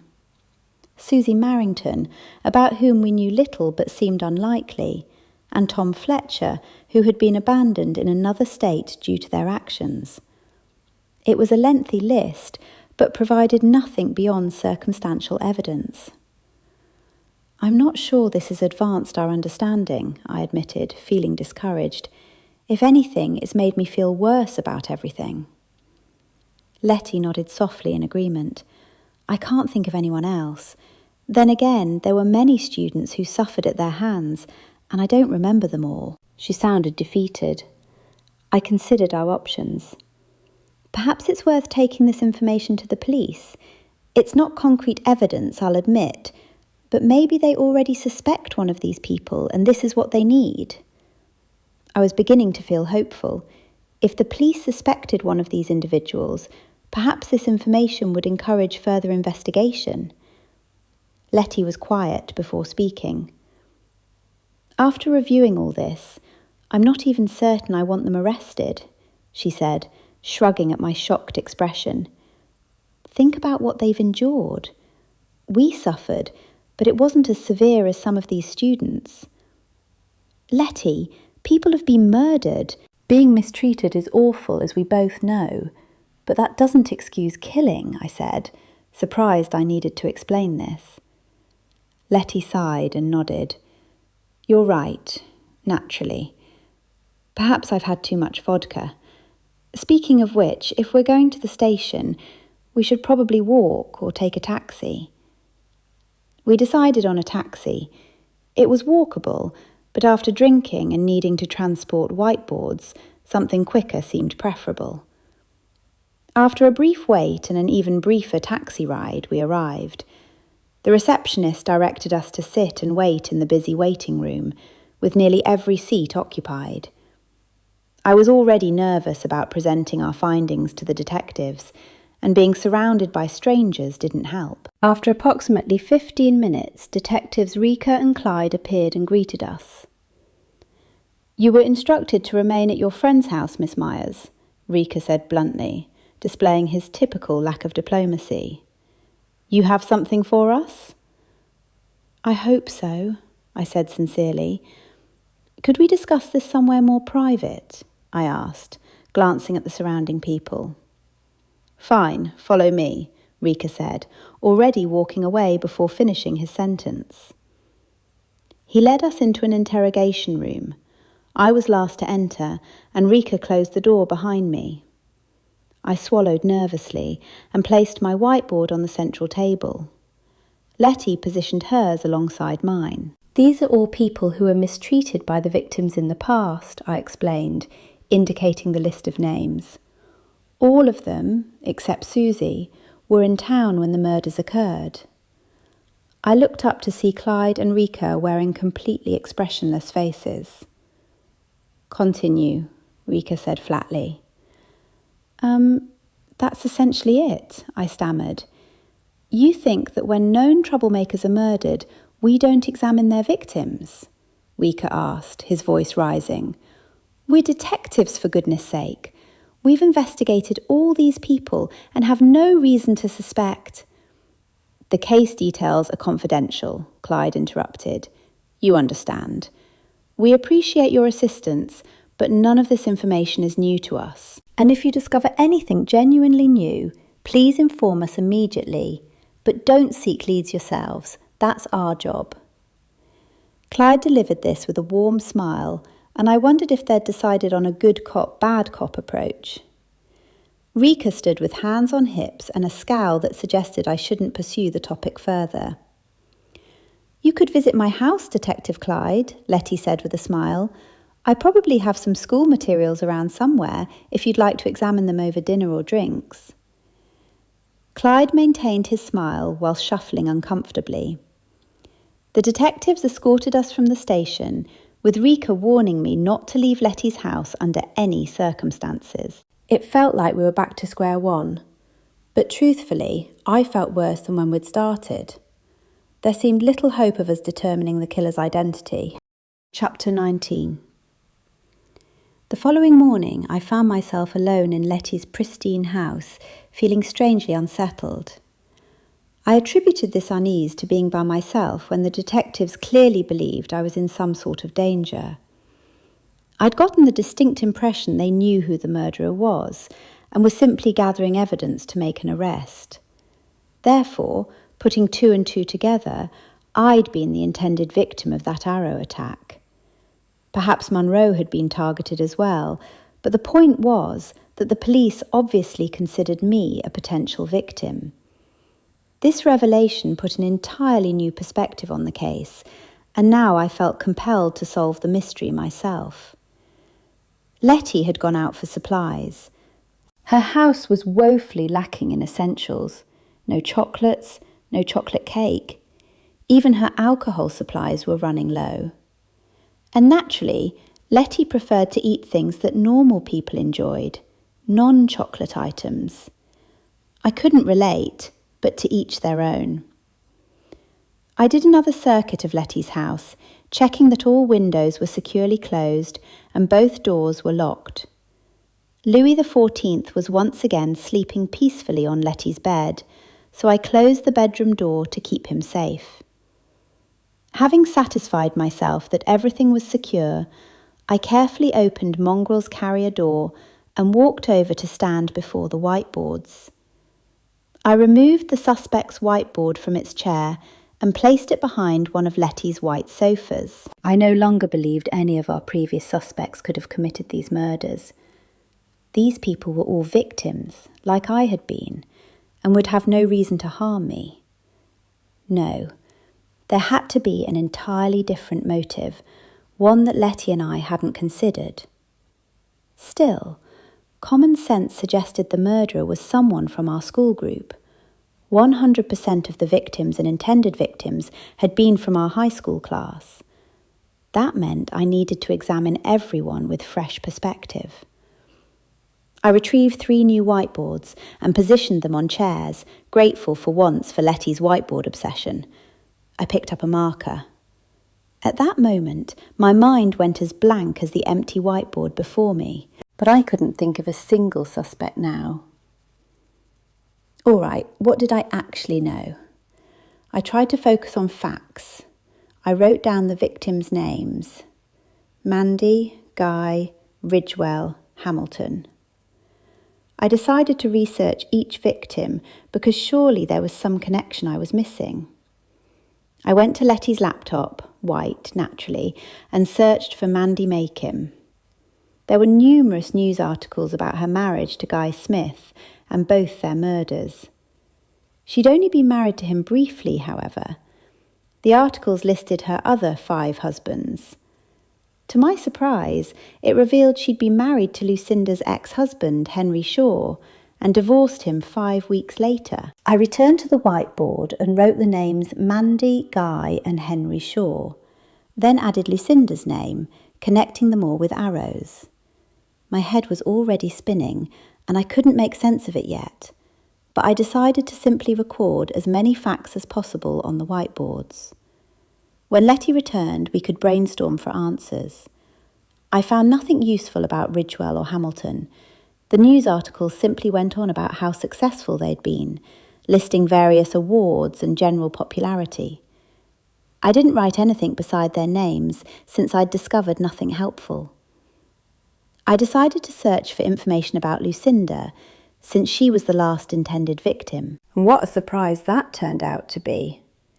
She'd boasted at the reunion about being a successful dentist, but she'd actually been struck off for dealing prescription drugs. She'd even served time in prison for it. My jaw dropped in shock. This was news to me, and Lettie hadn't mentioned it either. Perhaps we hadn't heard because it had happened interstate some years ago. I glanced out the window, but there was still no sign of Lettie. After a quick check of the kitchen to ensure there wasn't a secret chocolate stash, I returned to the whiteboards. Surely I was missing something obvious. I decided to research the victims again, starting with Guy Smith since he was the first victim. Apparently, after graduating from medical school, he'd returned to town and been a successful doctor ever since. The first several pages of search results were all about his death, but on page 5 I found an older article. It was just a paragraph, but it mentioned Lucinda. It stated that Guy had given evidence against her for dealing prescription drugs. There was a motive right there. Lucinda would have reason to resent Guy Smith, though it was years ago. What's more, it didn't explain the other killings. Perhaps Lucinda was upset that Mandy had married her ex-husband. That could be motive for murder. But what about Ridgewell and Hamilton? I continued searching on Lettie's laptop, focusing on Ridgewell, who'd been shot with an arrow. And then it occurred to me, whilst I'd been the school archery champion, Lucinda had always come second. She was looking increasingly like our murderer, but I still had nothing connecting her to either Ridgewell or Hamilton. Nevertheless, I wrote Lucinda's name at the top of a fresh whiteboard. I wrote Guy and Mandy's names beneath hers, then noted the possible motives beside their names. Under that, I wrote Ridgewell and Hamilton's names with question marks. I looked out the window for Lettie again. Still no sign of her, so I sighed and returned to the laptop. I searched for Ridgewell Dugan's name once more and resigned myself to scrolling through dozens of pages. I finally found what I was looking for on page 15, though initially I didn't think the news article held any significance. Ridgewell Dugan had been awarded an honorary doctorate for humanitarian work at the local university. In the brief newspaper article, Lucinda was interviewed. In fact, most of the article consisted of her complaining that she wasn't the recipient of the honorary doctorate. She claimed she did plenty of humanitarian work. Her example was that she allowed her poorer patients payment plans with only 30% interest. Was she serious? She was so ridiculous, she was almost comical. But was that really a motive? Jealousy that Ridgewell was successful while she wasn't? Since he was a lawyer, I wondered if he had any connection to her prescription drug conviction. It took another half hour to find it, but he had indeed represented her in the case, and lost. I walked over and made a note beside his name on the whiteboard. Now there was only Hamilton Howes, who'd been hit by the train. What possible motive could the murderer have had in his case? I searched extensively, but couldn't find anything. Then I remembered what Lucinda had said to me at the reunion. She'd mentioned that Hamilton was wearing brown when he died. Lucinda had told me she'd recently had eyelid surgery, so would she have been able to watch television? I doubted it. Of course, someone could have told her Hamilton was wearing brown in the news report, but who else besides Lettie would notice such a detail? And there was the fact that she'd seen Hamilton with Munro that evening. In the photo Munro had shown me on his phone, Hamilton was wearing a black suit. Munro had been with Hamilton for over an hour, so if Lucinda saw Hamilton afterwards, why had he changed into casual clothes? That's when I realised why the murderer had shot 2 arrows into Ridgewell's back. Chapter 20. I searched Lettie's living room for the wool she used for connecting magnets on her whiteboards. Why was her place so impossibly pristine? There wasn't even any cap hair, which was miraculous given Louis XIV's luxurious long coat. My place was perpetually chaotic, but at least I could always find things quickly. Perhaps Lettie simply tucked everything out of sight, which explained her spotless appearance. My clutter was always on full display. I finally located some black wool. I was momentarily amused. White wool obviously wouldn't show up against the whiteboards. I grabbed the woolen scissors, then headed to my makeshift investigation station. The afternoon sun was streaming through the window, so I positioned the whiteboard to catch the light. I cut several pieces of wool and attached them beneath the magnets, then stepped back to admire my handiwork. I was certain I'd solved the murders, except for 2 nagging details. I still didn't have a motive for Hamilton Howes' murder or my own attempted killing. Next to Guy Smith's name, I wrote, "Gave evidence against Lucinda for drug dealing." Beside Ridgewell Dugan's name, I added, "Represented Lucinda in trial, lost the case." Underneath that, "Received honorary doctorate instead of Lucinda." Against Mandy's name, I wrote, "Married Lucinda's ex-husband, probably cheated with him during Lucinda's marriage." Then I wrote Hamilton Howes' name and added 3 large question marks. "Lucinda is the murderer," I announced to Mongrel, or rather to his carrier, since he hadn't emerged even once. If he hadn't let slip that Hamilton was wearing brown when he was killed, I never would have connected the dots. I'm calling those detectives right now. The only puzzle remaining is why she killed Hamilton. At that moment, an icy shiver ran down my spine. I had the unsettling feeling of being watched. I spun around but saw only the empty garden through the window. I shuddered and quickly drew the curtains. Now where was my phone? Right, I'd left it in the kitchen during my fruitless search for hidden chocolate supplies, and I reached for the phone when a voice spoke behind me. "Don't touch that phone." I whirled around to see Lucinda standing there, and my blood turned to ice. "How did you get in?" I demanded. I was certain I'd locked everything and checked multiple times. "Prison teaches you some delightful little skills," she said smugly, as if incarceration was something to boast about. "I had excellent tutoring in lock-picking from some very talented inmates." She giggled in that awful way of hers. I assessed the situation quickly. It looked dire. She was clutching a large shoulder bag, not big enough for a bow, but definitely large enough for other weapons. Though surely she didn't have a gun, since none of the victims had been shot. "Lettie will be back any moment," I said, trying to sound confident. Lucinda shrugged dismissively. "I'll hear her car on the gravel. I'll have plenty of time to deal with you, and escape through that window." She gestured to the large window behind me, then turned her attention to my whiteboard. She made a strangled sound that was half laugh, half choke. "I can fill in those blanks for you. You think you're so clever. But you missed why I had to eliminate Hamilton." "I have no idea at all. Why did you kill any of them?" I wanted to keep her talking, though I wasn't sure if that was wise, given that she planned to kill me the moment she heard Lettie's return. "Don't you want to know why I used different methods for each murder?" "Certainly," I said, wondering if I should try to tackle her before she could retrieve whatever weapon was in her bag. But she was too far away. By the time I reached her, she'd have armed herself. "It was to confuse the police," she said with satisfaction. "I thought varying the methods would throw them off my trail." She cackled unpleasantly. Something occurred to me. "Why did you try to kill me, Lucinda?" "Obviously, I'm going to kill you now because you've worked out that I'm the murderer and you're about to inform the police."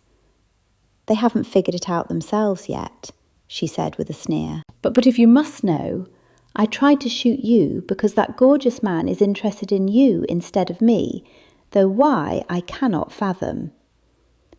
Monroe Fletcher," I asked. "I didn't think he was your type." She shrugged. "He wasn't attractive then, but he certainly is now. And why would he be drawn to you?" She reached for her bag, so I quickly searched for something to delay her. "I think you killed Mandy because she married your husband. Am I right in assuming she was having an affair with him whilst you were still married?" Lucinda's face reddened further, but her hand dropped away from her bag, much to my relief. "Yes, she was carrying on with him behind my back. She married him and didn't stay married long at all. She only did it to steal him from me. She was always competitive with me. I've despised her for years. I was simply waiting for the right opportunity." "And Guy Smith?" I prompted. "He was a doctor who testified against you at your trial." "Correct again," she said with false brightness. "Full marks. And when I peered through the window, I saw what you'd written on your whiteboard. I paid Ridgewell substantial money to represent me in that trial, and he lost spectacularly. He put no effort into it whatsoever. I was just another paycheck to him. His heart wasn't in it. He overcharged me, but now he's paid the ultimate price." She giggled at her own macabre joke. I still hadn't devised an escape plan, so I decided to keep her talking whilst edging closer. At least then I might manage some sort of struggle. "So why did you kill Hamilton Howes?" I inched forward almost imperceptibly. Lucinda clenched and unclenched her fists. "I didn't want to kill Hamilton. I was actually having a romantic encounter with him." She laughed harshly. "He discovered I'd killed Guy and Ridgewell because he caught me returning the bow and arrows to their hiding place." I moved slightly closer. Where did you hide the bow and arrows? Simple, she smirked. There's a trapdoor in the bathroom ceiling at the motel where I'm staying. I simply stored them up there. Hamilton walked into the bathroom and saw me with them, and then he knew I'd killed Ridgewell and Guy. But how did you overpower him and get him to the railway crossing? Despite my precarious situation, I was genuinely curious. He was already quite intoxicated. That man never could handle his alcohol. I simply injected him with insulin. How did you have insulin ready? I could picture it clearly now. Hamilton, drunk and stumbling into the bathroom, catching Lucinda about to conceal the bow and arrows in the ceiling. She smirked again. It was in my little kit. When he caught me with the bow and arrows, I was only inches from where I'd hidden a syringe of insulin in the ceiling. It was simple to inject him, given his intoxicated state. The only difficulty was dragging him to my car, but fortunately he wasn't particularly heavy, and I maintained my fitness. He was already unconscious when I positioned him on the railway line. He never knew what happened. It was rather sad, considering he'd given me such expensive jewellery. She touched her neck, where she wore an enormous twisted rope necklace with a gaudy jewel pendant. The gem looked completely fake to me. He'd probably purchased it at a discount shop, though that fact seemed lost on Lucinda. I suspected she had another insulin-filled syringe in her bag. That wasn't ideal, but it was preferable to a gun. And if she tried to inject me, at least I'd have a fighting chance. However, she was clearly in good physical condition, whilst I was still recovering. Why did you wait so long to kill Guy, Ridgewell and Mandy? I asked. Simple. It was the first time they'd all been together in years, and there would be numerous suspects.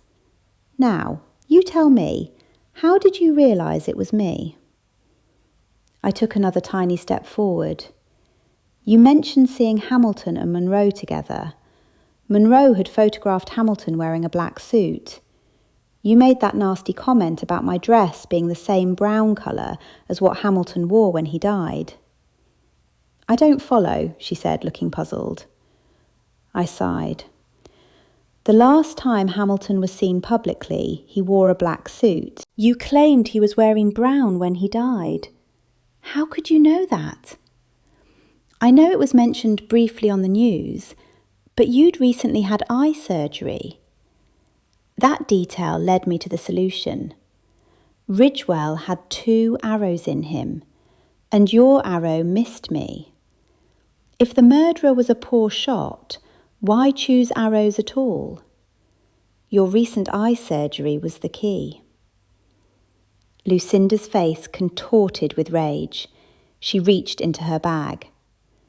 Do you want to know what I'm going to do to you? Not particularly, I squeaked. Lucinda lunged at me, simultaneously pulling a syringe from her bag. I tried to dodge, but tripped backwards over Mongol's carrier, tipping it sideways.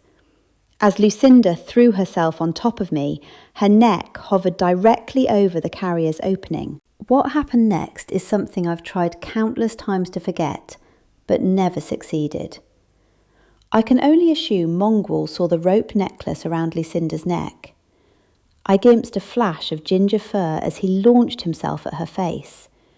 Lucinda fell, screaming, with the enraged cat attached to her face.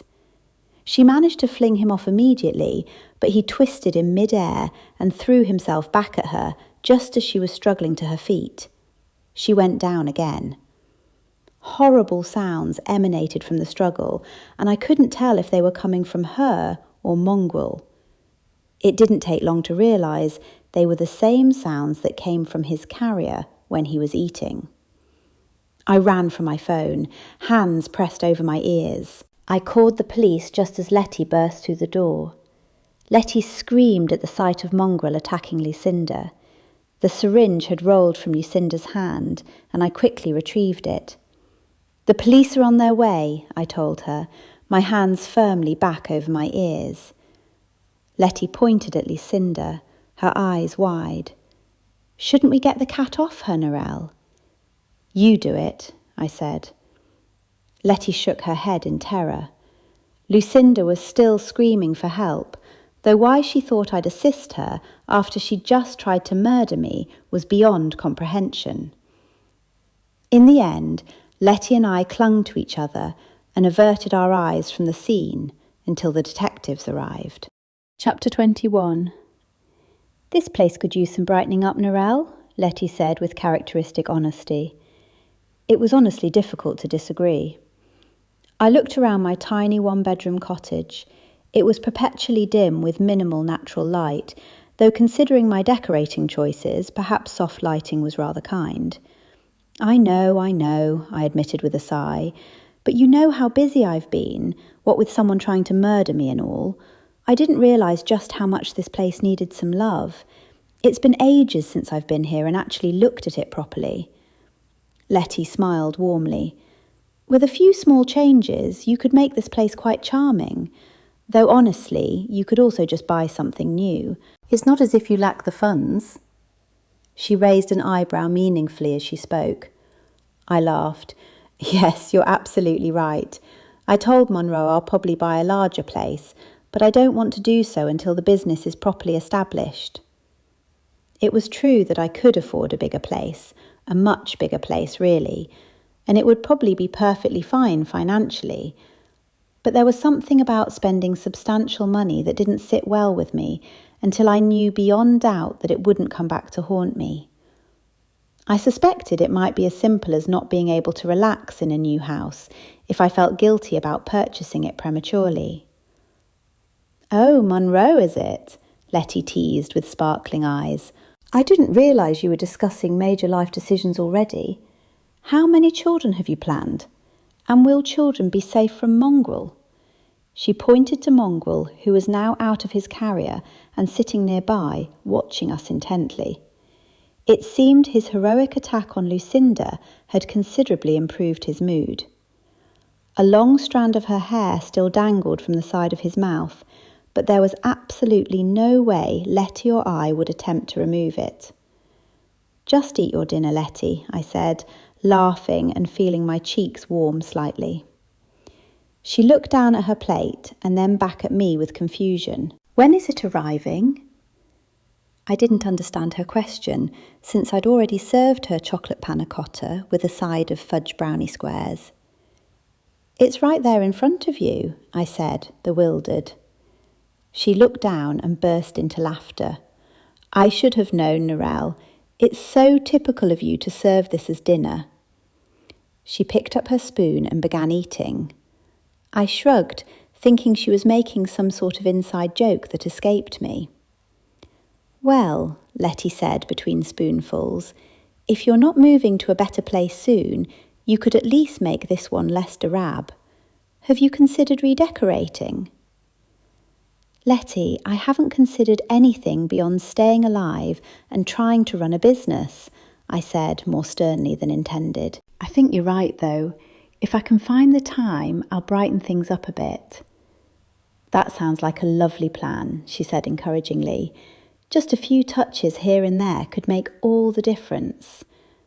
Yes, I think you're absolutely right. I smiled ruefully. It was time to admit that decorating wasn't exactly my strongest skill, though I'd been rather oblivious to this until recently. Any suggestions? I asked hopefully. Lettie paused, setting down her spoon and looking around thoughtfully. Well, as I said, you could buy a new house, she laughed gently. But if you want to stay here, maybe just start with some fresh paint and new curtains. Small changes can make a big difference. Well, let's go shopping soon, I suggested. I'd like to acquire some lovely decorations. Just remember, I'm staying here to be cautious about money, I said. So I can't purchase too much, or I might as well move to a nicer place. Lettie nodded happily. Sounds like a plan. I won't mention it to Monroe.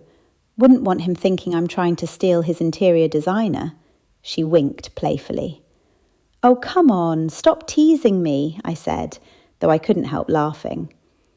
Speaking of Monroe, I do hope he wasn't too put off when he saw this place. I gestured around the room with a slight grimace. After all, when he'd rushed in to help me after the arrow incident, he'd gotten a full view of my questionable decorating choices. The thought made me cringe slightly. I'm sure he was far too worried about your safety to notice the decor, Lettie said kindly, though I caught the little smirk she was trying to hide. Though perhaps buying a new house would solve multiple problems at once. Good point, Lettie said with evident relief.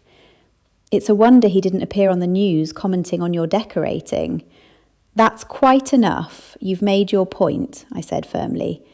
Though, speaking of which, I believe the news starts in a moment. I switched on my ancient television and found the news channel. It wasn't long before we saw exactly what we'd hoped to see. Clyde, Rika and Lucinda making their debut. She was struggling against her handcuffs as they guided her into the police car, her face covered with bandages. Lettie and I watched in silence. It's peculiar, isn't it? Lettie asked. Not really, I replied. No, not the entire situation. I mean, it's strange to watch this sort of thing after having lived through it. I've seen thousands of these news stories, but there was always complete detachment. It's easy to forget they've had genuine impact on real people. At least, in this case, she has. Lettie's voice trailed away. I continued watching as the news reported that Lucinda had been denied bail, and a wave of relief washed over me. Thank goodness, Lettie said, rubbing her temples. I nodded in agreement as the news moved to another story. Anyway, that was delicious, Narel, thank you. Lettie patted her stomach contentedly. It wasn't what I had in mind when you invited me for dinner, but it was certainly within your culinary expertise. Would you like dessert? I asked, and Lettie laughed. When I didn't look away or say anything else, her laughter stopped immediately, and she looked rather stunned. Not right now, thanks, she stammered. I shrugged and fetched a bowl of assorted gourmet chocolates, placing it on the table. Help yourself when you're ready, I said cheerfully. Does Munro like chocolate? Lettie asked. I was astounded. What sort of question is that? He's human, Lettie, so naturally he likes chocolate. He also enjoys breathing and puppies. Why would you ask something so ridiculous? Sorry. I just mean, you absolutely adore chocolate, owning a gourmet chocolate shop and all. I was wondering what interests you and Munro share. Lettie raised her eyebrows meaningfully, possibly trying to hint at something. I'm not discussing Munro with you, Lettie. I threw a chocolate at her and cursed under my breath as she nimbly dodged it. I made a mental note to make future chocolates more aerodynamic and harder. Lettie laughed and apologised. Before I could pursue the matter further, my phone rang. The caller ID showed Munro. Hello, I answered, feeling slightly nervous. Hi, Narel, it's Munro. I just saw that Lucinda was denied bail on the news, and I wanted to check that you're doing all right. Munro sounded sincere, but somewhat nervous. He was probably as shaken as I was about everything that had happened. I'm fine, thank you, Munro. I'd be lying if I said it didn't affect me, but I'm managing. Knowing she's probably not getting out of prison for ages is tremendously reassuring, honestly. I giggled, then realised it was perhaps inappropriate timing for laughter. I swallowed nervously as Lettie smirked at me. Good to know. Well, you have my number, so please call if everything that's happened starts to feel overwhelming. Oh dear, that sounded rather dramatic. He laughed awkwardly. My point is, I understand what you're going through, so please call if you need someone to talk to about it all. I smiled broadly. I will, thank you so much. You do the same.